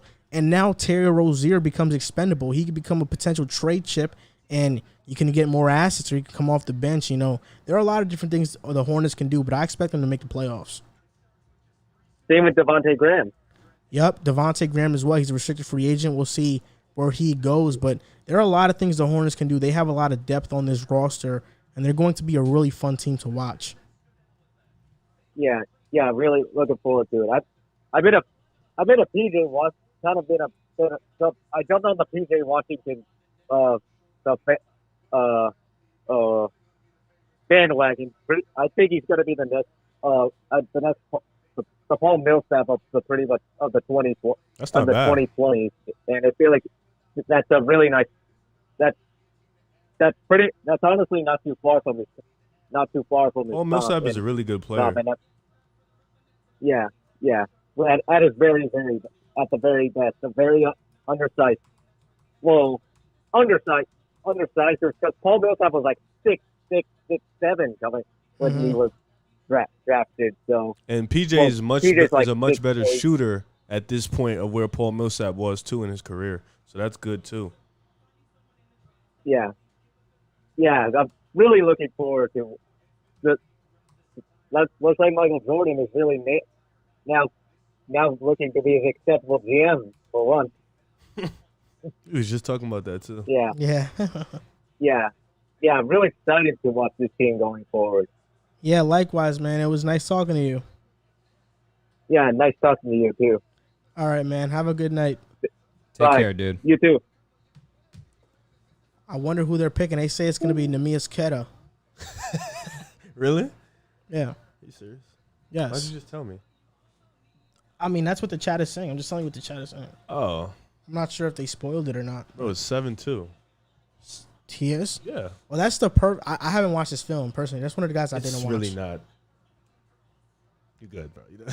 You don't need to watch this. I didn't scout him. Yeah, I didn't scout him. You don't need to. I mean, like, I don't think they need a guy like that. I don't think Brooklyn just needs guys that can shoot, defend. They need a rim protector. You think? But I think Claxton's good though. He doesn't have the strength. Queta's built. Queta's not. He's not really. No, I've never seen how he looks. He's like Claxton's length. He's not skinny, but he's a mohawk. I got to see how he looks.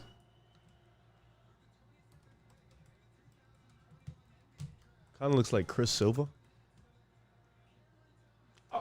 Wow, this is another great bucket. Pick. Wow. Off the bench. You're done. Yo, it's over. You're done. Yo, done. Nets in 4. You're gonna kill you. Yo, Javon Carter, Cameron Thomas. You keep saying Javon Carter. Why? Carter. I'm telling you, next year when he's playing a lot of minutes, you're gonna be like, yo, I didn't know how. So he's taking Bruce Brown's spot. Who? Javon Carter. Dinwiddie's not there. Ah, you're right. Mike James is not gonna be there. I think that's probably why they picked Cameron Thomas up. Yeah, Javon Carter. Stop sleeping on Javon Carter. No, I'm saying because Spencer scores. You've seen Javon Carter in West Virginia. He was a dog. You know he's a dog. He locked up from like 40 feet. You know he's a dog. But I'm saying though, Stop playing. Bruce Brown playing the 3. He's just Bruce Brown. Bruce Bowen. Brown, whatever his name is. Bruce Brown. Yeah. He's gonna start again. I mean, I'm not sure. They put him at like a small ball 5 role. They could play him in different ways. He could start Kyrie, Harden, KD, Bruce Brown. Joe Harris. Bruce Brown was a very great player for them. You got to stop with the great. He was very good at his role. He was He's great a in his PJ role. Tucker in the flesh. He was. PJ Tucker wasn't great for the Bucks. He was great for the Bucks. Come on, stop. Voice He audio. was, but I feel like against Giannis and them, Bruce Brown was kind of like, it's like He was good up until that fourth quarter. To accept, press 1. To send. he's 6'4". Hey, what's up, man? How you doing? He's a little man. Oh, all right. I'll end it. Okay. We actually, a lot of people left us voicemails. Really? Yeah, I'm curious That to could be listen to another them. good segment for us. Yeah, I'm curious to listen to the voicemails. The NFL rumor and NBA rumor one did actually the segment. The NBA rumors. The NFL NBA rumors when we just talking about the rumors. Try to experiment with it to see how it did. It's at 1K. Which one? The NBA one?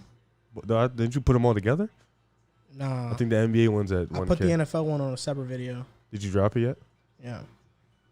I don't think it did too well. Quick question The for NBA y'all. one, I think did. Let me see. I thought you put them together. Question in the chat was, who's the best defender of all time? Just a quick answer. Kawhi Leonard. You really believe that? I'm not hating. Peak Kawhi Leonard, yes. Over Rodman. Rodman's not my top 3. Defenders of all time? I think Ben Wallace is a better defender than Rodman. Wow, okay. Draymond Green. Really? He's the best. Is Hakeem Olajuwon in the conversation at all? Is Tim Duncan Yeah, in it the was- conversation it was- at all? Not the greatest, but he's a great defender. Okay. It was. Is the- Rudy it was Gobert NBA in the one. conversation? No, not at the greatest. No. So let me hear your top 3 then. Scottie, Kawhi, Draymond. I agree with Scottie. No, Rodman is crazy. Rodman's in 5. That's crazy to me. Go ahead. And you have Draymond. Draymond, I would say. You biting your lip right now is just blowing my. Yo, Like, bro, you don't no, need to bro, do that. You're sus. You Coming don't down need to it do all. that, This bro. is on you. You just don't need to do that. Like, I would have to put PJ Tucker right after him. Dennis Rodman is. that's up where the there answer too. just dies. So for me, I got Rodman. I got Hakeem. Third is tough for me. I might go Scottie. You have to go Scottie. I go You're not gonna have Scottie. Lou Dort in the top 5. You would put Rodman over Draymond I would, man. and Ben Wallace. I would. That's tough. You would put Hakeem over Draymond. I would. That's tough. I think the 3 is hard, man. It's a lot of guys you It could is throw tough. in that. I mean, You could put Bill there's so Russell in many there. great People wouldn't say defenders. Bill Russell. You could throw Bill Russell You know in there. what? It was low key foul of me not to say. That's what I'm Bill saying. Like, it's so Russell. disrespectful to keep somebody out. Tony Allen's gonna get some love. Like That's it's hard. that's a little cap. That's He has to get He love. was great. That's- He was he's great. 6'4". Yeah, He's guarding people like Kevin That's Durant. why Rodman needs the respect. Draymond too, At though. that size, having to guard every single big Gary that they Payton. played against. Gary Payne's definitely up It's there. hard. He's- It was that's- my 3. Draymond. It got to be Draymond, Scottie, Kawhi. Because Rodman. I would say I've seen Kawhi, and he's different. Like Kawhi has to be up. I think like I'm going off peak. Like peak Kawhi, different. Draymond. Peak Rodman. Peak Scottie. Peak Rodman's tough. I have Scottie. You do in my- have Scottie. I have That's what I mean. Draymond because he's like a safety. He's like And I'm surprised you're so high on Hakeem. Hakeem is in my 5-6. I just tweeted a Skip Bayless type tweet. Oh God. I was like, You make us look so bad. Cameron Thomas was a Chill. Cameron Thomas was a steal, all cap steal for the Nets. A bona fide bucket. What a great pick. Period. Good luck, comma, Lakers. Period. Yo, that's such a Skip You Bayless should tweet, have had bro. Nets in full. Wherever I go, everyone hates on the Lakers. It just happens to be that way. Wherever I go, everyone against LeBron. PJ Tucker was one of the main reasons the Bucks won a championship, though. We know that. But Giannis is the main reason. they won the But at the championship. same time, KD absolutely violated him. So Yeah. he violated. PJ locked him one game very bad. Like it was One- very. Yeah, it was one very- game. Not many people can do that. That's what you need, honestly. Yeah, not You're many right. people. You're Not right. many people can do one I game. agree. I Like, agree. He did that. Best scorer in the league for sure. 2014-17 Kawhi is Top better 3? than 92-95 Listen, Scottie. debate. Kobe, Defensive. Giddey. I think I'm going. You're gonna Michael. Hey, can you? No, are you gonna say him? He's number 3. LeBron Number 3. at 3. Number 3. Scorer. Number Over 3. Kobe. Kobe's 4. Because the thing hate you got, LeBron. all you have to I think hate- about is like, think about it like this. We're just talking strictly scoring. I don't care about nothing else. Because it's not like he's a horrible shooter. Period. No, but who's a better 'Cause finisher? LeBron. Yes. Who's a better midi? Kobe. Who has a better post game? Kobe. Who's a better 3-pointer shooter? That's debatable. That's We debatable. Really, All right, I legit don't agree. know. I agree. Who's a better clutch shooter? Kobe was a better tough shot maker. So clutch, the numbers will probably say LeBron, but I think Kobe's taking way more clutch shots. It's a very so educated take right there. Yeah, so it's like it's tough. But I'm saying in terms of the It's- footwork, in the my skill, opi- the handles, Kobe. LeBron's post game is It's not bad. I never said it's bad. amazing. But we know Kobe's different in the post. But the thing is, the reason why I tend to drop Kobe off a little bit is because we've seen his game. Okay, that's fair. You know what I'm saying? He mirrored MJ, and where not everyone we've never seen someone mirror MJ the way Kobe did. So you have to give him his props in that sense.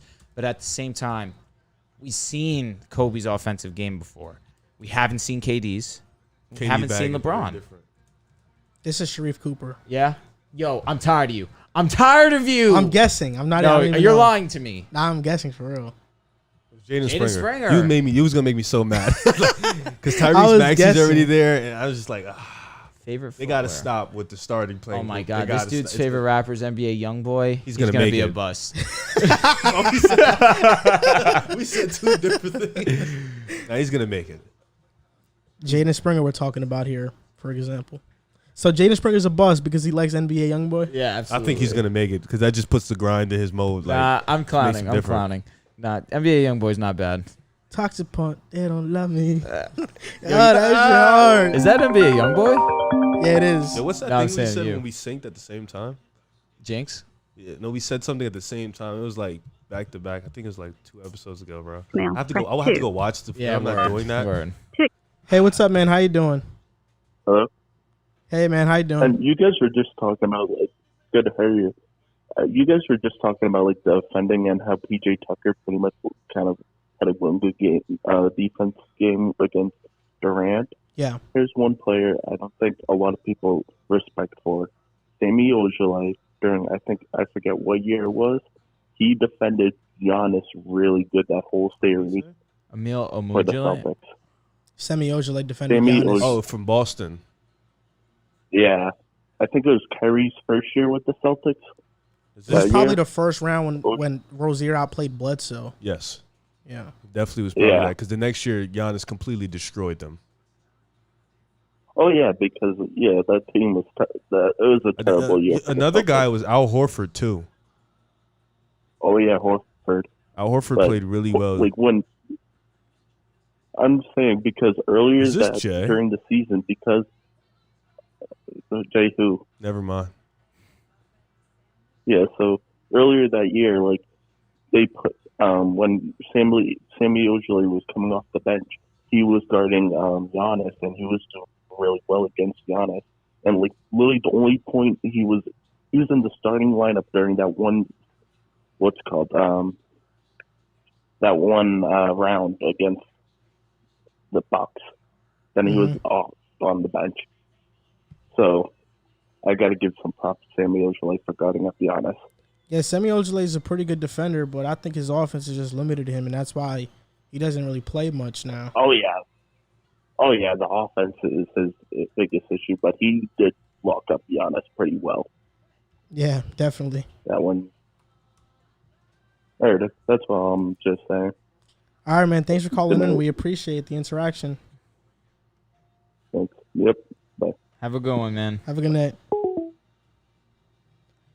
So Cameron Thomas, I said this. I think Cameron Thomas is going to be the Karis LeVert to their team. Yo, your takes just be so wild. Like, where do you get that So from? Cam Thomas is going to be Chris Middleton? That's basically what you're No. saying. if you saw Karis LeVert the year that D'Lo was there, Dinwiddie, and LeVert was coming off the bench and he was doing his thing, being a sixth man. I think getting Cameron's gonna be more of a buckets. Dinwiddie role. I think what?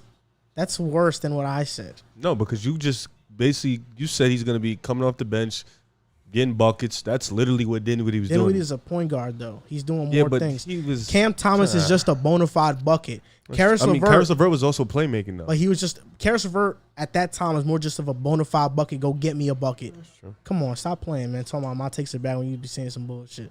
I mean, Dinwiddie's not that good of a playmaker. I think every Nets fan, the one you claim you're a Nets fan, you should know that. Like, you should know that. He's mainly about getting buckets. Now, of course, he's mainly about getting buckets, but during that time, the D'Lo era, Karis LeVert was coming off the bench, bro. Like, come on, stop playing. I know he was coming off the bench. Yeah, Six-man vibes. You better know he was coming off the bench because you ain't know just now. So stop playing. I did know just now. Nah, that's I just cap. said Cameron Thomas is going to go off the bench later. That's cap. You know that's cap.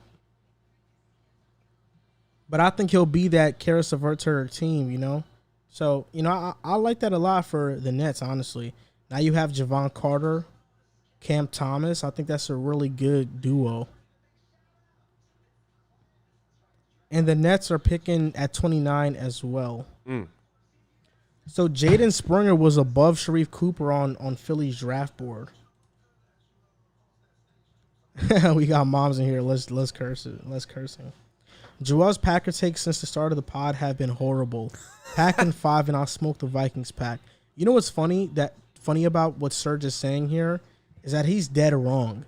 Because Serge remembers every video. You sure? No, he remembers every video. Single one. Are you positive? No, he doesn't. No, I'm telling you he does. You want to know why? Because when the Bucks faced... I'm about to text John Kuminga. When What the up, Tampa Bay Bucks faced the Packers in the playoffs, I said the Bucks are going to sweep the floor with the Packers. I didn't say that, but I said... Was it a sweep the floor, though? No, I said it was going to be a close game, actually. That's what I literally said. And I said I did. You can search up the video. It's there. So I'm not lying to you. No, I don't think you're lying. It's just I'm funny. just saying. No, the way you just said And both. I said the Bucks would beat the Packers, and guess what? The Bucks beat the Packers. They did. Maybe I was wrong about the Packers not being that good because they were great yet last year, but I never thought they were a real legit threat to get past the Bucks. But you don't think that they gave a great game? Not over the Bucks. It was a great game. It was a great game, but we know who comes out on top in those great games. And it's Tom Brady. It's the GOAT. It's the GOAT. Listen, that's your best call by far. By far. That being said, we're doing NBA, but at the same time, I'll give my 2 cents real quick. Yo, he's probably geeked as hell right now. To just doubt Rodgers at this point, 2 NFC championships in a row. I'm not doubting Rodgers. I'm doubting the team. But really, if Rodgers goes, the whole team goes. Rodgers is that great, bro. No, I think Rodgers is great, but that's I don't trust their running defense. I don't. And I agree with you. I don't trust their second corner. I don't. But hear me out here. Their run defense was ranked 30th last year. It might have been 31st. One of the two. It was abysmal. And they still made it to the NFC Championship game. And the run defense didn't even cost them in the NFC Chip. That's a Nets pick, by the way. Oh, okay. I was about to say, don't tell me they did it again. Center. That's good. They need a shot blocker. And he's built. So Nick Claxton, all this hype that everyone had for Nick Claxton last year. Huh? No. In high school he played with Cade. Yeah, what do you think about him? I haven't watched him play like that. He's exactly what I need. The Nets? What y'all need? I don't feel like going into the back and forth. But he's very mobile. He can block shots. He's exactly what y'all need. He's young too, though. And you think he's better than Claxton right now? He's stronger than Claxton. I wouldn't say better, but he's stronger, so that helps. Serge is saying that their run defense last year was 11th. I think that's wrong.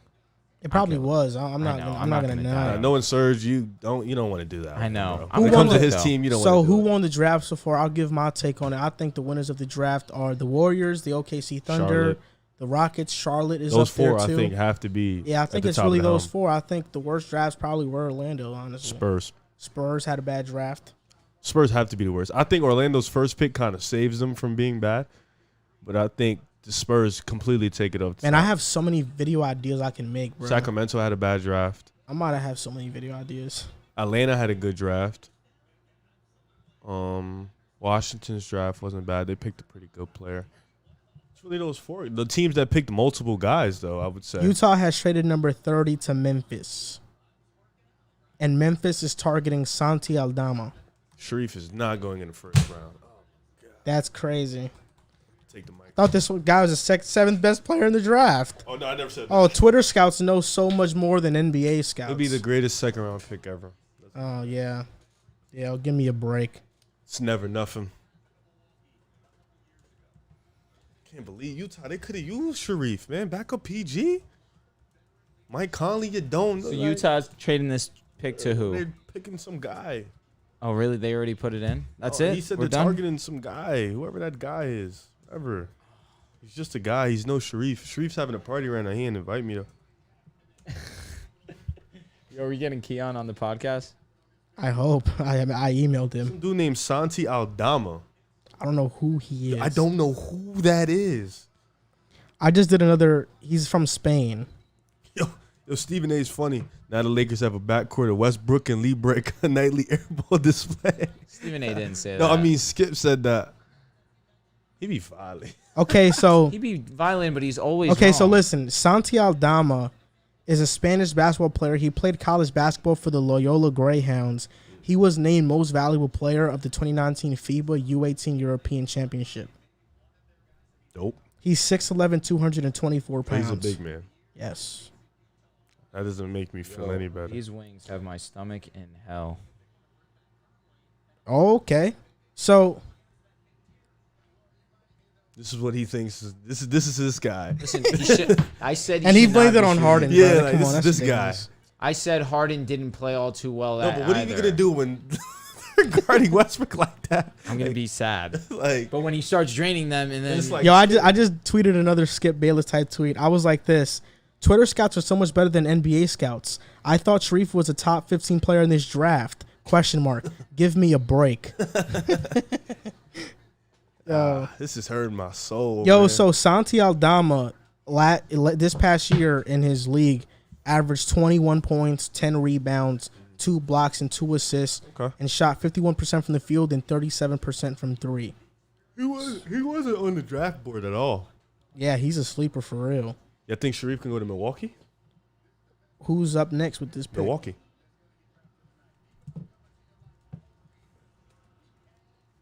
that'd be interesting. You don't have a PG after holiday. That would be. I just need him to go somewhere so I can use him in 2K. It's really all that matters. Very good. Yeah, it's really like somewhere with nice jersey stuff.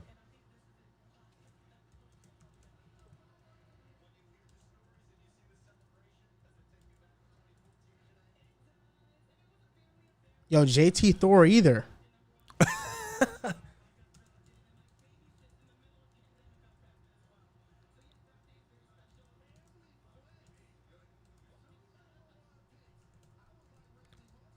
I'm tweeting right now. That's what I'm doing. I can tell. Yo, I seen Sharif as high as the 7th best prospect in this draft on this app.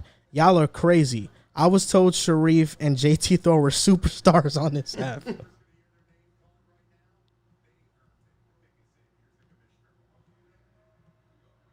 I be spelling wrong, bro. I be having mad typos, bro. I be tight.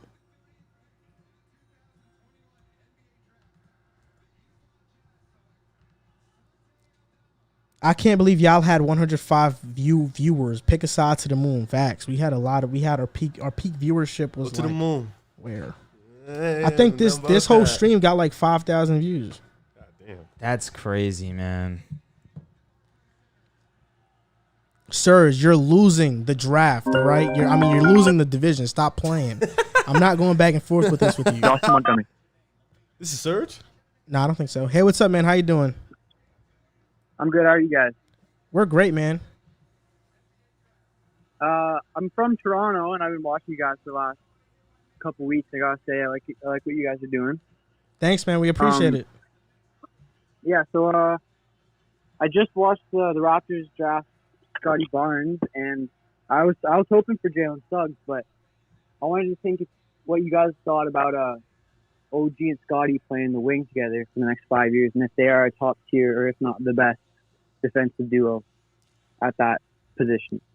They could very well be, because OG is one of the best two-way players in the league right now, one of the best defenders. I think Scottie, his potential as a defender is like off the charts. I don't know if they keep Pascal. Somebody mentioned that earlier in the stream, but that's what I was saying. Yeah, but if they keep all three, man, this would be insane. I think they could keep all three because Pascal's a versatile player. Even though he's a power forward, he does move like a small forward. He's that agile. So is OG, and then Scottie Barnes. Cool. They can guard 1 through 5. Exactly, and I think people are kind of they have a misconception about Scottie Barnes. Scottie Barnes is a 6'9" point guard. He's not a 6'9" forward. So I think you can have a lineup of Fred, Scottie, OG, Pascal, and then whoever's there at center, maybe just start Gary Trent. And that's a defensive nightmare for teams. Yep, and ultimate versatility. I think what they'll do is they'll sign and trade Kyle, get some assets for that. They'll keep Fred, obviously, and then Gary Trent at the 2, Scottie, OG. They trade Pascal for hopefully a 5 and some extra picks or like a Miles Turner type kind of guy, and they just go all in on defense, and then they find that offensive guy in free agency or something. Yeah, I think that's great.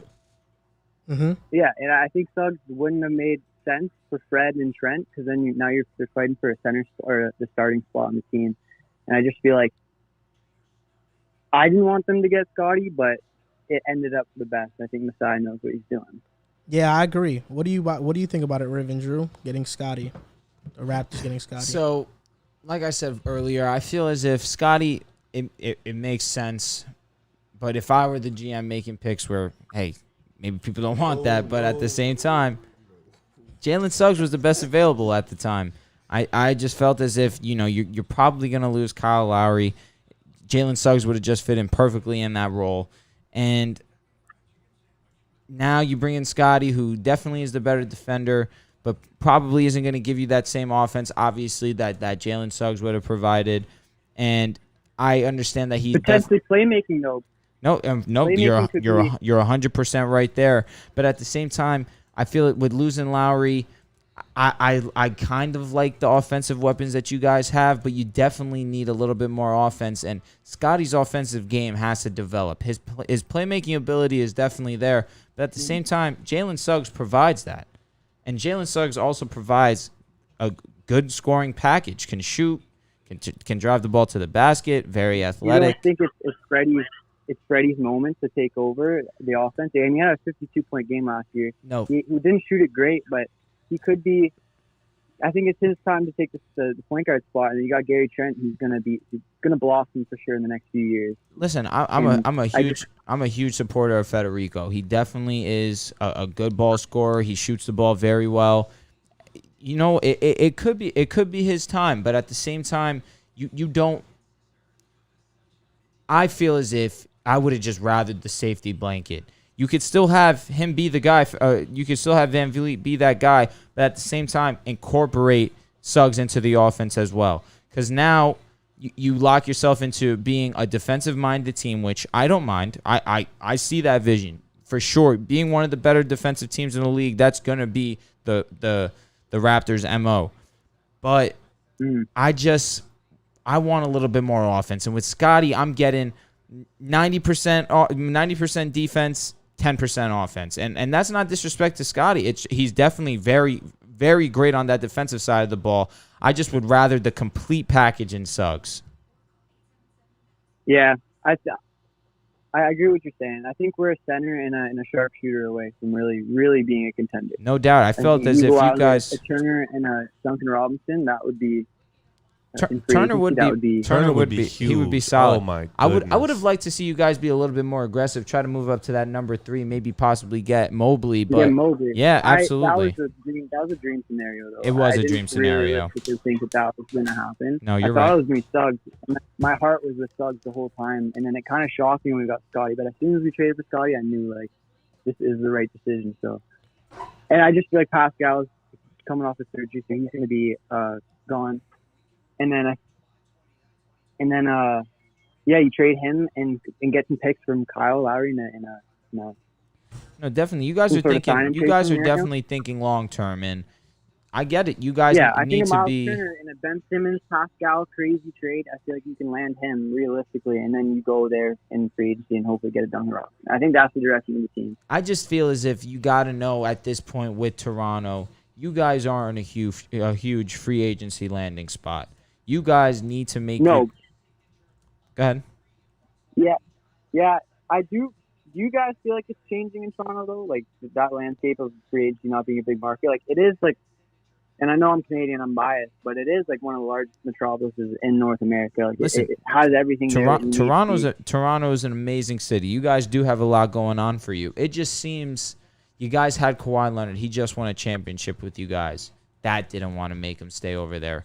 And I get, Kawhi you know, he wanted to go in LA too. For sure. And yeah, he's coming you home. knew that when you drafted him. But at the same time, you won a championship with him. It's not as if like he was a failure of a season. You guys reached the highest of the highs with him, and you guys definitely had a squad catered to him being successful in that system. You guys gave him all the benefit of the doubts. You let him load and manage all season long. Ended up paying off, of course, because you guys ended up winning the championship. But even after catering to all those needs, he still wanted to go elsewhere. And up until this point, you guys really haven't attracted, big free agent names. I mean, And DeMar was going to stay no matter what, and Kyle was there. No doubt, but Serge stayed for a while too. But you guys have been notoriously known for building your team through the draft and making moves, trades, and acquire. Because unfortunately, these guys just want to go to bigger markets, and Toronto's definitely on a management basis one of the better suited teams. Masai Ujiri has been one of the best GMs, if not the best GM in obviously other than Jerry West, of course, but one of the best GMs in our league. And he's made great moves to put Toronto in a great position for the future and now. And I definitely see where you're coming from, but you just got to think this is a long road ahead of us. We're in a good position right now. We got good young players that we can build a strong core off of. And you guys have seen you could be one piece away and win a championship. So you just guys got to keep your head up. If I'm a Raptors fan right now, I'm feeling really good about our future. Yeah, I agree. Anyway, guys, I appreciate the call. Of course, man. Have a great night. Thanks for the call, dude. Take care. You too, man. Have a good night. Getting calls from Toronto is pretty tough.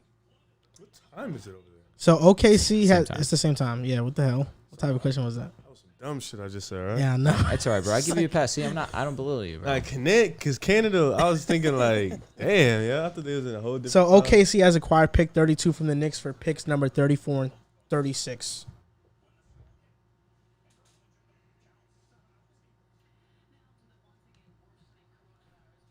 You know it's not on the TV, right? I know.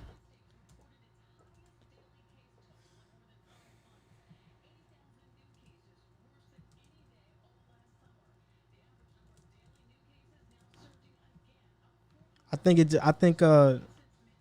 because it's on ESPN now. So, I mean, it's kind of going fast still. Drew, can you get the PS5 remote? It's to your left. Yeah, to your left, but like outside the chair. That's all right. The second round might go quicker.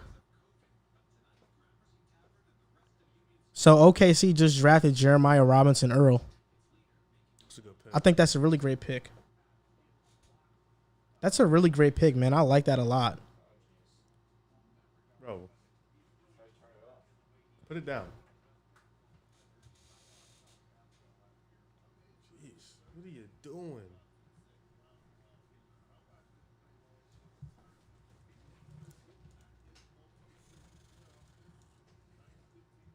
Is Sergio trying to call in? I don't think so. He said, I'm trying to call. It doesn't work. It's probably because my shit is on Do Not Disturb. You guys could call in now. It was on Do Not Disturb.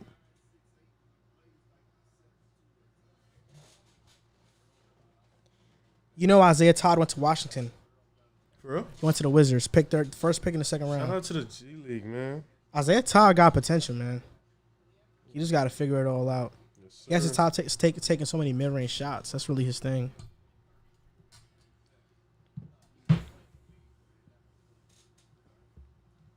People are mad over the Sharif Cooper take. He shot 40% in EYBL.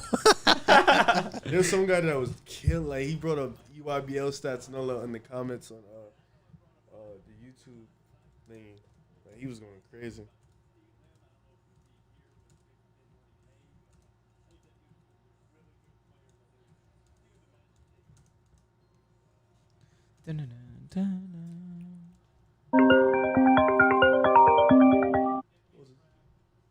Damn, nobody called. Oh, that's dope for him. Why do they have so many guards, bruh? Orlando doesn't know what they're doing. Yo, this is ridiculous. Jason, Preston, Cole, Anthony, He's gonna get cut RJ, now. Hampton, Markel. Yo, He's gonna get cut. Summer League's gonna be fired.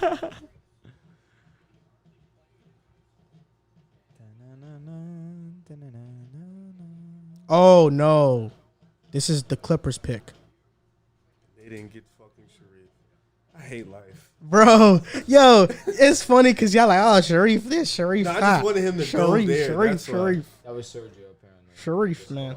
Yeah, I don't think it went through, bro. I don't know why.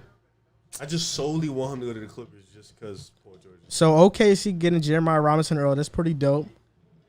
I think the Knicks are getting Jason Preston, bro. I just tweeted. I was like, do I really care about EYBL stats? I don't. I said do it against better comp. Yo, people be so tight. If you guys are watching this live, when I tweet on Twitter, don't take half of what I say seriously. I'm just trolling to get people mad. I'm a Skip Bayless villain on Twitter. I try to get people annoyed. I've been learning that slowly but surely. Yeah. You just got to ignore him. Nah, don't ignore me. Interact, because I want more interaction. I'll ignore him. You guys interact with him. To accept, press 1. To send. Hey, what's up, man? How you doing? I'm a Skip Bayless. Hey, what's up, man? Hey, what's up, bro? How's it going? Yeah, man, I was calling, man. I want to see what you guys take for this trade. The fact that I see that the Kings drafted Davion Mitchell with the ninth pick. So I was wondering, like, is that a sign that they're gonna trade either Tyrese Halliburton or De'Aaron Fox to the 76ers for Ben Simmons? Because now they got a 3-guard lineup. So I was wondering, like, do you think that's a trade that's incoming maybe tomorrow or when free agency starts? Man, I don't know what the Kings are going to do. They're such a surprising team. I thought that Davion Mitchell pick was definitely not a need they needed to fulfill because you already have Tyrese and De'Aaron Fox, of course. I think Buddy Hield most likely gets traded, and maybe it's Buddy Hield and Davion Mitchell for Ben Simmons. I think if I'm the Kings, I'd much rather do that and use Davion as a trade piece for Ben and keep Tyrese and keep De'Aaron Fox because personally I think De'Aaron Fox is better than Ben Simmons. I don't want to trade De'Aaron for Ben Simmons. And Tyrese Halliburton, I just think he's young and he fits what Sacramento wants to do a little bit more. And Philly might just be asking for way too much. So I'm not sure, man. If Philly asked for the right price, I would trade one of those guys. But I just feel like right now they're asking for way too much from any team for Ben. Yeah, because I'm a big Sixers fan, and honestly, for the trades I was hearing about us, trading for, like as far as receiving in order to give up Ben Simmons, to be honest, Jared Moore was acting up a lot. To be honest, because I was trying to see in the first round to see what we can trade for. Because I thought of teams like Toronto, or even the Warriors were teams that we could have traded, up for, like as far as get Ben Simmons and got, the 7th to the 14th pick and draft players that fit our needs, or even package those picks for another player. I thought that something like that was in the works, but to see that Ben Simmons is on the team still, it's like, come on now. I know we can't start the season with him on there because as a Philly fan, to be honest, I live in the city right now, and they do not want Ben Simmons back. It's going to be a riot, and I guarantee it's going to be something big. So I feel as though that to ask for a lot of things, knowing the fact that we need to get this man off our team. Like, not saying that we need to get him for anything, but knowing the fact that those teams that were possible pickups for us as far as trade partners is knowing if we couldn't get a deal done. And I thought Toronto was like the one most likely to get done because Toronto did fall in love with Ben Simmons, but the fact that they were asking for Fred VanVleet, OG Anunoby, Kyle Lowry, the 4th pick, and more first-round picks, that's a little too much. Knowing the fact that Ben Simmons' trade value dropped down, but knowing the fact that the Kings drafted another guard, I feel as though that they're probably our trade partner. I don't know if it's going to be for De'Aaron Fox. I think the Kings would be stupid to give him up, but I wouldn't mind to get Davion Mitchell, Buddy Hield, and a couple more first-round picks. I feel as though the Kings will be willing to give up more future first-round picks, knowing the fact that to get Ben Simmons in return if they don't give up De'Aaron Fox or Tyler Burton.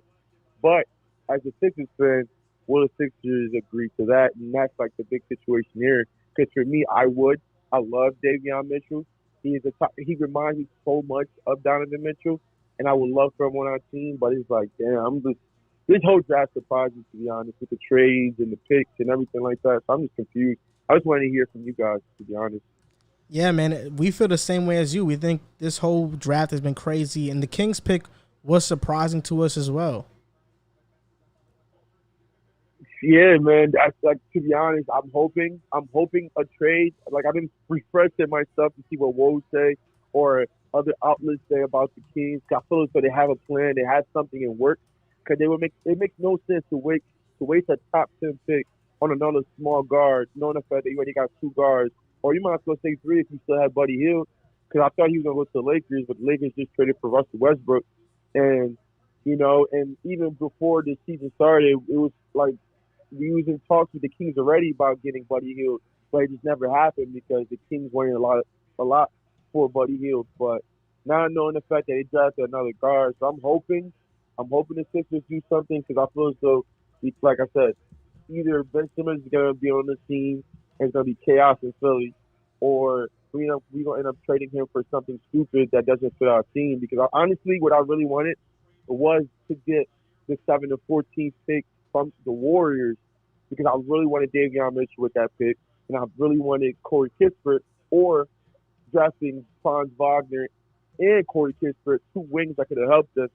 Like Franz, other than Davion Mitchell, I love Franz Wagner too. The fact that he's a point forward, he can shoot, he can defend, he can play from the 1 to the 4. So I was like, I fell in love with those 2 guys. You know, the fact that I really wanted those picks, but like I said, the Sixers' action price was too much for Ben Simmons, knowing the fact that his trade value went down. But I just wanted to get you guys' attention to see what y'all would say about that. But thank you for having me on here. Of course, dude. Talking to you guys. I'm a big fan, man. I watch you guys every day. Thank you, man. We appreciate that a lot. Yeah, thank you so much, man. So I have a good night, fellas. You too, man. Have a good night. That dude spoke very well. He spoke very well. He's great, bro. I wanted to say something back to him, but I'll just say it now. All the things he said was pretty sound. I get not wanting Ben back, especially after that showing. But you got to understand where the Sixers are coming from. This guy has been an all-NBA team, all-defensive player. It's not like you're giving away someone who doesn't have or who hasn't had success in this league. Of course, he isn't the scorer that everyone thought that he would be. But at the same time, you can't you can't knock the Sixers for trying to get value for a 24-year-old who's already achieved as much as he has. So I understand them wanting to go out and find the best offer possible and send the most egregious offer possible because it's Ben Simmons. Maybe a team's desperate. We've seen a bunch of teams make some terrible moves in the past. But that Davion Mitchell Buddy Hield package, I did not hate. I didn't hate because my big thing is you lose defense with Ben Simmons if you trade him, and you lose playmaking. Davion gives you lose the size, of course, because you're never going to find another 6'10" point guard. You're never going to find it. It just comes around so rarely. We saw him with Cade, but again, it's a generational talent. Ben was a generational talent when he was coming out. He hasn't developed his offensive game at all, and that's why he's in the position that he's in right now. Yep, you're completely right, and I'm going to cut you off right here because I just want to let you know that, let's just go over the picks that have happened since, the time that we've been talking. So the Clippers got Jason Preston. The Knicks at 34 selected Rokas Hokubatis from the EuroLeague. I haven't watched this game. I haven't scouted him. The Pelicans at 35 selected Herb Jones. And with the 36th pick in the draft, the Knicks selected Deuce McBride. And this pick is? This is Deuce McBride right here. Oh, so they picked already. They picked Deuce McBride. I cannot believe Sharif isn't gone yet. I'm fuming right now. Oh, Sharif this, Sharif that, Sharif All-Star, Sharif this. I'm having a field day. Is he about to be the next IT? He's about to be the next Tua for me. I don't like that comparison. In terms of everybody hyped up Tua, and I was like, calm the F. So when Tua has an amazing season this year, what are you gonna say? I mean, I predicted he would. You got to stick to one side. No, stick to one side. It's Baker, called pick a side. Baker had a tremendous season last season. Do I think he's a franchise quarterback? He's in the upper echelon top 10 quarterbacks? I don't believe that. I don't think that either. Okay. And I don't think Tua's going to ever reach Baker. So really? He's not. Wow. He's not. That's just the truth. He's not. I don't know about that. In the chat, drop down. Will Tua ever be good as Baker Mayfield? Be as good as Baker Mayfield?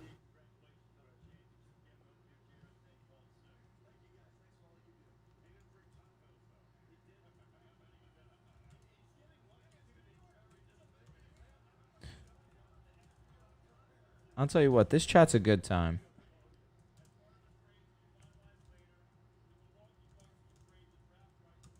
River, you just dumb disrespectful in the chat. What'd he say? Some guy was talking about the Jets. He goes, y'all suck. Just mad aggressive with it. Who said y'all suck? Riv. Oh. I'll just be in here. It's mad funny. How do you spell Quentin Grimes? QUENTINGRIMES. The Knicks got Quentin Grimes and Deuce McBride in this draft.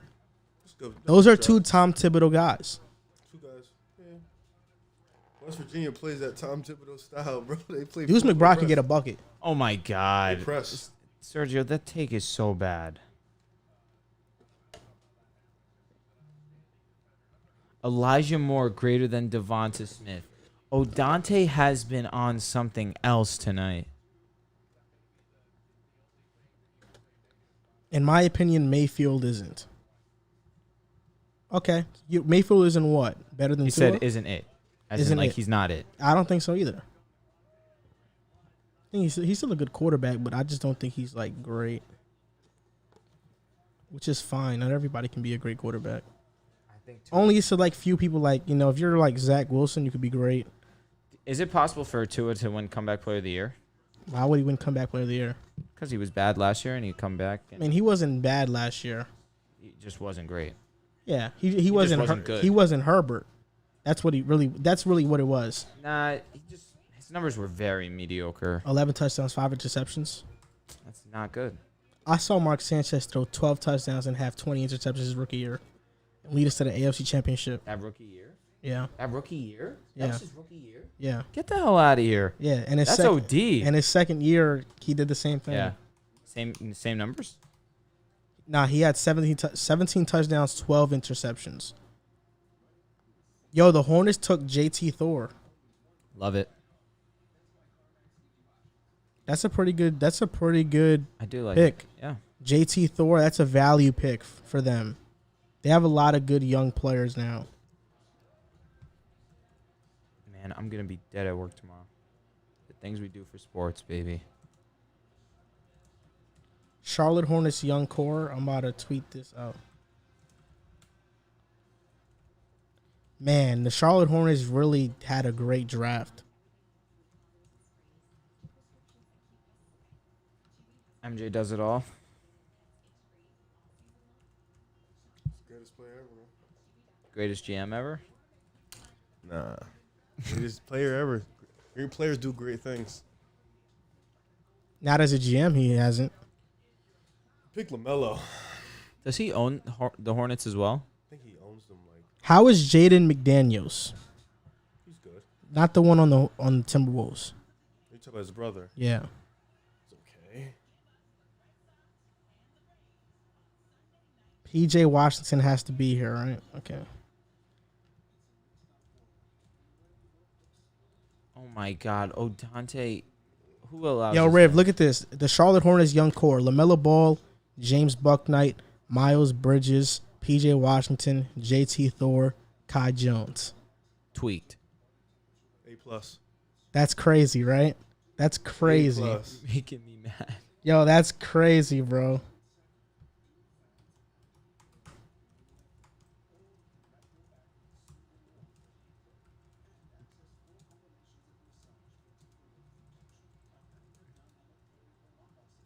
Yo, Michael Jordan might be the GOAT GM and the GOAT player, bro, after what he's doing in Charlotte. I got to see it first. Yo, that's great, bro.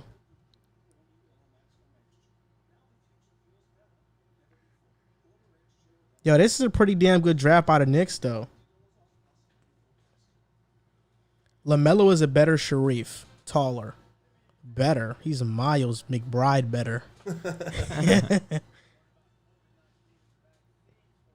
Who's making you mad, Riv? Dante. Bro, you have a mic in front of you. You're texting. That's some, like, what? What are you doing? Because I'm on my burner account. You're not on your burner if it's your government name. Oh, shit, I'm not on my burner. Damn, I thought I was on my burner. All right, KD. Whatever. They called me. Caught you. I've been chatting with them too. It's like you're talking about something else. It's like I don't want to just interrupt you. You know what I mean? Yeah, I agree. Yeah. I know what you're talking about. NBA draft headlines. So,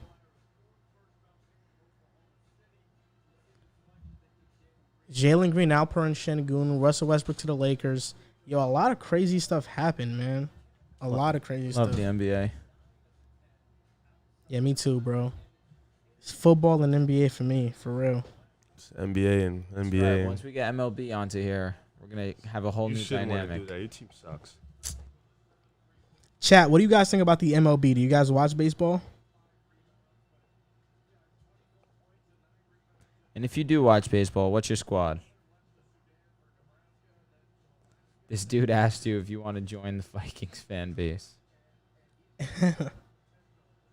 You know what? I actually have a Vikings hat. I have multiple Vikings clothing. Oh, for real? I do. Dalvin Cook jersey, Dalvin Cook hat. And the day I wore it for the first time was Christmas Day. And I'm Kamara. Of course I'll be a Vikings fan, bro. I love the Vikings. I love football, man. I love certain teams. Vikings are one of those teams I like. I like that team. I remember when they had Sidney Rice. You remember him? Of course I do. Sidney Rice. Percy Harvin was better than him too, which is insane. You know, it's crazy. I have Madden 12. Percy Harvin? Percy Harvin wasn't better than Sidney Rice. I have Madden No, he 12 wasn't. at the crib, and I dead just seen Sidney Rice in the game. Bruh, are you serious? I'm dead serious. Dude, you're insane for that.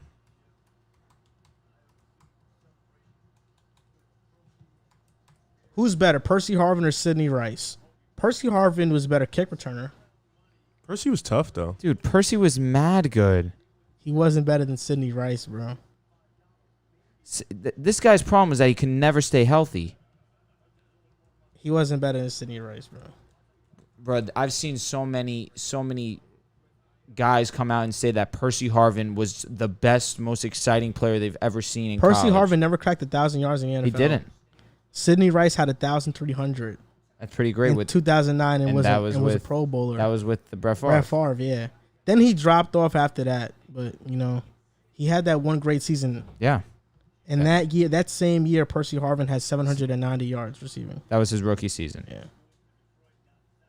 But he never cracked over 1,000. What's tragic is that Sidney Rice or Percy? Sidney did, right? I'll maybe say this. I think Sidney Rice for that 1 year was better than Percy's. And I agree. Was better than I agree. Percy has ever been. Okay, that's fair. That 1 year, Sidney Rice was better than Percy has ever been. All right, let me ask you this then: who's the more talented player? Percy Harvin, definitely. Okay, that's all I. Then what? We weren't talking arguing? about. We weren't talking about talent. Y'all remember Dwayne He never Bowe? said talent. I can't bro. with you. He never said talent. You remember Dwayne Bowe? Because that's all it comes down Dwayne to. Bowe was good. Yeah.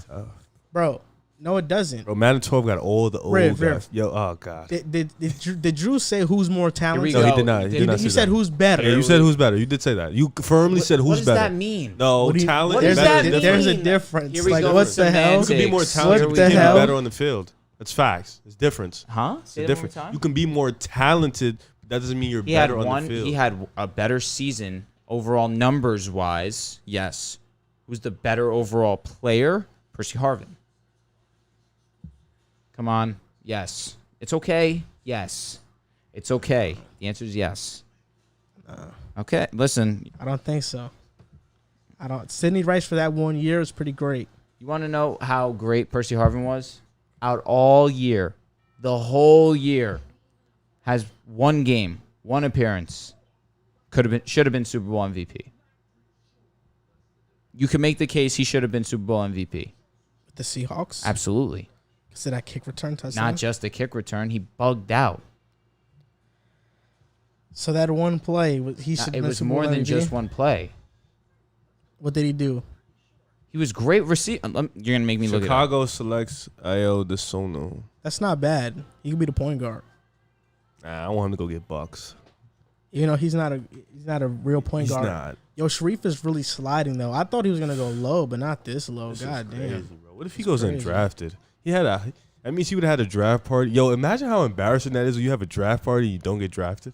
I can't believe it. That's like, damn. What are they gonna like? People are just gonna look at Broncos. you. That was the Broncos Super Bowl, right? I don't want to look at these numbers, to be honest with you. I'm just gonna exit out. What did Percy Harvin have? Probably had a big game. I'm not saying he didn't, but talking about Sidney Rice versus Percy Harvin, bro. Who said Y'all something? should do wrestling. Like you talking about like WWE wrestling? Yo, to be honest with you, they have a good following. WWE. I pay attention a lot to We're WWE. going to talk about to be honest with you. scripted. Who's going to beat Oh my Roman God, Reigns? this is, you know who's fighting Roman Reigns? John Cena. John Cena. They're going to make John win. No, they're probably going to make How do you Roman know? win. They're probably going to make Roman win because they're thing- going to You're put him. just guessing at this point. You don't Well, they're know. going to try to keep putting him over Exactly. because John is the Sounds last like- guy. Like, it's trash. I'm not doing that. Trash is strong. Nah, I'll- WWE is cool. I'll Nah. watch it sometimes. I tell you what, if this was like with The Rock, Stone Cold, and Chris You mean Jericho and them, scripted stuff. but that was It's legit still- fire. it's still It's still scripted, but that was like fire. my point- like, This is fire too. it's boring. fire in a You dip. haven't. You have to watch WWE to get into it. you think I don't watch it? I don't think you do. I watch it sometimes. I watch it sometimes too. It's not that good. Did you see Kevin Owens versus Roman Reigns? No. Falls count anywhere? No holds barred? Yeah, you're missing that. They was wilding. But honestly, Are they still at the point where they hit you with a chair and you don't bleed anymore? they don't do hit chair shots to the head because of concussions. If they do headshots to the head, or they do chair shots to the head, they freeze the screen for a second, and then it happens, which is lame to me because I want to see it happen. I want to see them bleed. Remember when Mick Foley and Edge had that hardcore match? That is one of bro. the best That's what I fights need. I've That's ever what I'm seen talking in my- about. That's That like- was the vibe, bro. I'm gonna be honest, bro. I don't want to see people get hurt like that. No, and I get it. I get it. Yo, But, like, bro, like, it was 'cause fire, it- bro. For example, in the UFC, it's different because it's real fighting. No, that's worse. When you get kicked in your face, Then a chair shot to the head. bro. When they start like that's no. I think UFC is way worse Then a chair shot to the head. because it's like. I don't know, because in UFC, like when you're getting beat bad, when you're all bloody. Wait, hold up.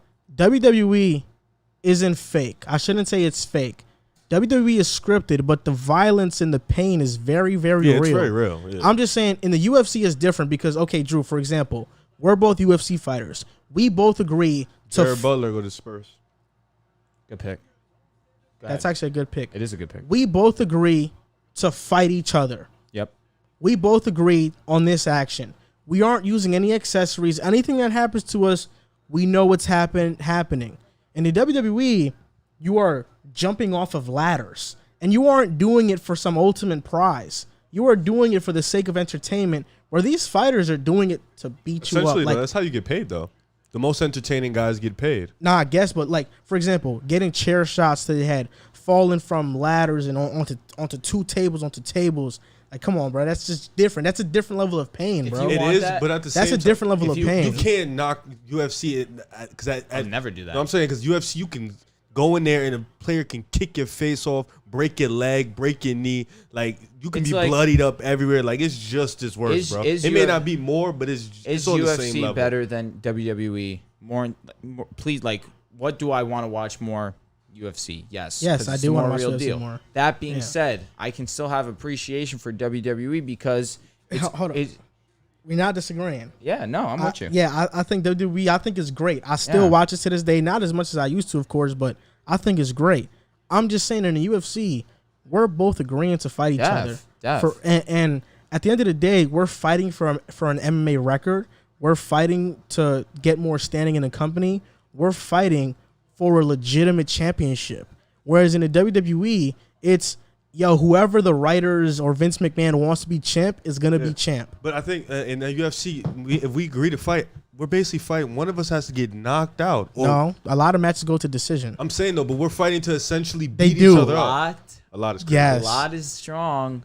Wait, basically, A lot is strong. we're signing up to basically beat each other up. Like Yeah, I that's know. what we're doing. We're Yeah, to okay. beat each other. And I can either beat you up by knocking you out. I can choke you to death. I can break one of your arms. I can break one of your legs. Like that's crazy. UFC and WWE, it's like the ladder shit is crazy, but it's really scripted. You can't script a kick to the face like a real life. No, it's kick to the scripted. face. It's scripted. You're right, but the pain is very real. Yeah, I agree. Like the pain. Like, have you ever touched a ring, a wrestling mat? No. It's really fucking hard. Have you? Yes, I have. Really? It's not like some cushiony bouncy house shit. I'm Like, not surprised though. It sounds hard. when you fall, when somebody like suplexes you from the top rope or you jump from the top rope, that shit fucking hurts. Like that shit hurts a lot. So and not only that, UFC fighters are fighting once every year. That's every fair. couple That's of fair. months. That's fair. WWE wrestlers are going on the road every single week. Monday Night Raw, SmackDown, pay-per-views, doing house shows. They're doing these stunts all the time. It takes a big toll on their bodies, bro. I agree. A gigantic toll. To the point that I think, like UFC, at least I'm fighting to win a championship, and I'm fighting for real. In the WWE, you could be the most stunt dude ever. Jeff Hardy's probably the most daredevil guy in WWE. He's not the most accomplished, though. It's Triple H, and Triple H is one of the most accomplished and didn't do any of those stunts that these crazy guys did. On a microphone, he's better than 95% of the guys. Because you're right. What it comes down to, who's the most entertaining guy? Daniel Bryan. I don't know if you know who that is. Come on, I know that. This guy, yes, man.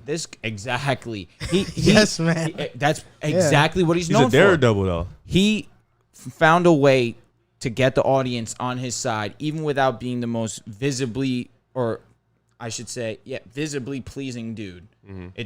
He was just such an easy way to gravitate, or someone that was just easily someone you could gravitate towards. He just had an impact on the crowd that crazy.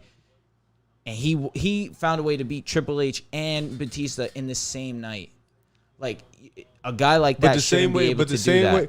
I guess, but you... Yeah, it was scripted, bro. Like, yeah, come on. Come on. It is he wouldn't beat them in real life. It was real life. He wasn't beating them. No, it's just funny. The way you said it was it's just funny because we know it's scripted. Yeah, like, and then it's like, for a guy to beat them on the same night. Like, that. Bro, what? My point... WrestleMania, it's just still cool the way that they put it together.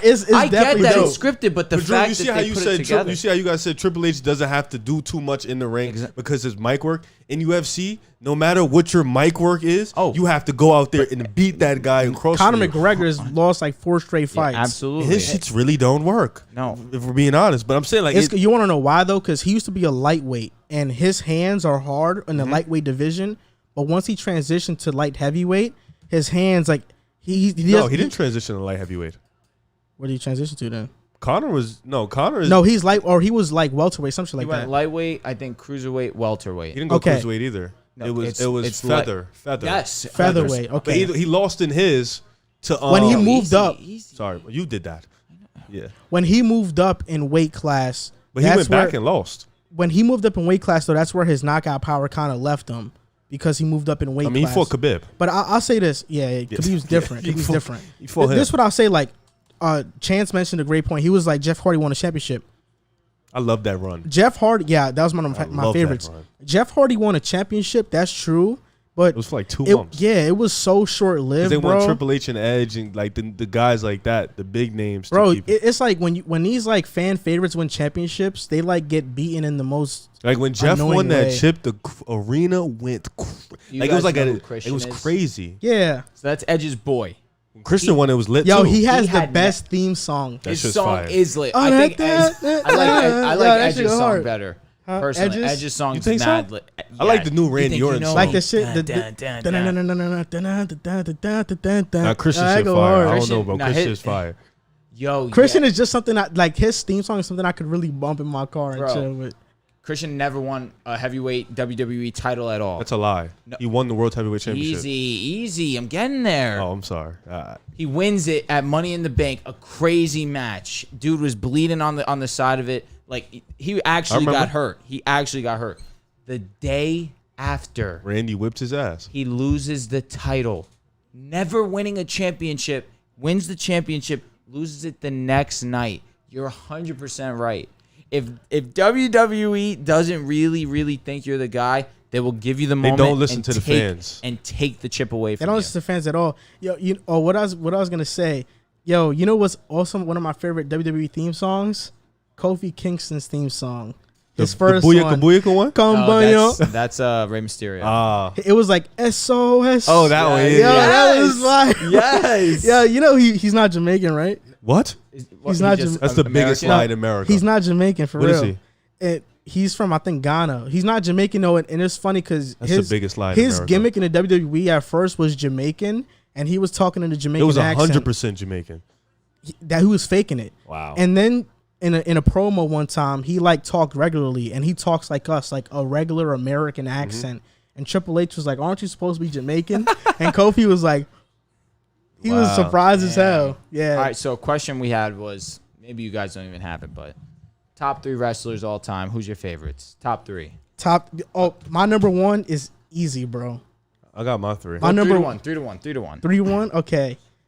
Man, 3 is tough, bro. I'm thinking of, Shawn Michaels is up there. Batista. Okay. Triple H. Not my top 3. I'm just trying to think who's gonna be that third, bro. Man, Chris Jericho was dope. John Cena. I have my list, bro. So you want me to just go? Look, I think it's much easier for me to just go 2-1. Oh, you don't have a 3?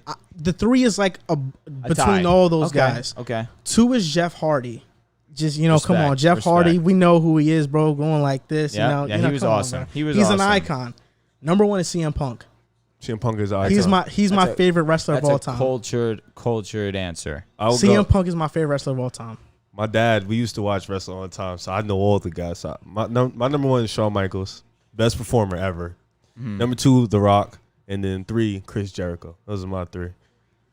The Rock is crazy. His mic skills is ridiculous. Chris Jericho's in the AEW now. Yeah, he's like 50, still wrestling. Washed, He's bro. insanely talented, though. Yeah, he's made AEW what it is. They needed him. I don't know what it is now, though. Oh, Nets pick Kessler Edwards. That's a great pick. This is the one. Pelicans picked Greg Brown.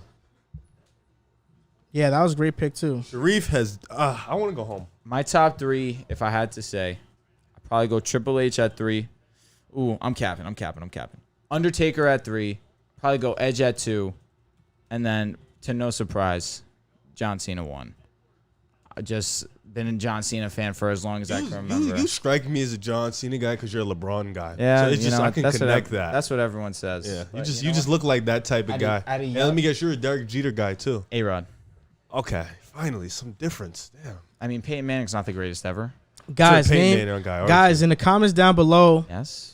In the comments down below, in the comments in the chat, tell us your top 3 wrestlers of all time. Let's see these lists right here. Put Eddie Guerrero. 1, Jeff Hardy, Randy Orton, Roman Reigns is 3. I hate Roman. Shawn Michaels, Jeff Hardy, John Cena, HBK, Guerrero, Everybody got Harding, Michaels. and TNA, AJ Styles, CM Punk, Cena, Randy Orton, RVD. Yo, is Sharif going to Boston? I just need him to get picked at this point. Yo, if he goes to Boston, that would be great. But Peyton Pritchard's there. He's better than Pritchard. You think so? Right now? I don't know, man. That's tough. Honestly. Pritchard's good, bro. Yo, that's tough. That's tough. He gonna get locked up in camp, bro. Yo, Peyton Pritchard would put the Brandon clamp Boston on is him. still on the board. David Johnson.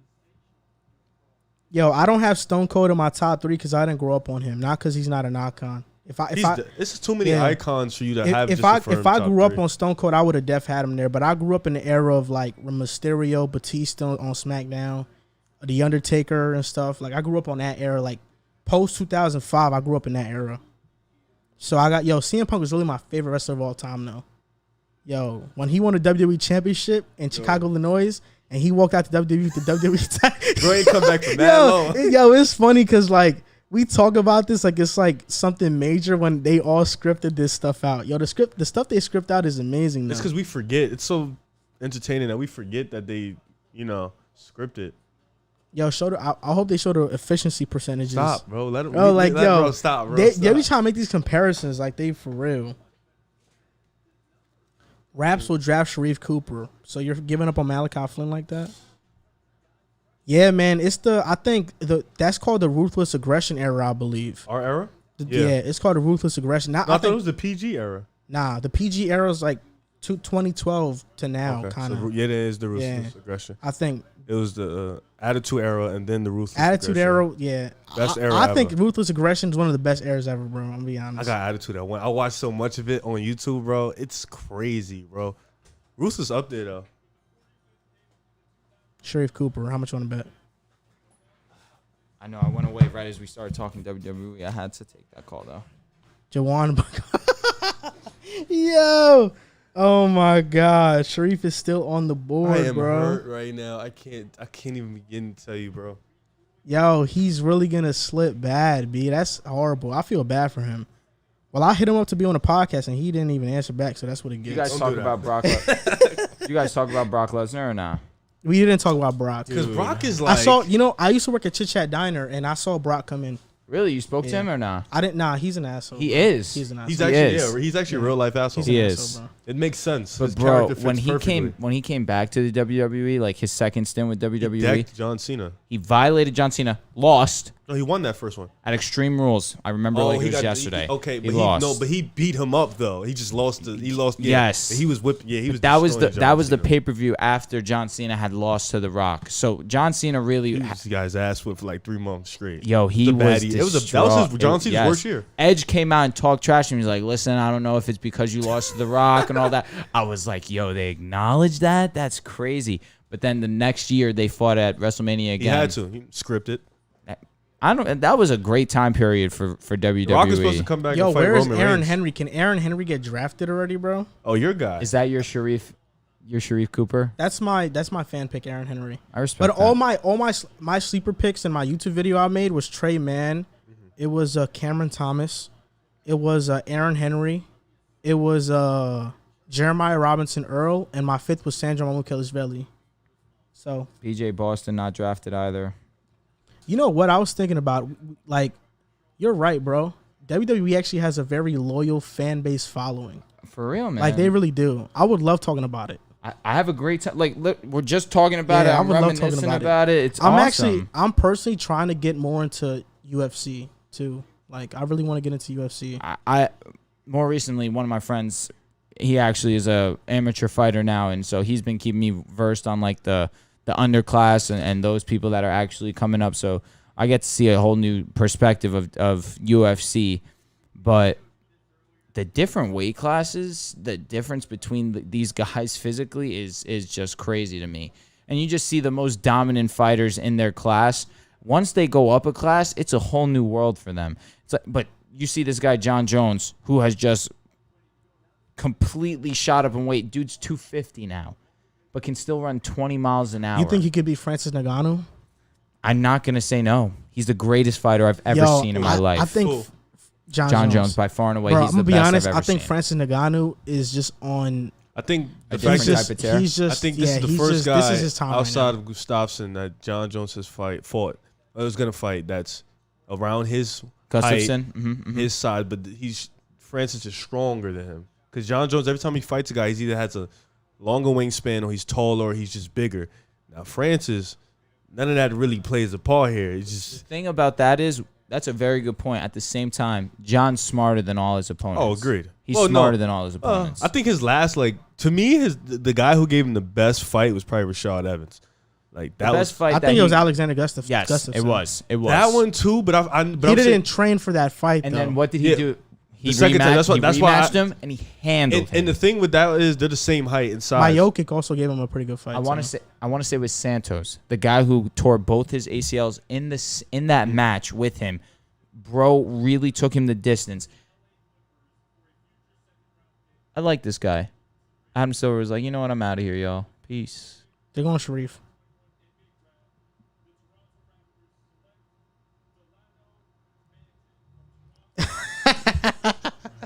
Yo, I really thought it was Sharif, bro. This would have been perfect for Sharif, bro. I'm gonna be honest. Yo, nah, they're really violating Sharif, bro. I thought, man. He's probably fuming right now.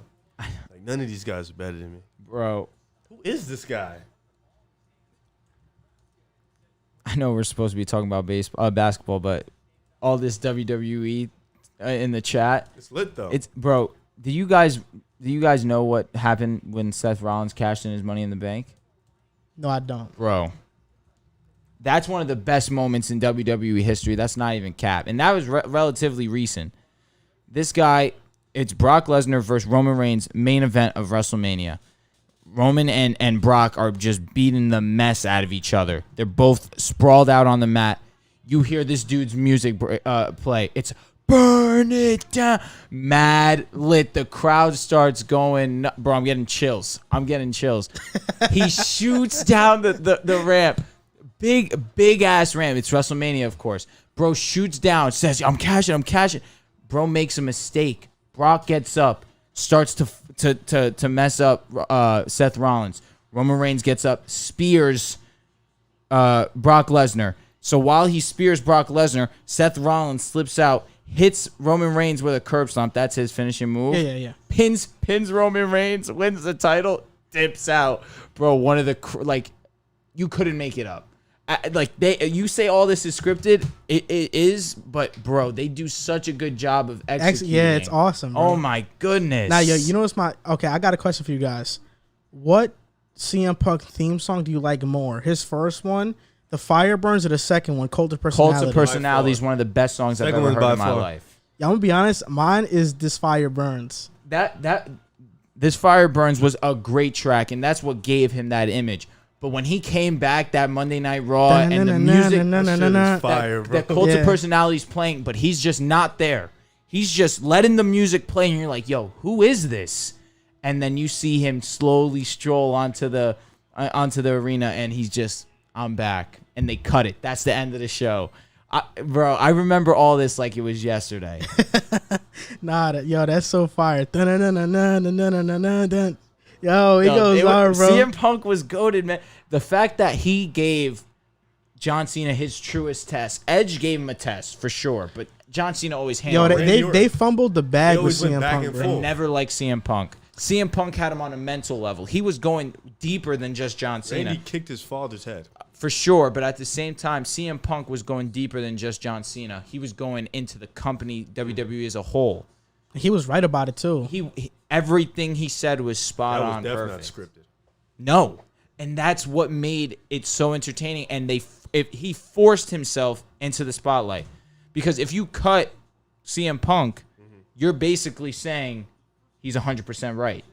You fire CM Punk, you're basically giving in to everything that he's saying about you guys. He forced their hand into so many things, and he made it so entertaining. Yo, CM Punk is the GOAT. They fumbled the bag with him, bro. He was being too stingy, too greedy to a degree. He went to UFC and got beat up. He did get beat up. It was bad. But when they made him lose his championship in the Royal Rumble to The Rock right before WrestleMania, and he had been the champion for over 400 days, CM Punk was just on a... That was for John Cena, just to win it back at WrestleMania. And I agree, but at the same time, they should have made it a triple threat match. If you had a triple threat match of CM Punk, The Rock, and John Cena at WrestleMania, bro, oh my God, for the title, and then CM Punk wins, you could have put CM Punk, like people already see CM Punk as one of the greatest ever. He wins that fight, he's in the conversation with all the greats. They fumbled bad. Yo, that was bad, bro. It's tragic, bro. Yo, Sharif Cooper being picked to the Hawks. You think so, or you're just guessing? That's what they're saying in the chat. I wanted him to go there at 20 to get Jalen Johnson and Sharif. That's a great draft. I would trade him in 2K immediately. But now we know that Sharif isn't going to start. He's an all-star. He's an all-star. Never said Oh that. my God, bro, this is hilarious. Said that. Nah, I never said that. Never He's said the seventh best player in this draft. Definitely never said that. Nah, you never said that, but I'm just mocking people on Twitter, bro. It's ridiculous. I mean, he still could not go here. So it's like... Nah, he's going to go there. I'm pretty sure. David Johnson, they looking at him too. I'm glad all these people in the chat are appreciating the WWE talk. Okay, so let's talk about this right now, right? Sharif Cooper to Atlanta? I think so. I mean, I'm not sure. Let's see if he what gets were you going to picked. say then? I thought. Okay. Everybody in the chat, I want to hear you guys' responses to this as well. What's your favorite WWE theme song?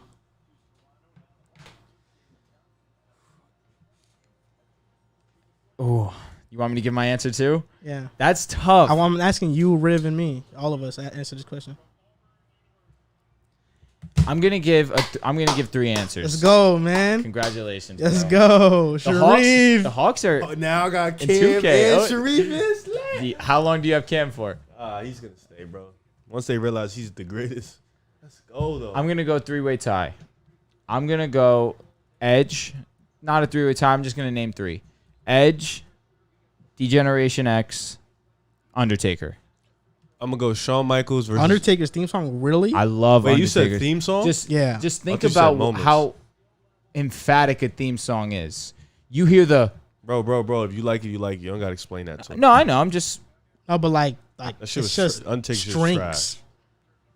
trash. I just couldn't think of a more impactful theme song. You hear the dung. It's so aggravating. It's so long. You know it. It's yes, so yes, long, bro. But at the same time, he sets a different vibe. As soon as he walks in, the aura around the arena is just completely different. That's why it's got to be one of the best theme songs ever.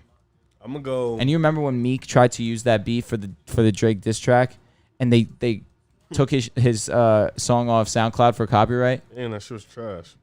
Yeah, his song was trash. So happy Drake bodied him. Okay, so wait, what are you? I'm gonna name mine. It's just one. No More Words, Jeff Hardy. That one is lit. That one is lit. That's my favorite. I'm gonna go. I got 3. I got mine's is weird. I got Randy Orton's second song. Yeah, the voices. Yeah, yes. voices in my head. Yes, yeah, that's fine. That's a great one. Fire. I like Chris Jericho's song. That's one of my favorites too. And my third would probably have to be CM Punk's second song. Yeah. Those are 3. I didn't want to say John Cena because it's obvious. The way I do it is I remember whatever I used to do in WWE when I make a player whose theme song I'll steal. Bro said that no lie, Melina had the best entrance. Melina did have a fire. I remember. She had a fire remember when entrance. Lita and Edge had sex in the bed?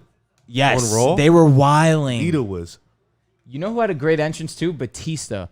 I always love when Batista came out. He and did the that. gun Yeah, thing, bro. That was crazy fire. talk. HBK shit was fire too. Of course. Nah, man, yo, I love Sharif to Atlanta though, for real. I really definitely. do. Because I think, yo, this is Aaron Henry right here. How much you want to bet?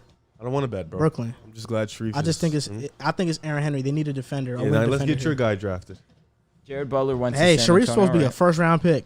That's true. Aaron Henry is supposed to be a second round gem. That's true. Nah, but I think this gives the Hawks the ability to run the same offense with or without. And they Trae got on the Jalen court. Johnson too. Yeah, I think this is a really great pick. They're making themselves very flexible.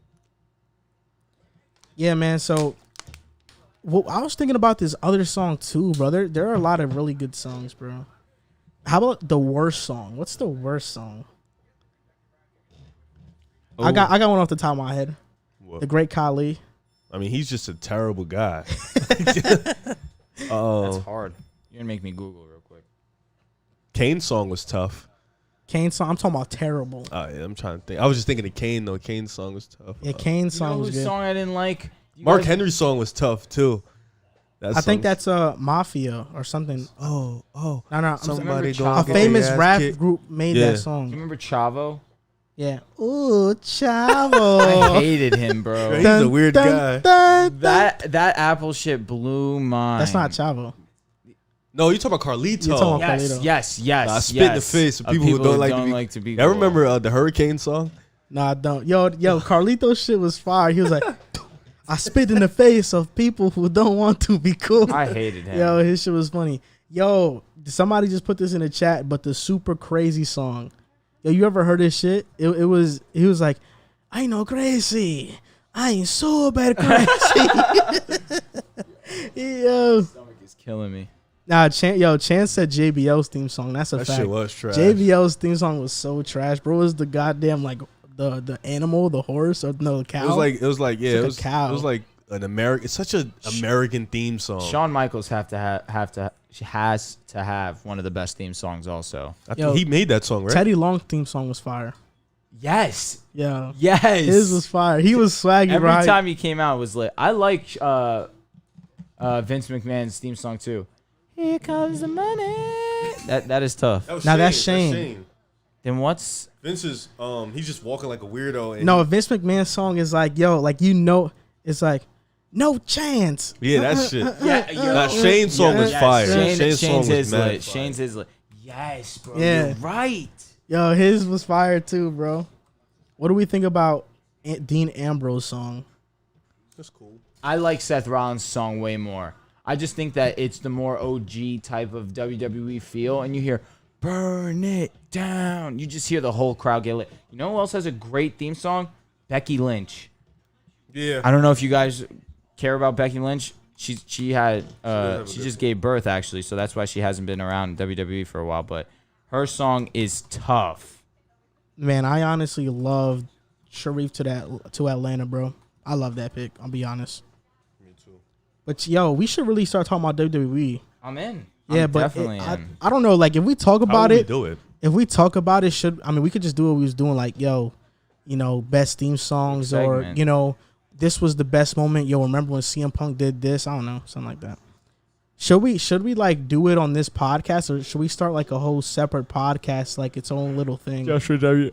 I mean, we never pick a side very specific on what it was. Like, we just talk about basketball and football. So we could just add it. It's all about the game. What do you guys think in the chat? Should we add some segments? I mean, we still got to get baseball in here. We do need to get baseball because this man Ohtani having 37 home You guys runs. suck. The Nets picked It's not Marcus. Ohtani. Yeah, but you guys suck. The Nets picked Marcus Zagorowski. From Creighton? And the Sixers picked Philippe Petrusev. My fault, bro. From Gonzaga? Yeah. You guys suck, bro. Yo, it is crazy late. Yanks Nation? The draft is literally almost over, too. It's crazy. Reminiscent about WWE. Makes me miss it. You guys watch when Nexus was around? Yeah. I used to beat the shit out Nexus was elite. The OG. Are you guys ECW fans?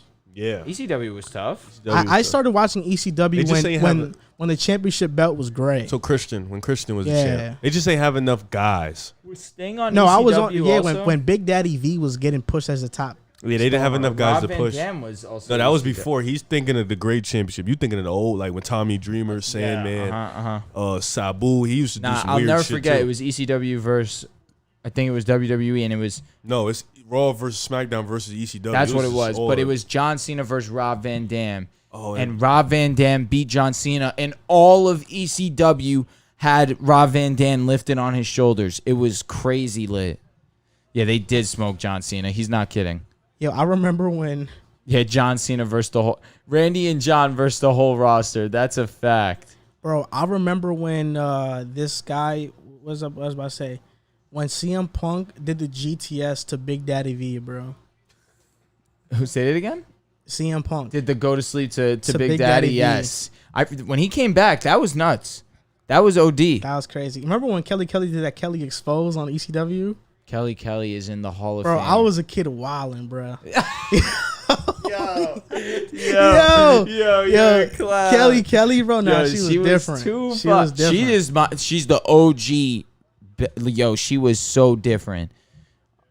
Oh, Kelly was so bad. I remember she used to do like this Hurricane Rana, and she had to hold her top together because if not, she was about to let it all loose. Yeah, bro, she would go like this and spin. I was just like, nah, she's not stupid. She knows. Alberto Del Rio.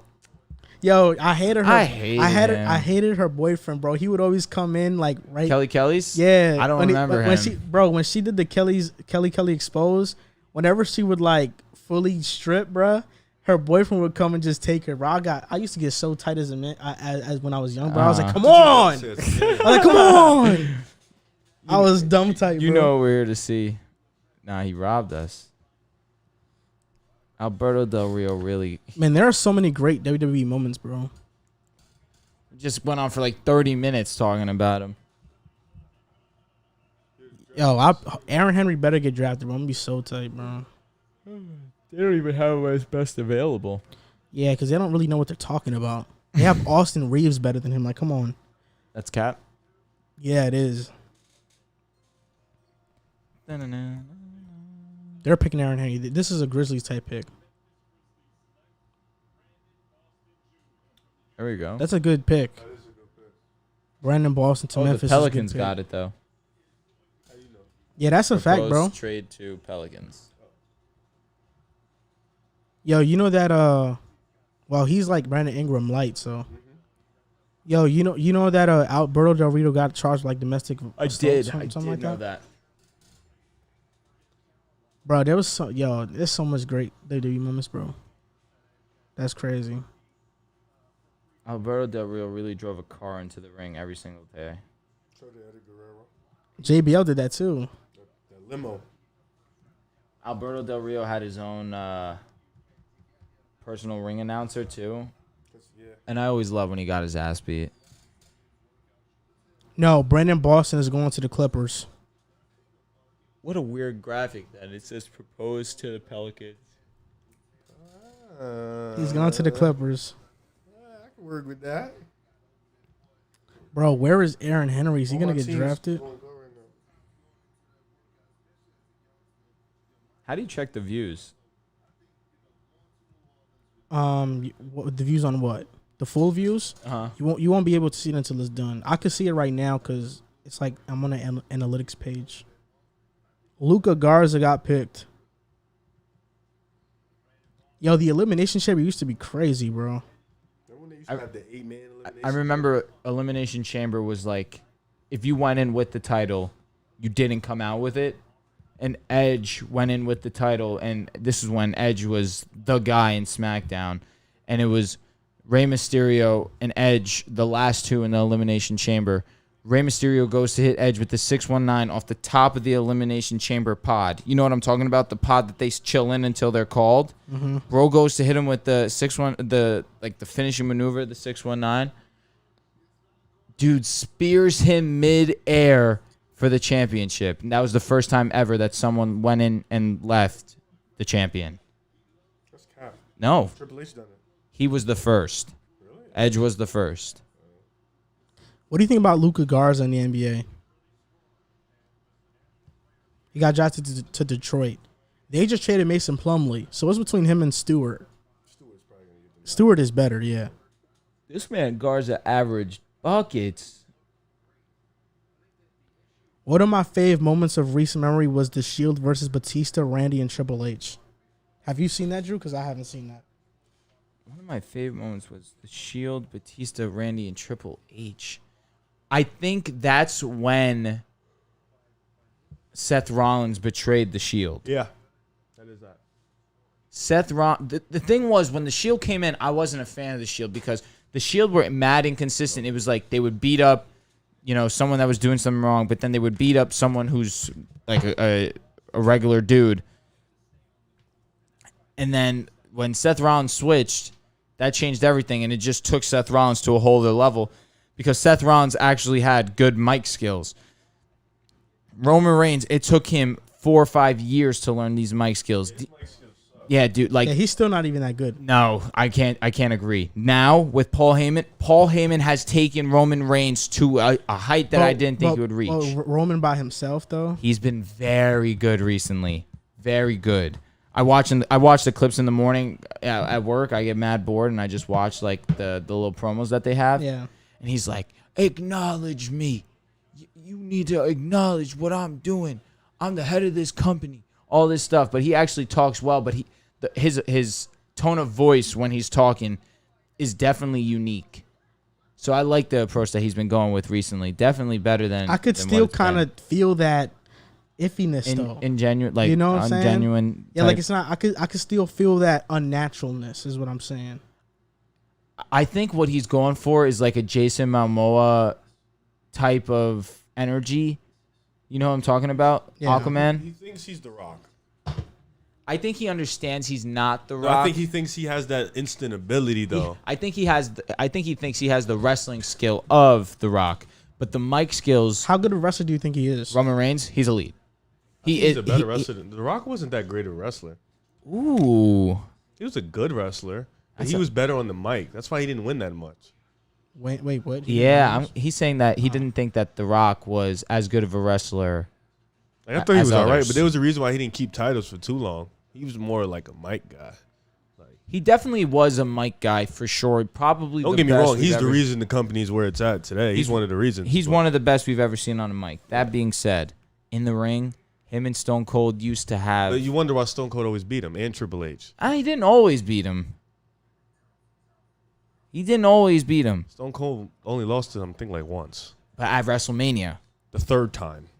I think that was after he came back from filming a movie too, and he. No, that's the second time. Was he that lost the second one. time? The third time was when he came back from the second movie, not Walking Tall. That was The Rundown. Was that G.I. Joe that he came back, or was that way after? G.I. Joe is like 2016. But Roman definitely like right, 100%. That was when he was fighting John. It was the thing about Rundown. Roman. The thing about Roman though is Or that Walking Tall. the thing about Roman is that Roman has all of the stuff to be the guy. Like he looks like the guy.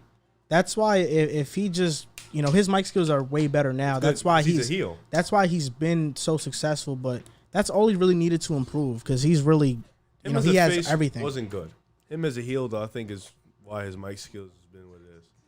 I think that Paul Heyman has just been so crucial to WWE, and he's made every person who, other than CM Punk, who doesn't have great mic skills. You don't think CM Punk has great mic skills? Other than CM Punk. Okay. CM Punk is one of the most gifted on mic speakers I was about to ever. say, yeah, okay. No. Aside from CM Punk, Paul Heyman has done a good job of Brock Lesnar. Not a great speaker, doesn't really want to speak, but is more of a, I'm going to beat your ass and there's nothing you can do about it. And then you got Paul Heyman, who's basically just on his side, just knows what to say, perfect time, every single time. Then you give him to Roman Reigns now. It's genius that WWE did that, because the same thing, Roman Reigns needs to build towards that, and he definitely is. Then you have Paul Heyman, who's just a horrible person in the eyes of WWE, but he knows how to get the audience attention and make them hate him. He's an ECW guy. He is the ECW. Yep. He was the creator of it, I'm pretty sure. ECW, Paul Heyman. Paul Heyman is a legend. Have you guys seen The Dark Side of the Ring on Vice TV? I have not. The Dark Side of the Ring, it's a documentary on individual wrestlers that, do some crazy stuff. Like have you ever heard of D-Jack? Or New Jack? New Jack. Have you ever heard of New Jack? No. Man, this guy was crazy. They made a Dark Side of the Ring on him, and this dude used to do mad drugs before being in a wrestling match. And in his Dark Side of the Ring, tell me how in the Patriots took Sandro Velez. Hey! Let's go! That's another Sabonis. That's what's up, bro. Yeah, for real. Let's go. Yo, that's what's up, man. I'm hyped. Yo, that's Shoe, what's up, stand yo. up. Let's go, see that shoe, Cray. Let's go. Nah, but what I'm saying is that, this guy New Jack, tell me how there was this story where ECW was doing a house show, and there was this these two wrestling tag team people who were underage. It was some midget, and then it was some other kind of fat kid. He was 17 years old, I believe, 17 or 15, one of those. And he was playing the wrestler of a fucking fat bus driver. And tell me how he left his tag team partner to go backstage and, be a fighter in the ring. And he lied to ECW about his age and all that stuff, and they let him in. And he was gonna fight New Jack in a match. And tell me how he goes up to New Jack, and this motherfucking 17-year-old kid is like, yo, I want to do these specific moves on you in this wrestling match. And if you're an established wrestler, having a rookie wrestler telling you that is disrespectful. Yeah. So New Jack was already a hothead, and he was going crazy. So he was like, yo, when I get in the ring, I'm going to fuck this kid up. And so they went in the ring, bro. Yo, he cut him bad. He left a gigantic gash through his goddamn forehead. He hit him with mad chairs. He put him through a table. Yo, he fucked this kid up, bro. Jesus. Yeah, he was 17 years old, and because of that day, he got depression. And ever since that time, huh? He killed the kid? Nah, he didn't kill the kid, but the kid committed suicide later on because he caught bad depression. And this guy New Jack, he fought somebody. I think his name was Vic Grimes. He fought him in a match, and they were doing a stunt off of this ramp, right? Or off of this whatever thing if you climb on. And this guy New Jack was about to suplex him off of the thing, but Vic Grimes was like, nah, bro, I don't feel like doing it. And then New Jack was like, nah, fuck that, we going. So he suplexes him, and this dude Vic Grimes' leg hits New Jack on the back of a head, and he lands on the floor with his head like New Jack hits the floor. Uh-huh. And, he can't see out of one eye because of that. He was in a hospital for a year. Oh, my God. And Vic Grimes, he never called him. And, to apologize. And because of that, New Jack was mad as hell. So a year later, they had a rematch. And in this rematch, New Jack had a goal of killing this dude. For real. He brought a taser to the ring. And they were going to do a stunt where they're 40 feet above in air, and New Jack throws Vic Grimes off 3 freaking tables, bro. And this dude New Jack, while they're on the surface, 40 feet in the air, tases the hell out of him to the point that Vic Grimes can't feel nothing. And then New Jack is just he said in the Dark Side of the Ring, he was like, and I was just like, bombs away, bitch. And he threw his ass. This dude flipped. He hit a table. He missed the table, bro. And then his feet landed on the ropes, and the rope stopped his fall. He fell towards the table and towards the ring. That's why he survived. If he would have fell this way, he would have died. And New Jack even said, I was trying to kill him. He was like, I was tight. I missed the goddamn outside of the ring because I was trying to kill him. Oh, my God. Yo, he's crazy, man. Oh, my God. Yeah, bro, he's crazy. The Dark Side of the Ring also did a documentary on Chris Benoit, too. Yeah. I know. I saw a bunch of people talking about it in the chat. I felt like we shouldn't give him any kind of acknowledgement, unfortunately. As good as he was in the ring, what he did was too much. That's a fact. Yeah.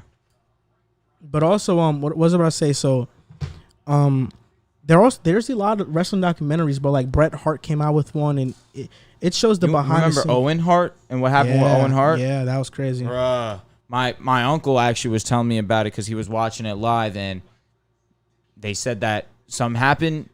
Owen Hart hit the mat, screen went black, and then the announcers come in and like, listen, this is not a script at all.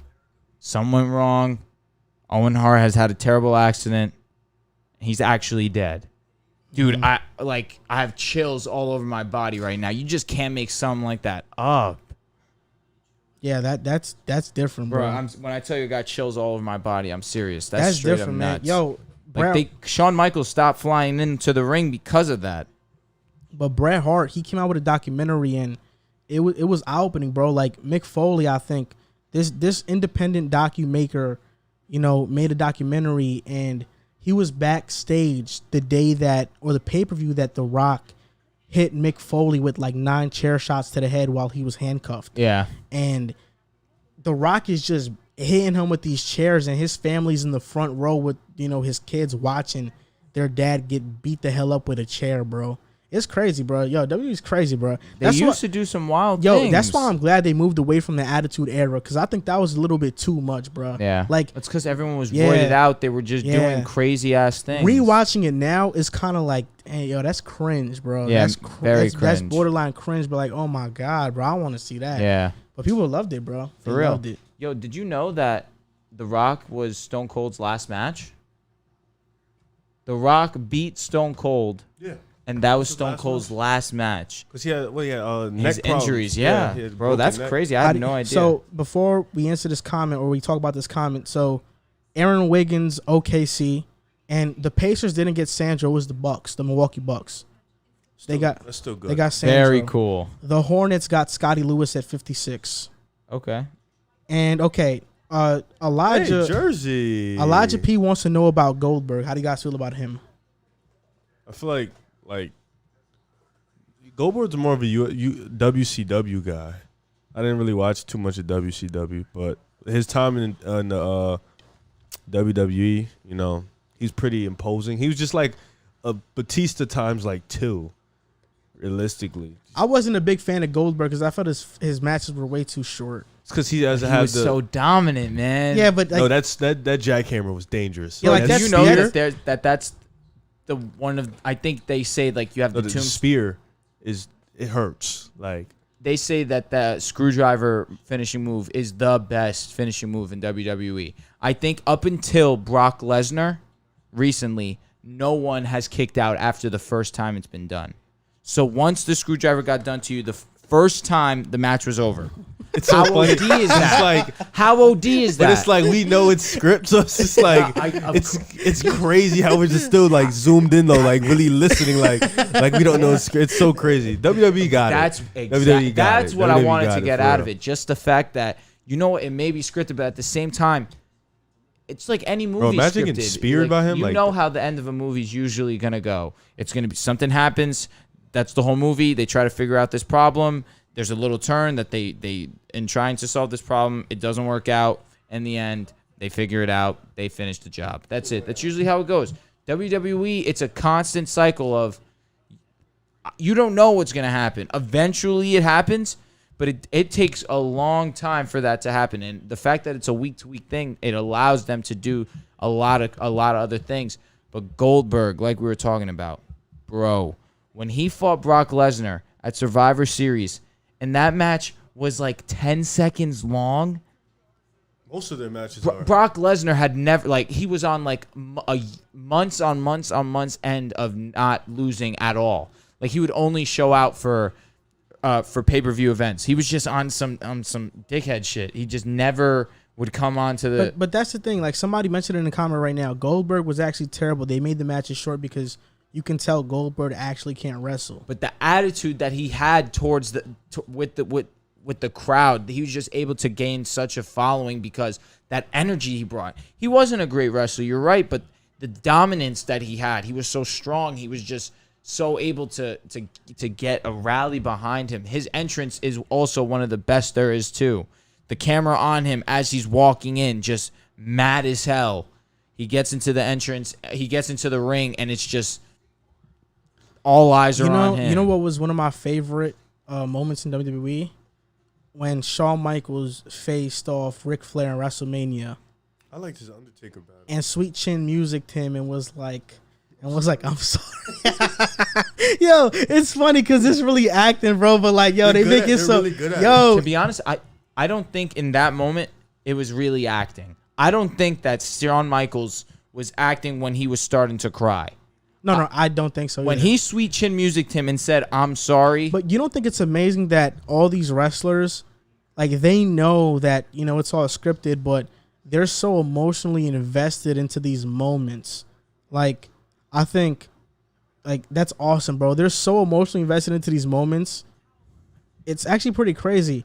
I think WWE wrestlers should be considered in, like, the Oscars, bro, in terms of just acting performances. Yeah, because it's acting. Emmy. Oh, Emmy. Mhm. Okay, what's an Oscar then? So Oscars, movies, Emmys, TV, and stuff like that. I think, Emmys, bro. For sure. For sure, bro. They're legitimately acting, bro. No doubt. Like, it's an act week to week, bro.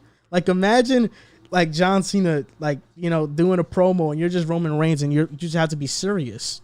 That's acting, bro. Absolutely. Like, that they should definitely get nominated for Emmys. All the promos that they cut are hard work. It's because you're, like you said, you just got to stay locked in. There's and it's live. Like, TV shows, you actually could mess up and do it again. And you got to feed off the crowd. Yep. If you let the crowd get into your head and then you just don't know the right thing to say in the moment, the crowd's going to destroy you. Yo, I think Nick should take Aaron Henry right here. I just PB still didn't get drafted. Yeah, that's ridiculous. I'll be honest. It's pretty ridiculous.